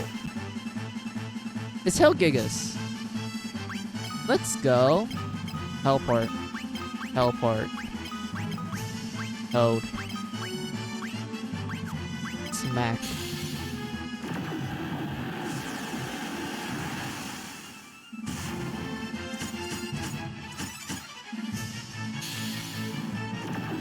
I love how big the Hellgigas are. Like, look how big these guys are. They literally took, like, half the screen.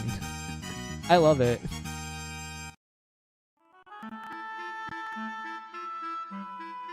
Like, when you compare them to, like, their Final Fantasy 1 sprite, you're just like, okay, they're just a buff JoJo guy. Like, what's so big about them? And then you meet them in 2, and they literally take up half the screen. And I'm like, oh, God. These are big boys, aren't they?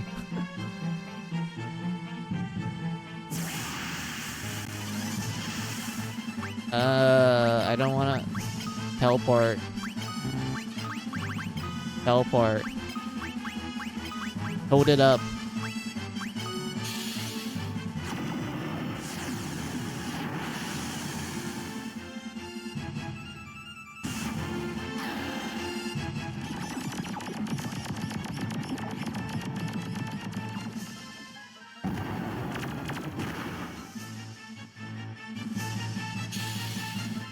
I can't wait to get to the Final Fantasy games where I can use break. Because it breaks the game, according to Mickey.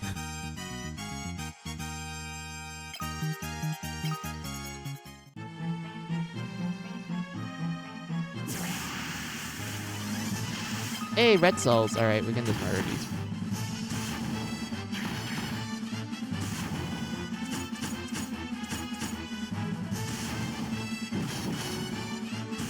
I'm kind of curious.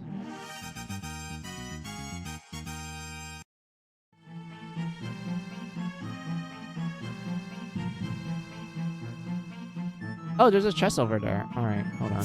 Oh, there's another chest over here too. And a bunch of yellow souls. But anyway, what was that curious about? Oh yeah, I'm kind of curious about the behemoth and tree. Like, I don't think they have any status resistances at all. Maybe to like a select few, but I don't think they're like actually immune to like most status effects. So in theory, I could technically like put a behemoth to sleep and then I can just use break on it.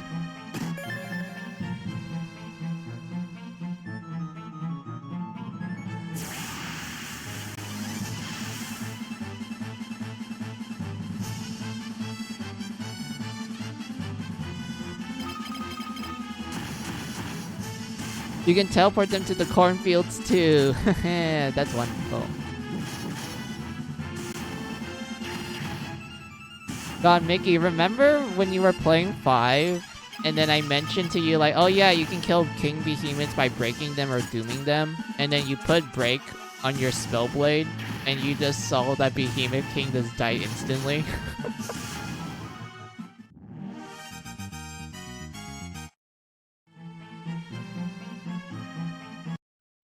Wait, why did the game froze? My bad.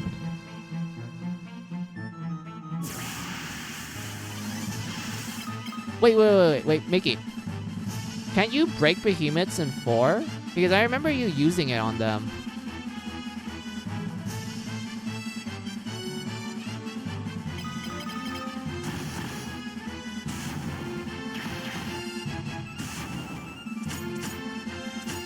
Well, thanks for that info. I told my friend about it. He was stoked to learn that. Yeah, I love 5 a lot, Mickey. I actually know, like, little bits of details of the game mechanics a bit. I don't know, like, anything about, like, you know, what the game was initially gonna be. Like, you know, the development, like, commentary sort of stuff.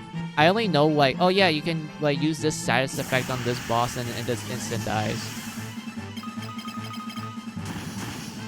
I know that sort of info, but I don't know, like, stuff like, oh, this developer said this when they were making, like, this part of the game and whatnot. Like, I don't know any of that. I only know, like, hey, you can, like, kill this thing quickly with, like, break.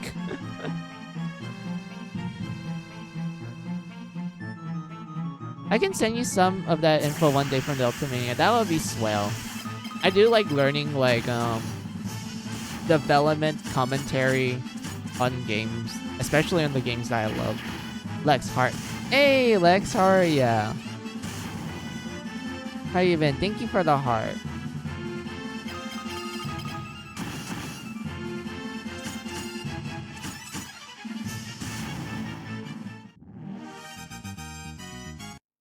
Alright.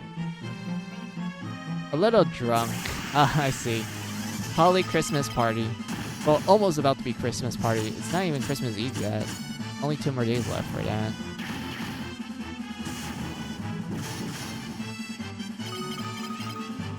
Oh wait, I just realized something. The Ogre Chiefs look like the Incredible Hulk.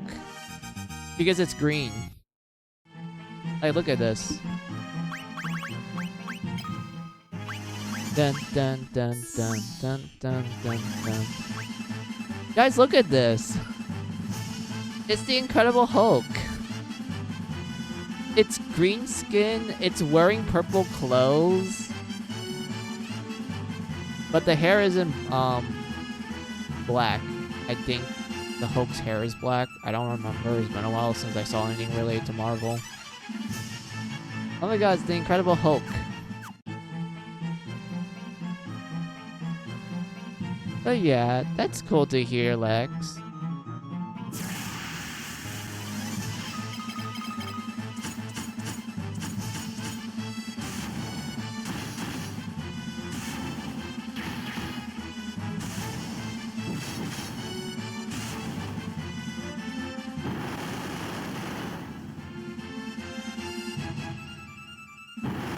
Oh, excuse me. I burped again. My bad.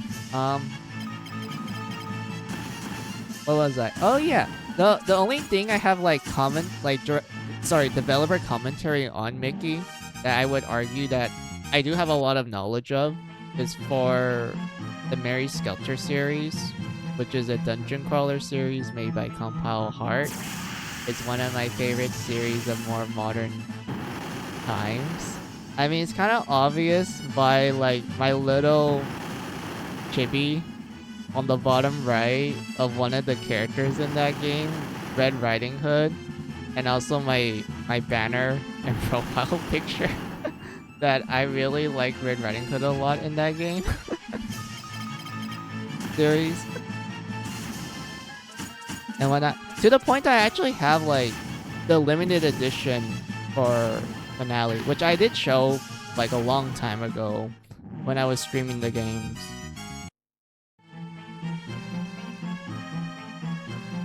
And whatnot. And what made that limited edition interesting, Mickey, is that it came with a bunch of bonus goodies. I can like tell you what they are. So it came with the game, which is expected. it came with 3 hardcover copies of the prequel novels of the series. They're hardcover, Mickey. Like, it's actual hardcover and such. And I liked it a lot. I was like, oh my god, this is amazing. Wait, where am I? Oh yeah, it's northwest entrance. But yeah, hardcover copies of the prequel novels. It came with a steel book, which is awesome. I love it. It comes with the soundtrack of all the games, Mickey. So it has the soundtrack of the first game and the second game, and also finale.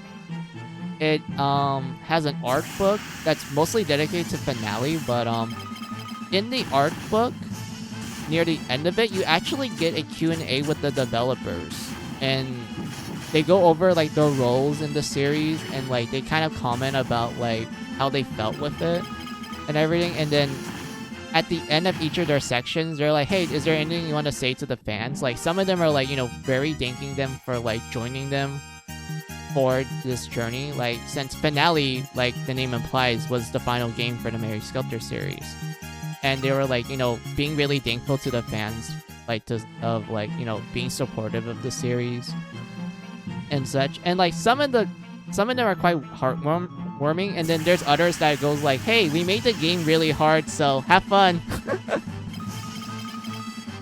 And whatnot. And then there's one guy that comments like, oh yeah, I made the nightmare designs. Hope you enjoy them. And oh boy, I did. And when I can actually show it to you, because I have the pictures and everything. I don't mind showing it because, like, I just like talking about Mary Sculptor in general.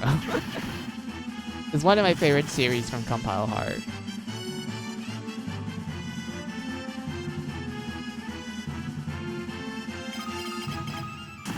Just let me finish this encounter.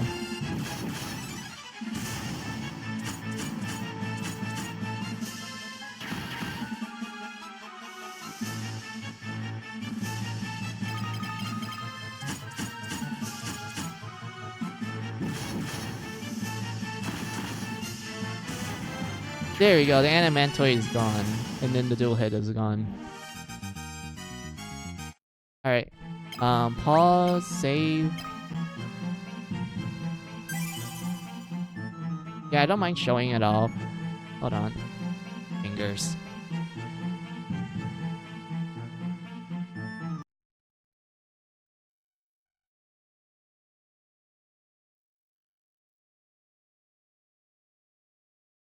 Where is that folder? I have a literal folder dedicated to this. Hold on. Where is it? Where is it?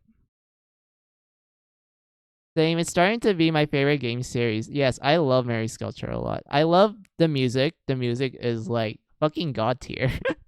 Like, Mickey, you know how like Compile Heart, when it comes to their soundtracks, you be like, wow, this is surprisingly good. Mary Sculptor is like, hey, do you like violin? Do you like rock and violin merging together to be like absolutely godly? Then I think you will like Mary Sculptor soundtrack. And whatnot. Where is that folder?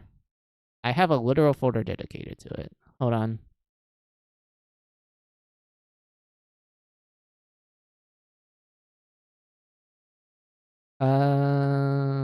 Where did I put it? I'm sorry about this, guys. I don't remember where I leave most of my photos because it's kind of like a jumble mess. My laptop is a literal mess. Where is it? Was it this one? I don't think it was this one. No, that's my H files. Was it this one? No, that was Super Mario. Where is it? Where is it? Where is it? Really? Wait, where is it? Hold on. Was it in...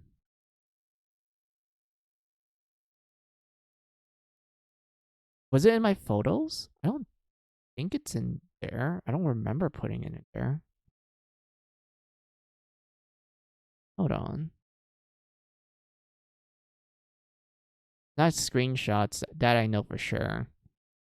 Um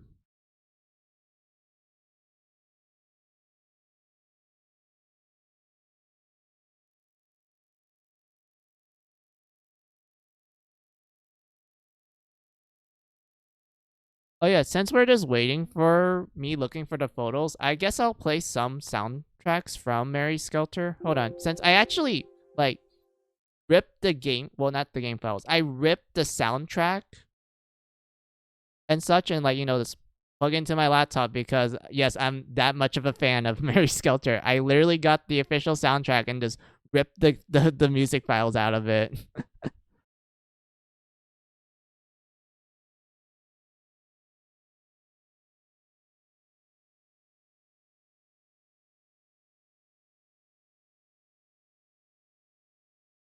And whatnot. I don't think I should play the opening because like that one's probably gonna get me copyright, but I don't give a shit about copyright. So I'll probably say that for another time. Um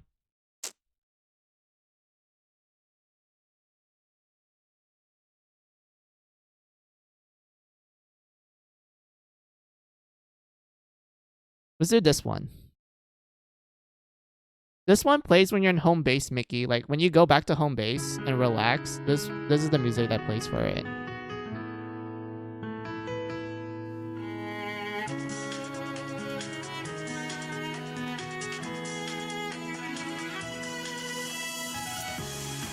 Where is it? Oh, I found it.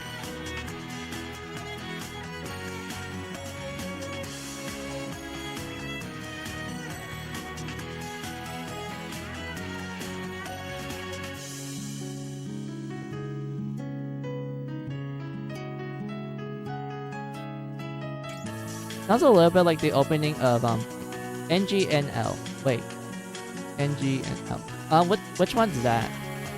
Wait, No Game No Life. Now I know what you're talking about. No Game No Life. Yeah, it kind of reminds me of that.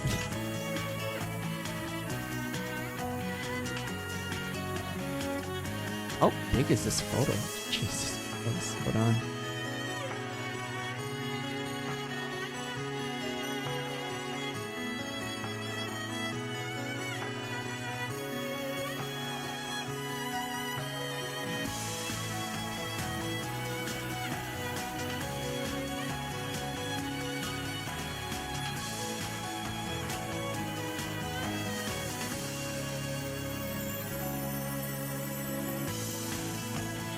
There we go.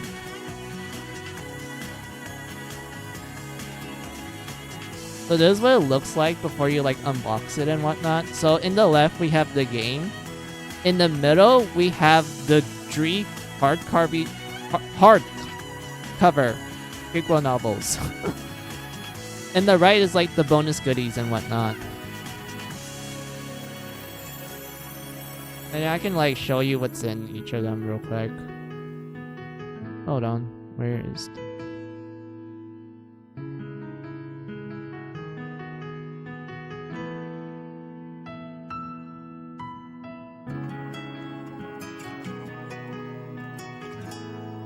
This looks really cool. It does. Just wait until you see what's in it. So there's like a closer look of like the hard copies of the prequel novels. This is the front of it. And this is the... Where is the photo again? Why does it keep teleporting me somewhere else? This is the back side of it.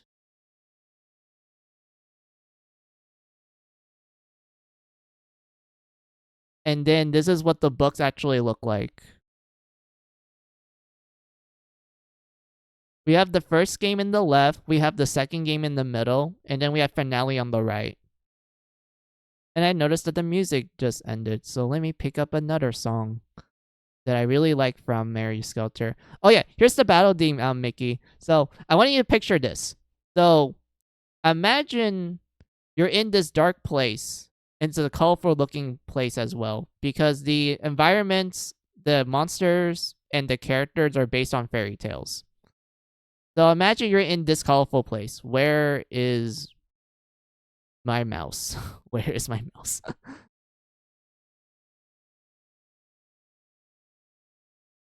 So imagine this. Let me pull up the image real quick.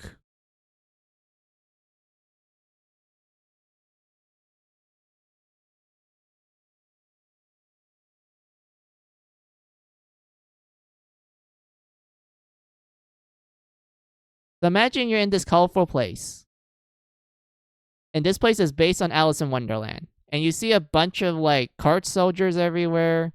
You see a bunch of guillotines. You see a lot of teacups.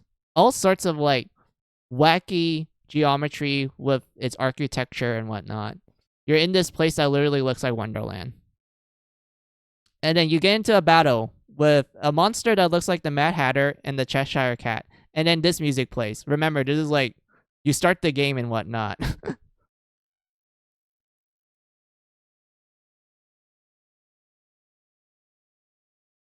And you hear this as the battle theme.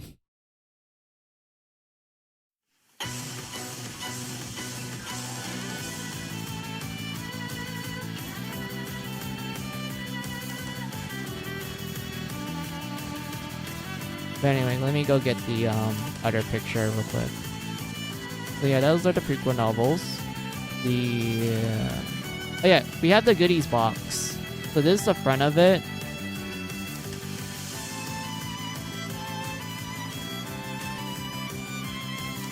You get this like group shot of all the characters of the series from the first game all the way to finale.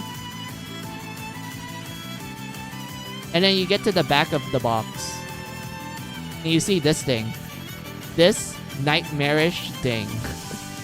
Don't worry, this thing that's floating in the sky will play a major role in the story of finale. That's all I'm gonna say. I'm not gonna spoil what it is.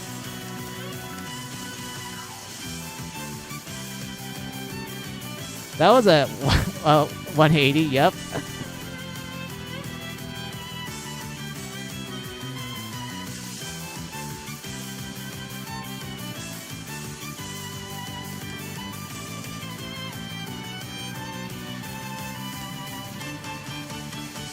And whatnot. Let's see what other bonus stuff it comes with. Oh yeah, it comes with trading cards, not training, trading, like you trade it with people and whatnot. So here's the first one. Just beat like beach and then beaching. So yeah, we have two characters here. We have the left is Sleeping Beauty, the right is Charlotte. You know, they're just in their swimsuits. They're just having a fun time in the beach. That's all you need to know. There's nothing sus about it. Wet. And then you get the second one. Nurse's orders. So in the left, we have Red Riding Hood, my girl. And in the right, we have Alice, who is one of the major characters of the game. I would say all the girls are important, but Alice is like the poster girl. She appears in all the box arts for the most part, except for 2. But even then, Alice still plays a major role in 2. And whatnot. So yeah, they're just in nurse outfits, you know. Great. I'll take Red. Anyone else can just take Alice. And whatnot. Let's see, what else does it come with? Oh yeah, it comes with a poster, which is, you know, just the front of the goodie box. Nothing more than that. We have the steelbook. So we have the front of the steelbook, which is a character named Mary. Yes, there's a character in Mary Skelter named Mary. If you're wondering, is she the Mary Skelter? You will find out if you get into the series and play finale. That's all. I'm not gonna spoil it at all. I'm not gonna spoil it. And whatnot. She has like a little duck thing as her companion. And then on the back of the steel box, we have Charlotte. You know, just chilling. With a huge amount of underboob. Like, that's literally how I could describe her outfit. That's her default outfit. Just a huge amount of underboob, which is the best type, if you ask me. Oh yeah, the music just stopped. What's another track that I really like from Mary Skelter? Ooh, I really like Where is it? Where is it? The tutorial music. All right. So, Mickey, so the name of the tutorial music of Mary Skelter is called Skip in uppercase. Uppercase. Yes, it's literally SKIP, Skip. All uppercase. That's the tutorial music name. And this is what the tutorial music sounds like.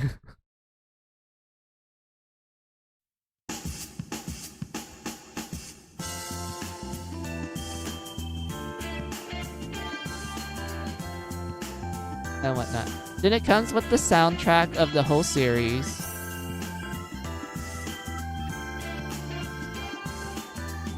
That's the front of it.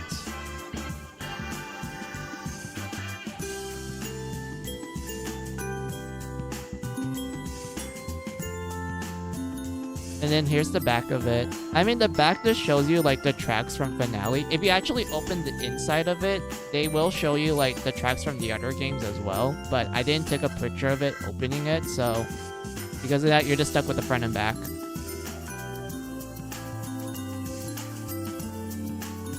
And then we get to my favorite part of it. The art book. The art book. I love the art book. Look at this art book. Amazing. I only have the English copy. I really want to buy the Japanese copy of the art book because that one actually contains some pictures that was not in the English copy of it. Now I wish I had the soundtrack discs. Don't worry, Moon. You can probably like get a digital copy of it somewhere online. Maybe from like the digital edition of it. I mean, deluxe edition of it, or you just happen to find someone that's willing to sell like the limited edition version of the game physically in like eBay or Amazon. I don't know. I think they restocked it. Question mark. I don't remember. I heard some people say that they restocked it for like European copies, but I'm not sure about North American copies though. Yeah, hopefully. Yeah. And whatnot. But yeah, that was the tutorial music. I like Skip a lot. It's literally designed for you to groove to it, and you're just like, I don't want to skip the tutorial because I want to listen to this music. Ayo. And whatnot. Let's try some of the dungeon themes. So here's the first dungeon theme. It's called Labyrinth. It plays for this area, which is the loading screen of the area. Like, yeah, this background picture that I have, this is the loading screen when you go into the dungeon and whatnot. And there's like different types of it depending on which area you go to. And the reason why I have this is because someone in Reddit actually ripped the game files. And they like posted it in Reddit for like people to see and whatnot. And I'm like, yo, I could take advantage of this. I can use this as like, my stream layout. And that's how I like, stream Mary Skelter and everything. They only did it for the first game. I'm hoping that someone would do the second game and third game because I do like the loading screens of the second game. And then for the third game, I actually had to do it myself. Like I actually had to like I didn't rip the files, but I had to literally screenshot the moment the loading screen appeared for me to like, make it into my stream layout and whatnot. But enough of my jibber jabber. Let's continue on looking at the limited edition stuff. So yeah, this is the art book, the front of it. Here's the back of it. And let me turn on the music again because I realized I forgot to turn it on.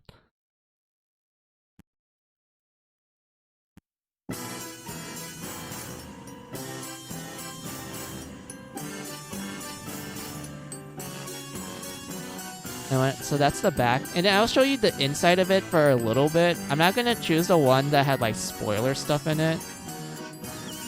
So, we have concept art. This is the title screen.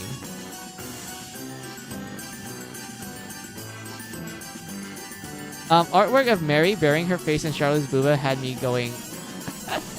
Don't worry, Mickey. Mary is literally one of us. She really likes booba. She acts like a complete weeb. and degenerate and everything. I'm not even lying with that, Mickey. Like, Mary is literally designed to be like the what that one character type where, you know, they have no job, they're unemployed, they mostly stay at home sort of thing. That's literally what Mary is.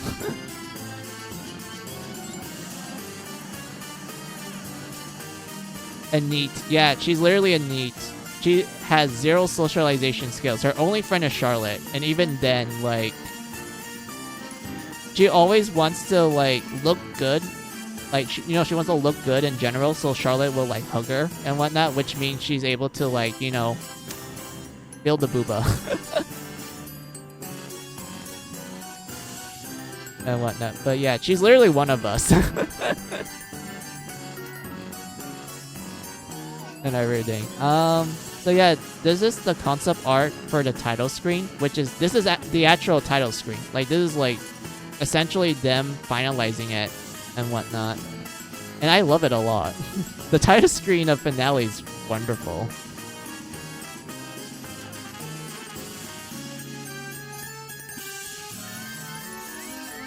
And then here's some enemy concept designs. So on the top left, we have a hedgehog. So it's Sonic the Hedgehog, guys. Look, it's Sonic the Hedgehog, except he has eyeballs on his spikes. We have like a gear that has like an arm and also literally no eyeballs. There's no eyeballs on this enemy. The one at the bottom is the enemies that the bosses summon. And from what I'm gathering, it seems like there's nothing in that void. It has a mask and it has a long tongue, but there's nothing else in there. We have a kangaroo on the right top. There's a kangaroo with a smaller kangaroo. We also have a plant with a judge's mallet. We have a Cerberus looking, you know, Cerberus.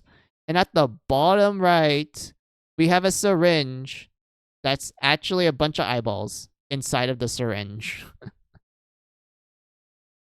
And whatnot. But yeah. So that's it for like the limited edition of Finale. I love it a lot. I always like go back and like read the art book.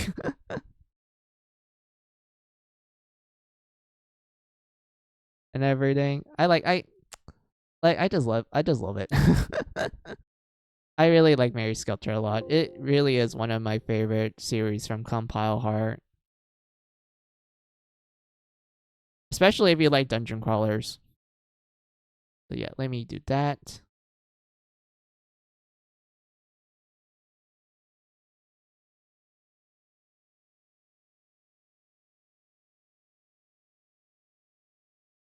I need to try these games one day. Yeah, I think you might enjoy it a lot, Mickey, because like if you like it for like the anime, then the anime won't like disappoint you. I'm not saying that there's an actual anime Mary Sculptor. I wish there was, but like it's very anime to the point that you're like, yeah, I can roll with this. This is actually enjoyable. And whatnot. What else is there for me to talk about positively about Mary Sculptor? I do like how the prequel novels, they actually help with the world building. Because let me put it like this, Mickey. Mary Sculptor has excellent world building. I felt like the world building of Mary Sculptor is well done to the point that you actually feel like a genius when you figure out some of the mysteries of the game and whatnot. And they explain in a way that you don't feel like a dumbass if you don't know it. They explain in a way that makes you go like, oh, that's actually interesting. I didn't know that. And whatnot. And they also explain it like in more, I wouldn't say simplified way, but it's in a way that's the information is digestible. Like it's easy for you to like get it is what I'm trying to say. And whatnot. But like, yeah.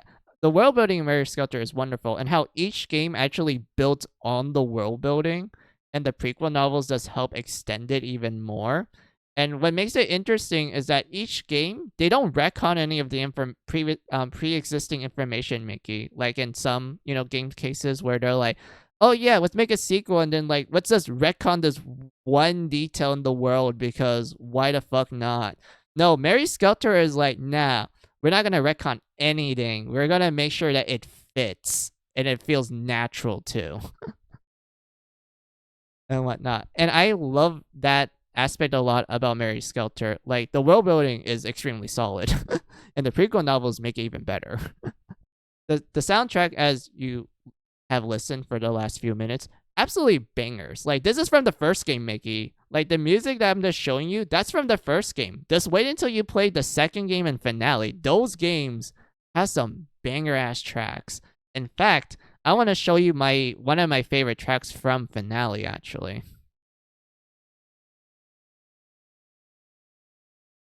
Where is it? Oh yeah, this one. I don't think this is considered spoiler question mark. I don't think it is. Like, Mickey, do you consider like hearing the music from the final dungeon to be considered spoilers? Because me personally, I don't think it's considered a spoiler because it's like, oh yeah, this is like music that plays when you reach like specific areas in the game. And when all right, so here's the music that plays for the final dungeon of the game, and it's one of my favorite final dungeons in the game. Period. Like, I really like how finale handled the final dungeon and whatnot, and I kind of want to like address this thing real quick. So when it comes to Mary Skelter, more specifically the first game and also finale, they actually do a really good job at like building up the final dungeon, like making you feel hype to go to the final dungeon. Because Mickey, remember how in most like games, especially in RPGs, they're just like, oh look, it's the final dungeon. It just appeared out of nowhere. Let's go and explore it. Like, there's no build up to it. Like, it's just like, oh, it just exists. It just appears out of nowhere. It's like, oh guys, look, it's the final dungeon and whatnot. Like, there's no like build up to it. But for Mary Skelter 1 and finale, I don't count 2 because 2 doesn't really build up the final dungeon that well. So I don't really count that one. So we're gonna count 1 in finale. So for 1's case, you learn about the final dungeon roughly around the start of the game. And even then, you're just like been told about it. But you're not like, you don't have like a sense of curiosity to it. But as you play through each chapter, you learn more and more about it. And from what you learn about it, you learn that, okay, there was like some kind of event that occurred there, which resulted in kind of sad scenarios and whatnot. And the more and more you go through the game, you start noticing that every time you explore the areas, at the corner of your eye, you actually notice the jail tower and whatnot, which is what the final dungeon is called. And as you continue on, you're like, hey, it's kind of getting bigger and bigger. Why is that? And whatnot, until eventually you get to the chapter where you actually explore it. And your mind is like, oh my god, what's going to be in here? Because throughout the game, you just been being fed like pieces of this final dungeon, and you're just curious about like, okay, there has to be a good reason why you're making me curious about it and everything. And I feel that Mary Skelter 1 and finale does a very excellent job in making you feel overall curious about it. Especially finale. I love finale the most. That's like my favorite Mary Skelter game and whatnot. But yeah, finale actually took it up a little bit more by making the final dungeon actually a lot more evident in the story. Like, there's a lot more times when people will talk about the final dungeon in finale. But like, yeah, anyway, so here's the music that plays for it, Mickey. I hope you enjoy it. I love it a lot. It's so fucking hype. And while that's playing, I'll continue on with Final Fantasy.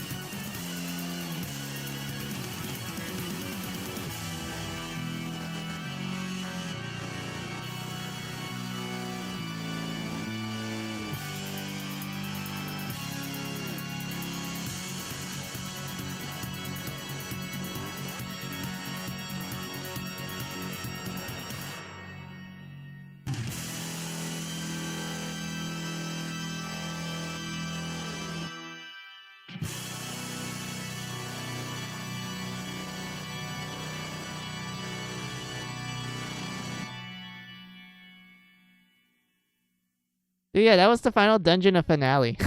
And then, you know, the song repeats because, like, you know, we can't have the song just end like that. They have to, like, make a loop, essentially. Very scary and also exciting. It is, because the final dungeon of finale, it's so fucking horrifying when you, like, learn about it and actually see it do things throughout the game. But when you actually get the opportunity to explore it, you're just like, man, this game has been hyping this shit up, and I'm excited. And then you get to see what's inside of it, and you're just like, what the fuck is this shit? Like, it kind of reminded me a little bit of, what'll be a good comparison so that you can vaguely understand it without me spoiling it. It's kind of like, remember when you go to Xdef's castle, Mickey, and then at first it just looks like a normal castle until you do some like magic shit, and then all of a sudden it looks very different. It's kind of like that.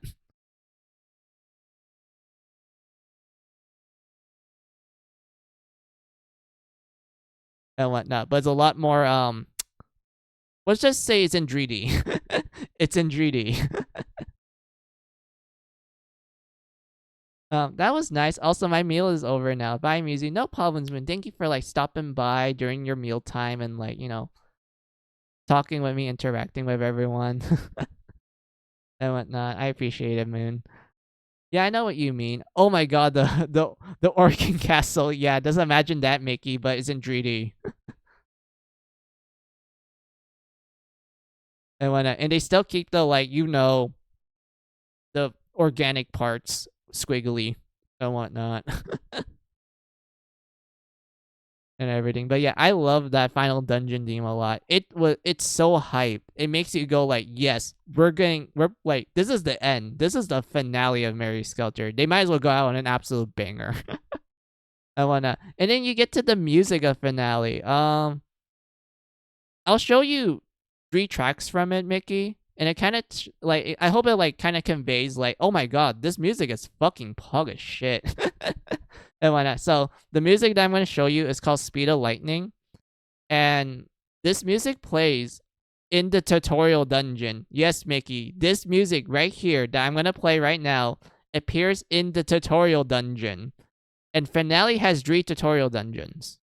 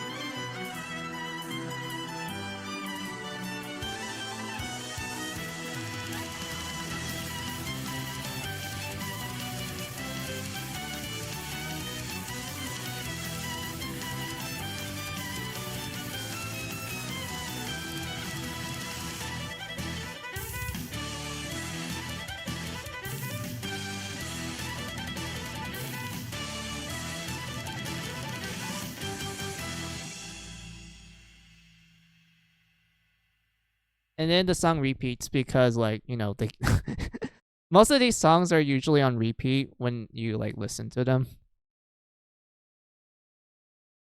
and whatnot. But yeah, that was Speed of Lightning. That was literally a battle theme for the for the tutorial dungeon, Mickey. Like, just imagine, like, you start the game, you learn that there's 3 tutorial dungeons. You start with the first one, and then they just blast you with this battle music. And every tutorial dungeon in finale, they have their own battle themes. Like, that one's for the first one, and then the next one is slashing. That one appears for the second tutorial battle theme.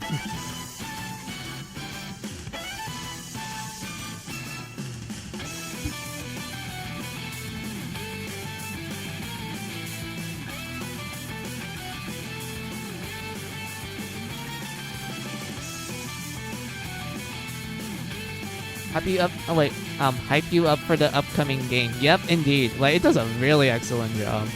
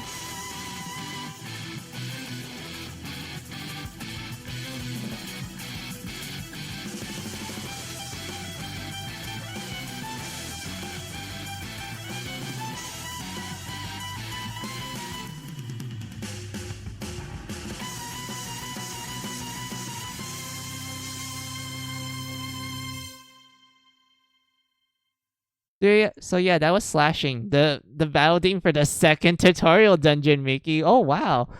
They're just going all at it with the tutorial dungeons. Jeez. And then here's the battle theme for the third tutorial dungeon called Ice Edge.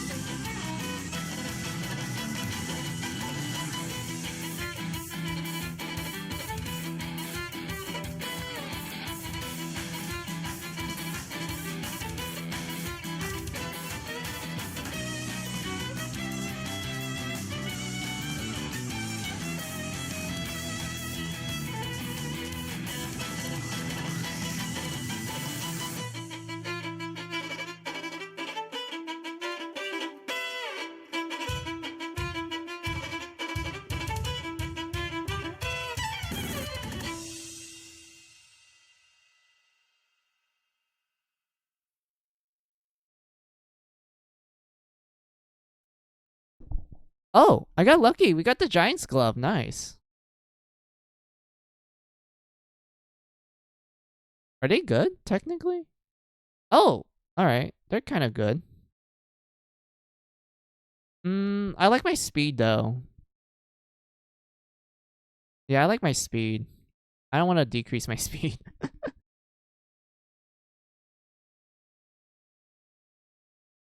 Nice. But yeah, Mickey, that was the that was the dirt battle. That was the battle theme for the dirt tutorial dungeon. Like you can tell that they go out of their way when it comes to the soundtrack of Mary Skelter. Remember, this is a compile heart game, Mickey. This is a compile heart game. And whatnot. But I will end the Mary Skelter songs with this one last song, which is one of my favorite tracks in finale other than the final dungeon theme. And it is called Enigmatic Motion. And it plays for the final dungeon. This music plays when you do the random encounters in the final dungeon. And it has such a magical feeling to it. Like when I first heard it, I was like, yo, this shit is awesome. I'm so excited to like beat the final dungeon and like, reach the end of Mary Skelter. Like it does a very excellent job at making it feel like you're really at the end. Like all the pain and suffering and questions you had from not only the starter finale, but also from the very start of the series, is all going to be answered in this dungeon. And the music does a very great job at conveying that. And also that fuck, I'm losing I'm losing my track of thought. My bad, Mickey. I just get so excited when Mary Skelter that I forget to talk sometimes. It also has like a feeling of well, how would I describe it?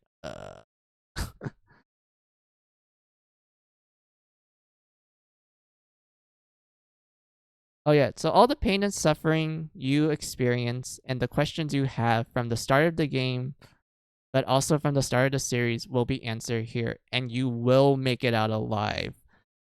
I've and retrieve your happily ever after, so don't feel tense and let your emotions guide you.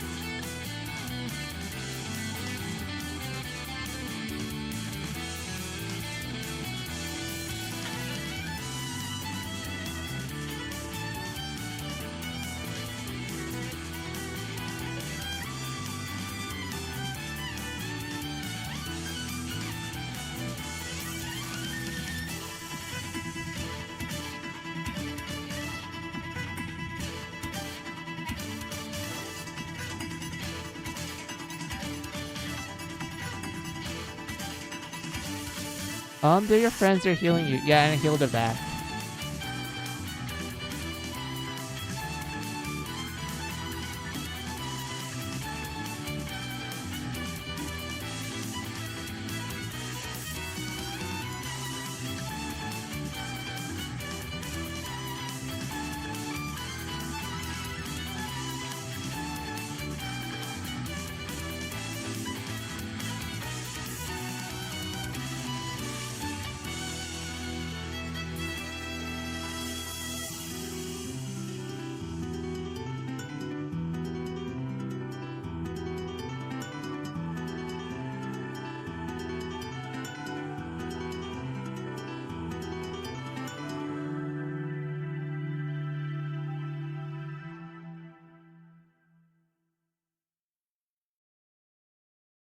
So yeah, that was Enigmatic Motion. One of my favorite tracks of Finale other than the final dungeon theme.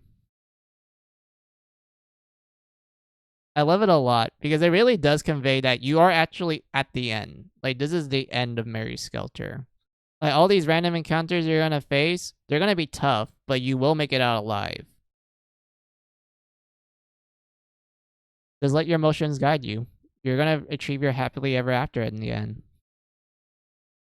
I think it was pretty cool. I love it a lot. Enigmatic Motion, absolutely great. The fact that it plays in the final dungeon just makes it even better. I do have a fun fact about that track, Mickey.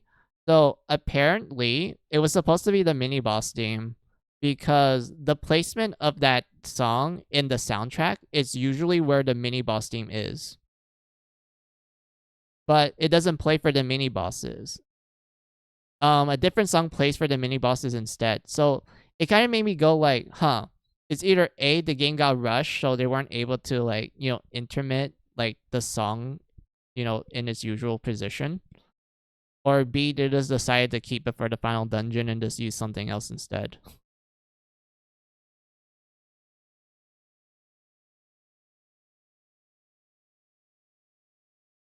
I don't know. But still, I'm glad that that song still exists because like it's one of my favorites.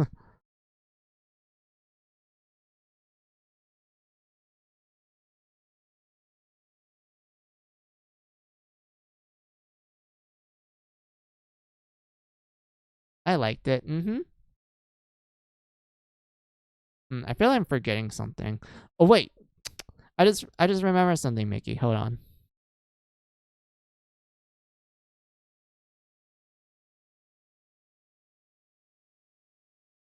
Yeah, move that.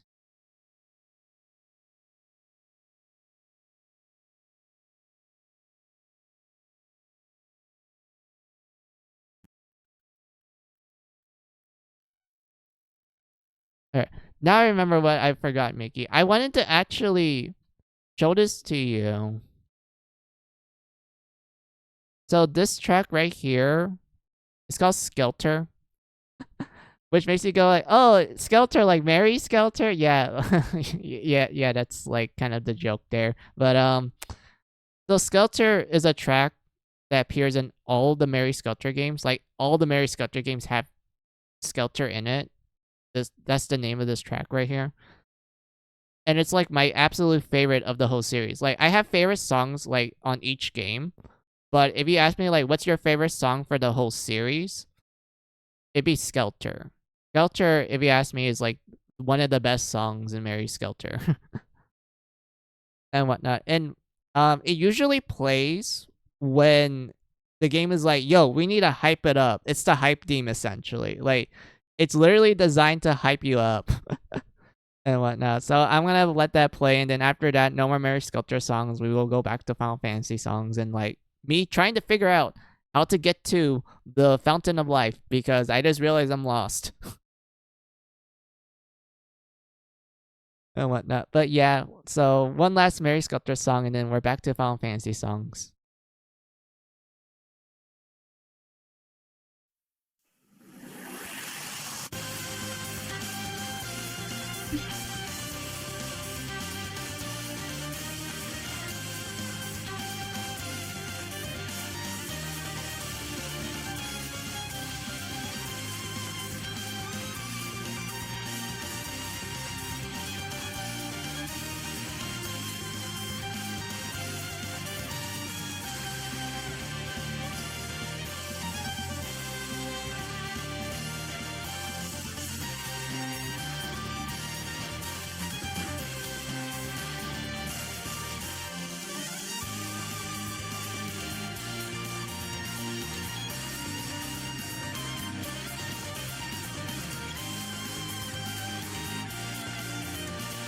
Oh, I got a Giant's helmet. Nice. I didn't realize that.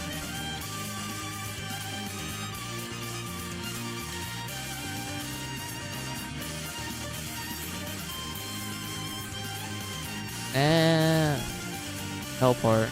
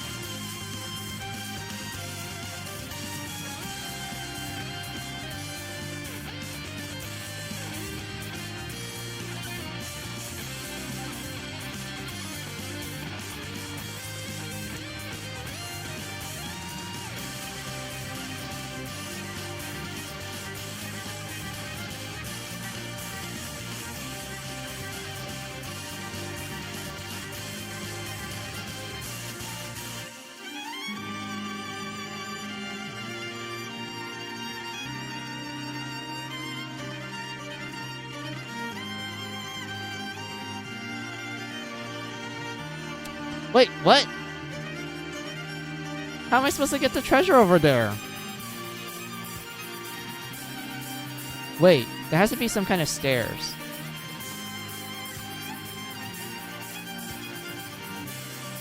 You fell into the same trap as me. Yeah, I forgot that this was a trap room. Or a the bridge will break. I forgot.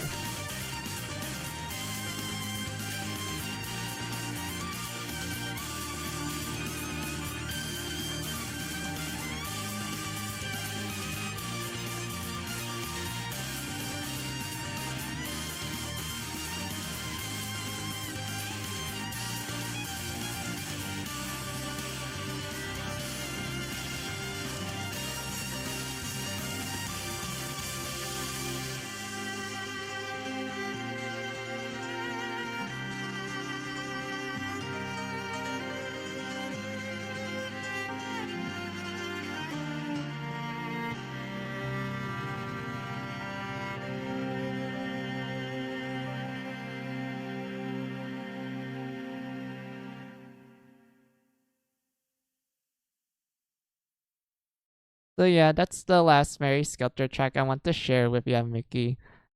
The song known as Skelter, and it's one of my favorite tracks of the whole series. And whatnot.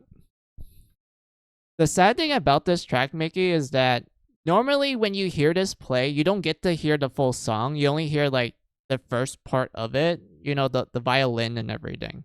Like you only hear the first half of it. You don't get to like the guitar part. So there's only like a few moments in Mary Sculpture where you actually get to hear the full song, and it's one of like, and those moments that where you actually hear the full song of Skelter, it's one of the best moments in the series. Like my god, like the music does a very excellent job at making you feel super excited.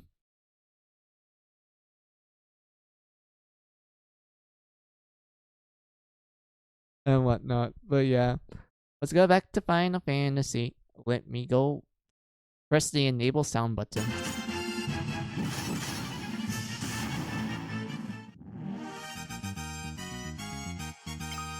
Ooh, more giant gloves. Alright. Okay, game. Will you be fortunate enough to give me, like, a second giant helmet? Or do I have to, like, farm these hill gigas for it?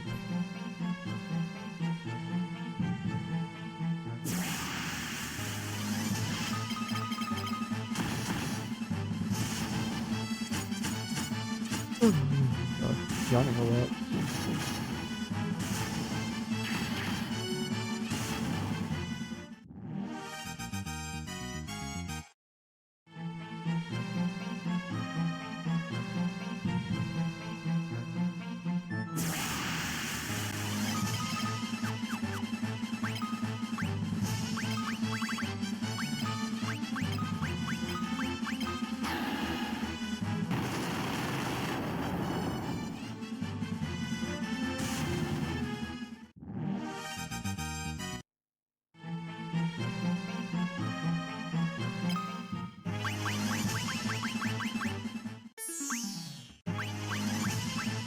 I don't think I'm missing any of the encounters because I want to fill the bestiary.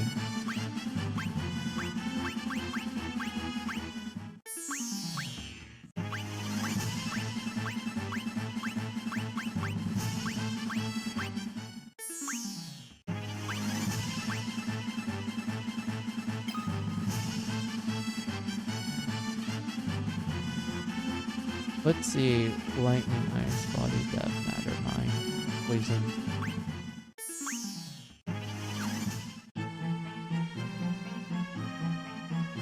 Alright, anyway, Muzi, I have to get going now, sadly. I have fun talking and listening to Mary Sculptor stuff. I'm looking forward. I'll look into it later on tonight. Thank you for the stream. See you next time. Can't wait. No problems, Mickey. Thank you for, like, letting me ramble on with Mary Skelter because, as you can tell, I'm like a huge fan of the series, and sometimes I feel like, oh damn, I talk too much. But yeah, thank you for like, you know, just listening to my rambles and whatnot. I appreciate it.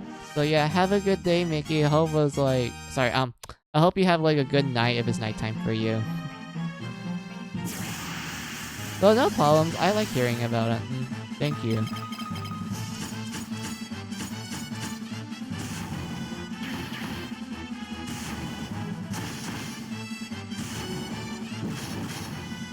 No problems.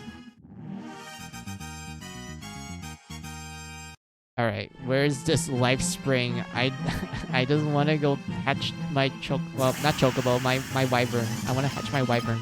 I want to hatch my Tamagotchi.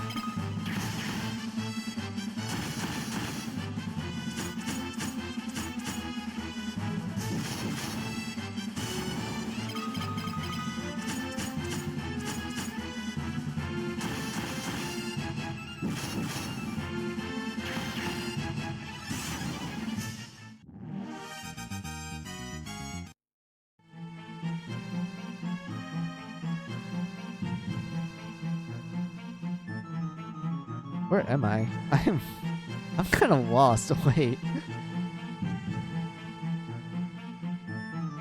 Is this it? These stairs.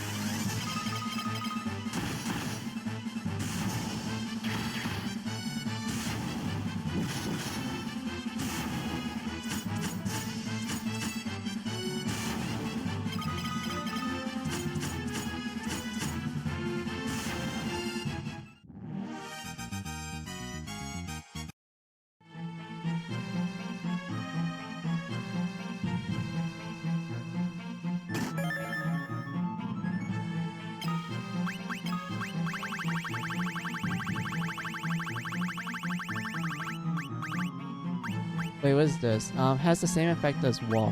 Oh. Okay, I get it. I get it now. I'm scared I want to fall off if I run to the pit.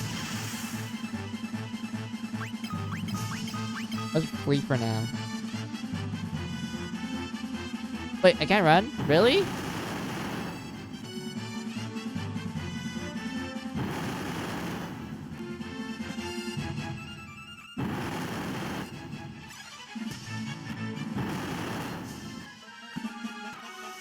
Okay, I just really want to hatch this wyvern. Come on, game. Speed it up.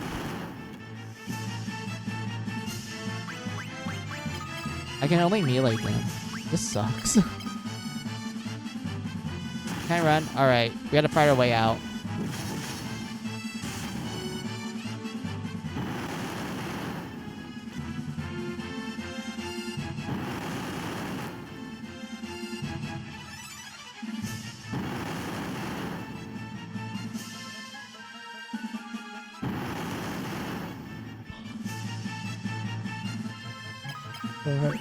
Time to fight our way out.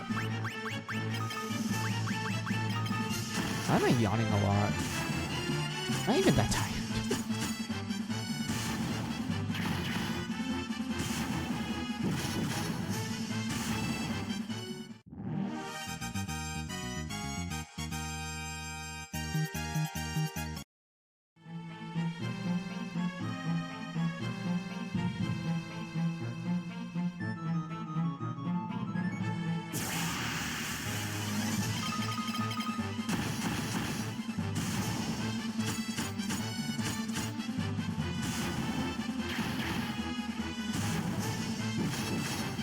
Wait, I just realized I could have just magic them away. Why did I fight them?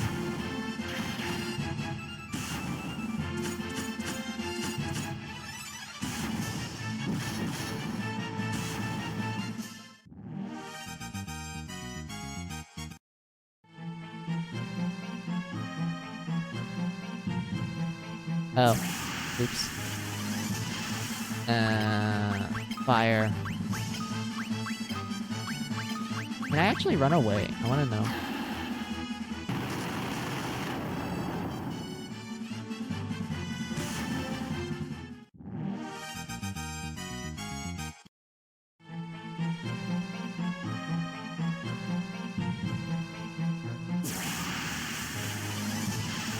There's two of them. I'll just teleport them away. And then you run.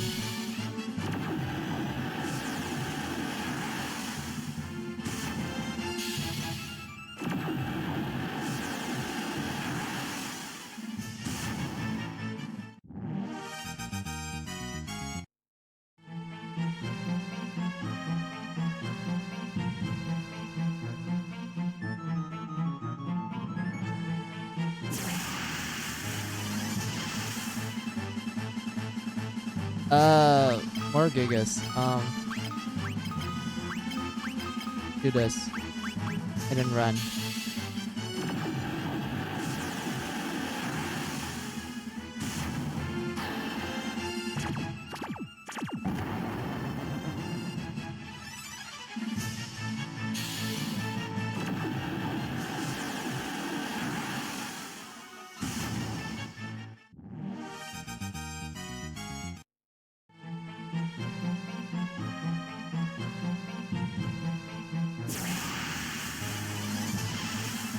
More hill gigas, really? Come on, game. Let me run.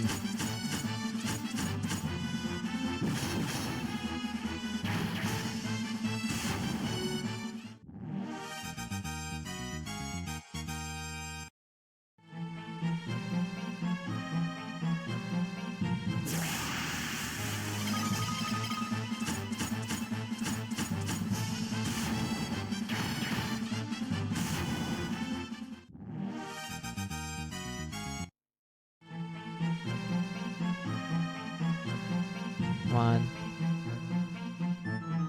There we go.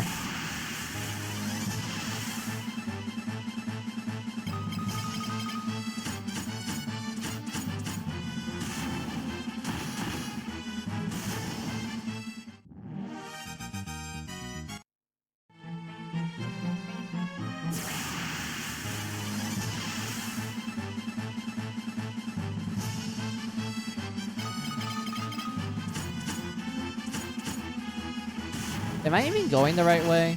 I highly doubt that. Wait. I think I'm going in a circle, aren't I? Because I'm vaguely remembering the path that I'm taking right now.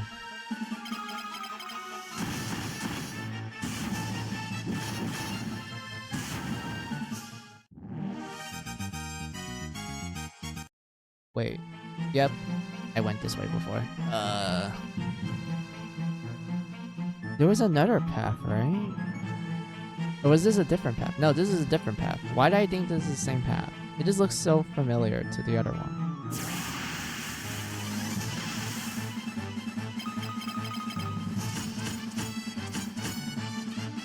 Oh, it's animantoids.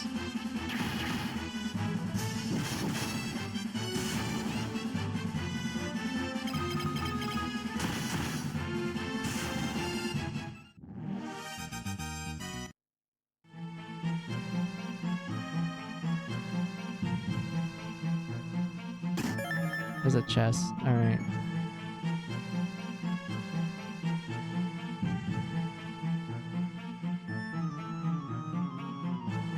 Wait, am I here? Am I actually in the springs?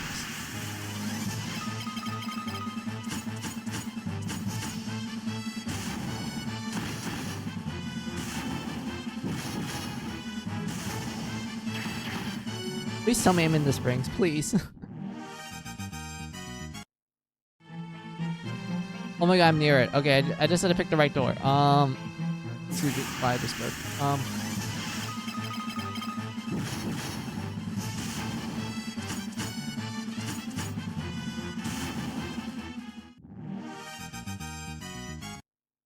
Let's see, any, mini, miny, mo, pick a tag, race, oh, alright, let it go. Alright, third one. Oh!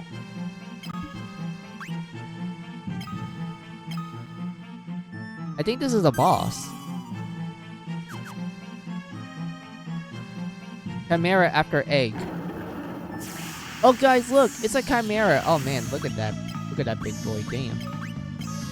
Alright. Stack up the buffs.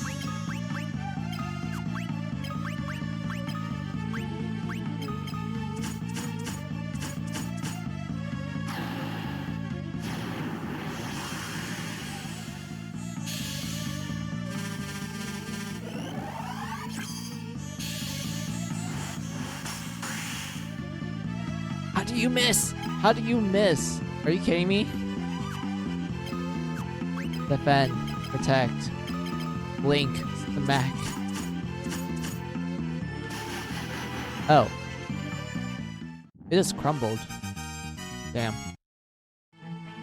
I was hoping it will pick more. I was hoping it will last more. The spring of life is awash with a soft light. Was I say a question?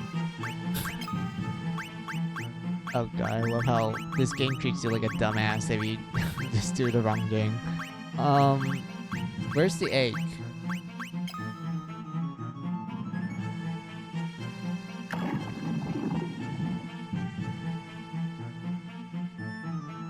The wyvern egg sinks gently to the bottom of the spring.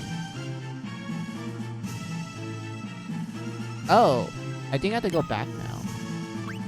Let's use teleport magic.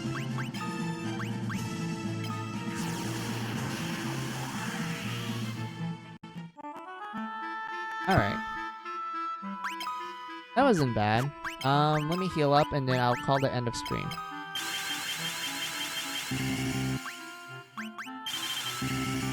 There we go. Let me save. This is actually a good place for me to end at, now that I think about it, because we did so much today. We got the flame. Oh, sorry, Sunfire. We blew up the dreadnought. We got a ship, and we just finished the wyvern egg cycle. I mean, the wyvern egg quest. And this is actually good progress. Damn. Did so much in like 6 hours. And since I saved, let me pull the ending screen.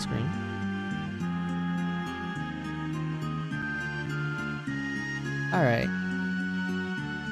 But yeah, since I just gave you that guy's recap earlier, I'll tell you the schedule. So tomorrow, I know I was gonna say I was gonna stream Blaze Blue and whatnot, but I can't tomorrow. I will not be streaming tomorrow because I just found out that relatives are coming over, and there's a lot of them. It's gonna be quite noisy. So because of that, I don't think I'd be able to stream tomorrow.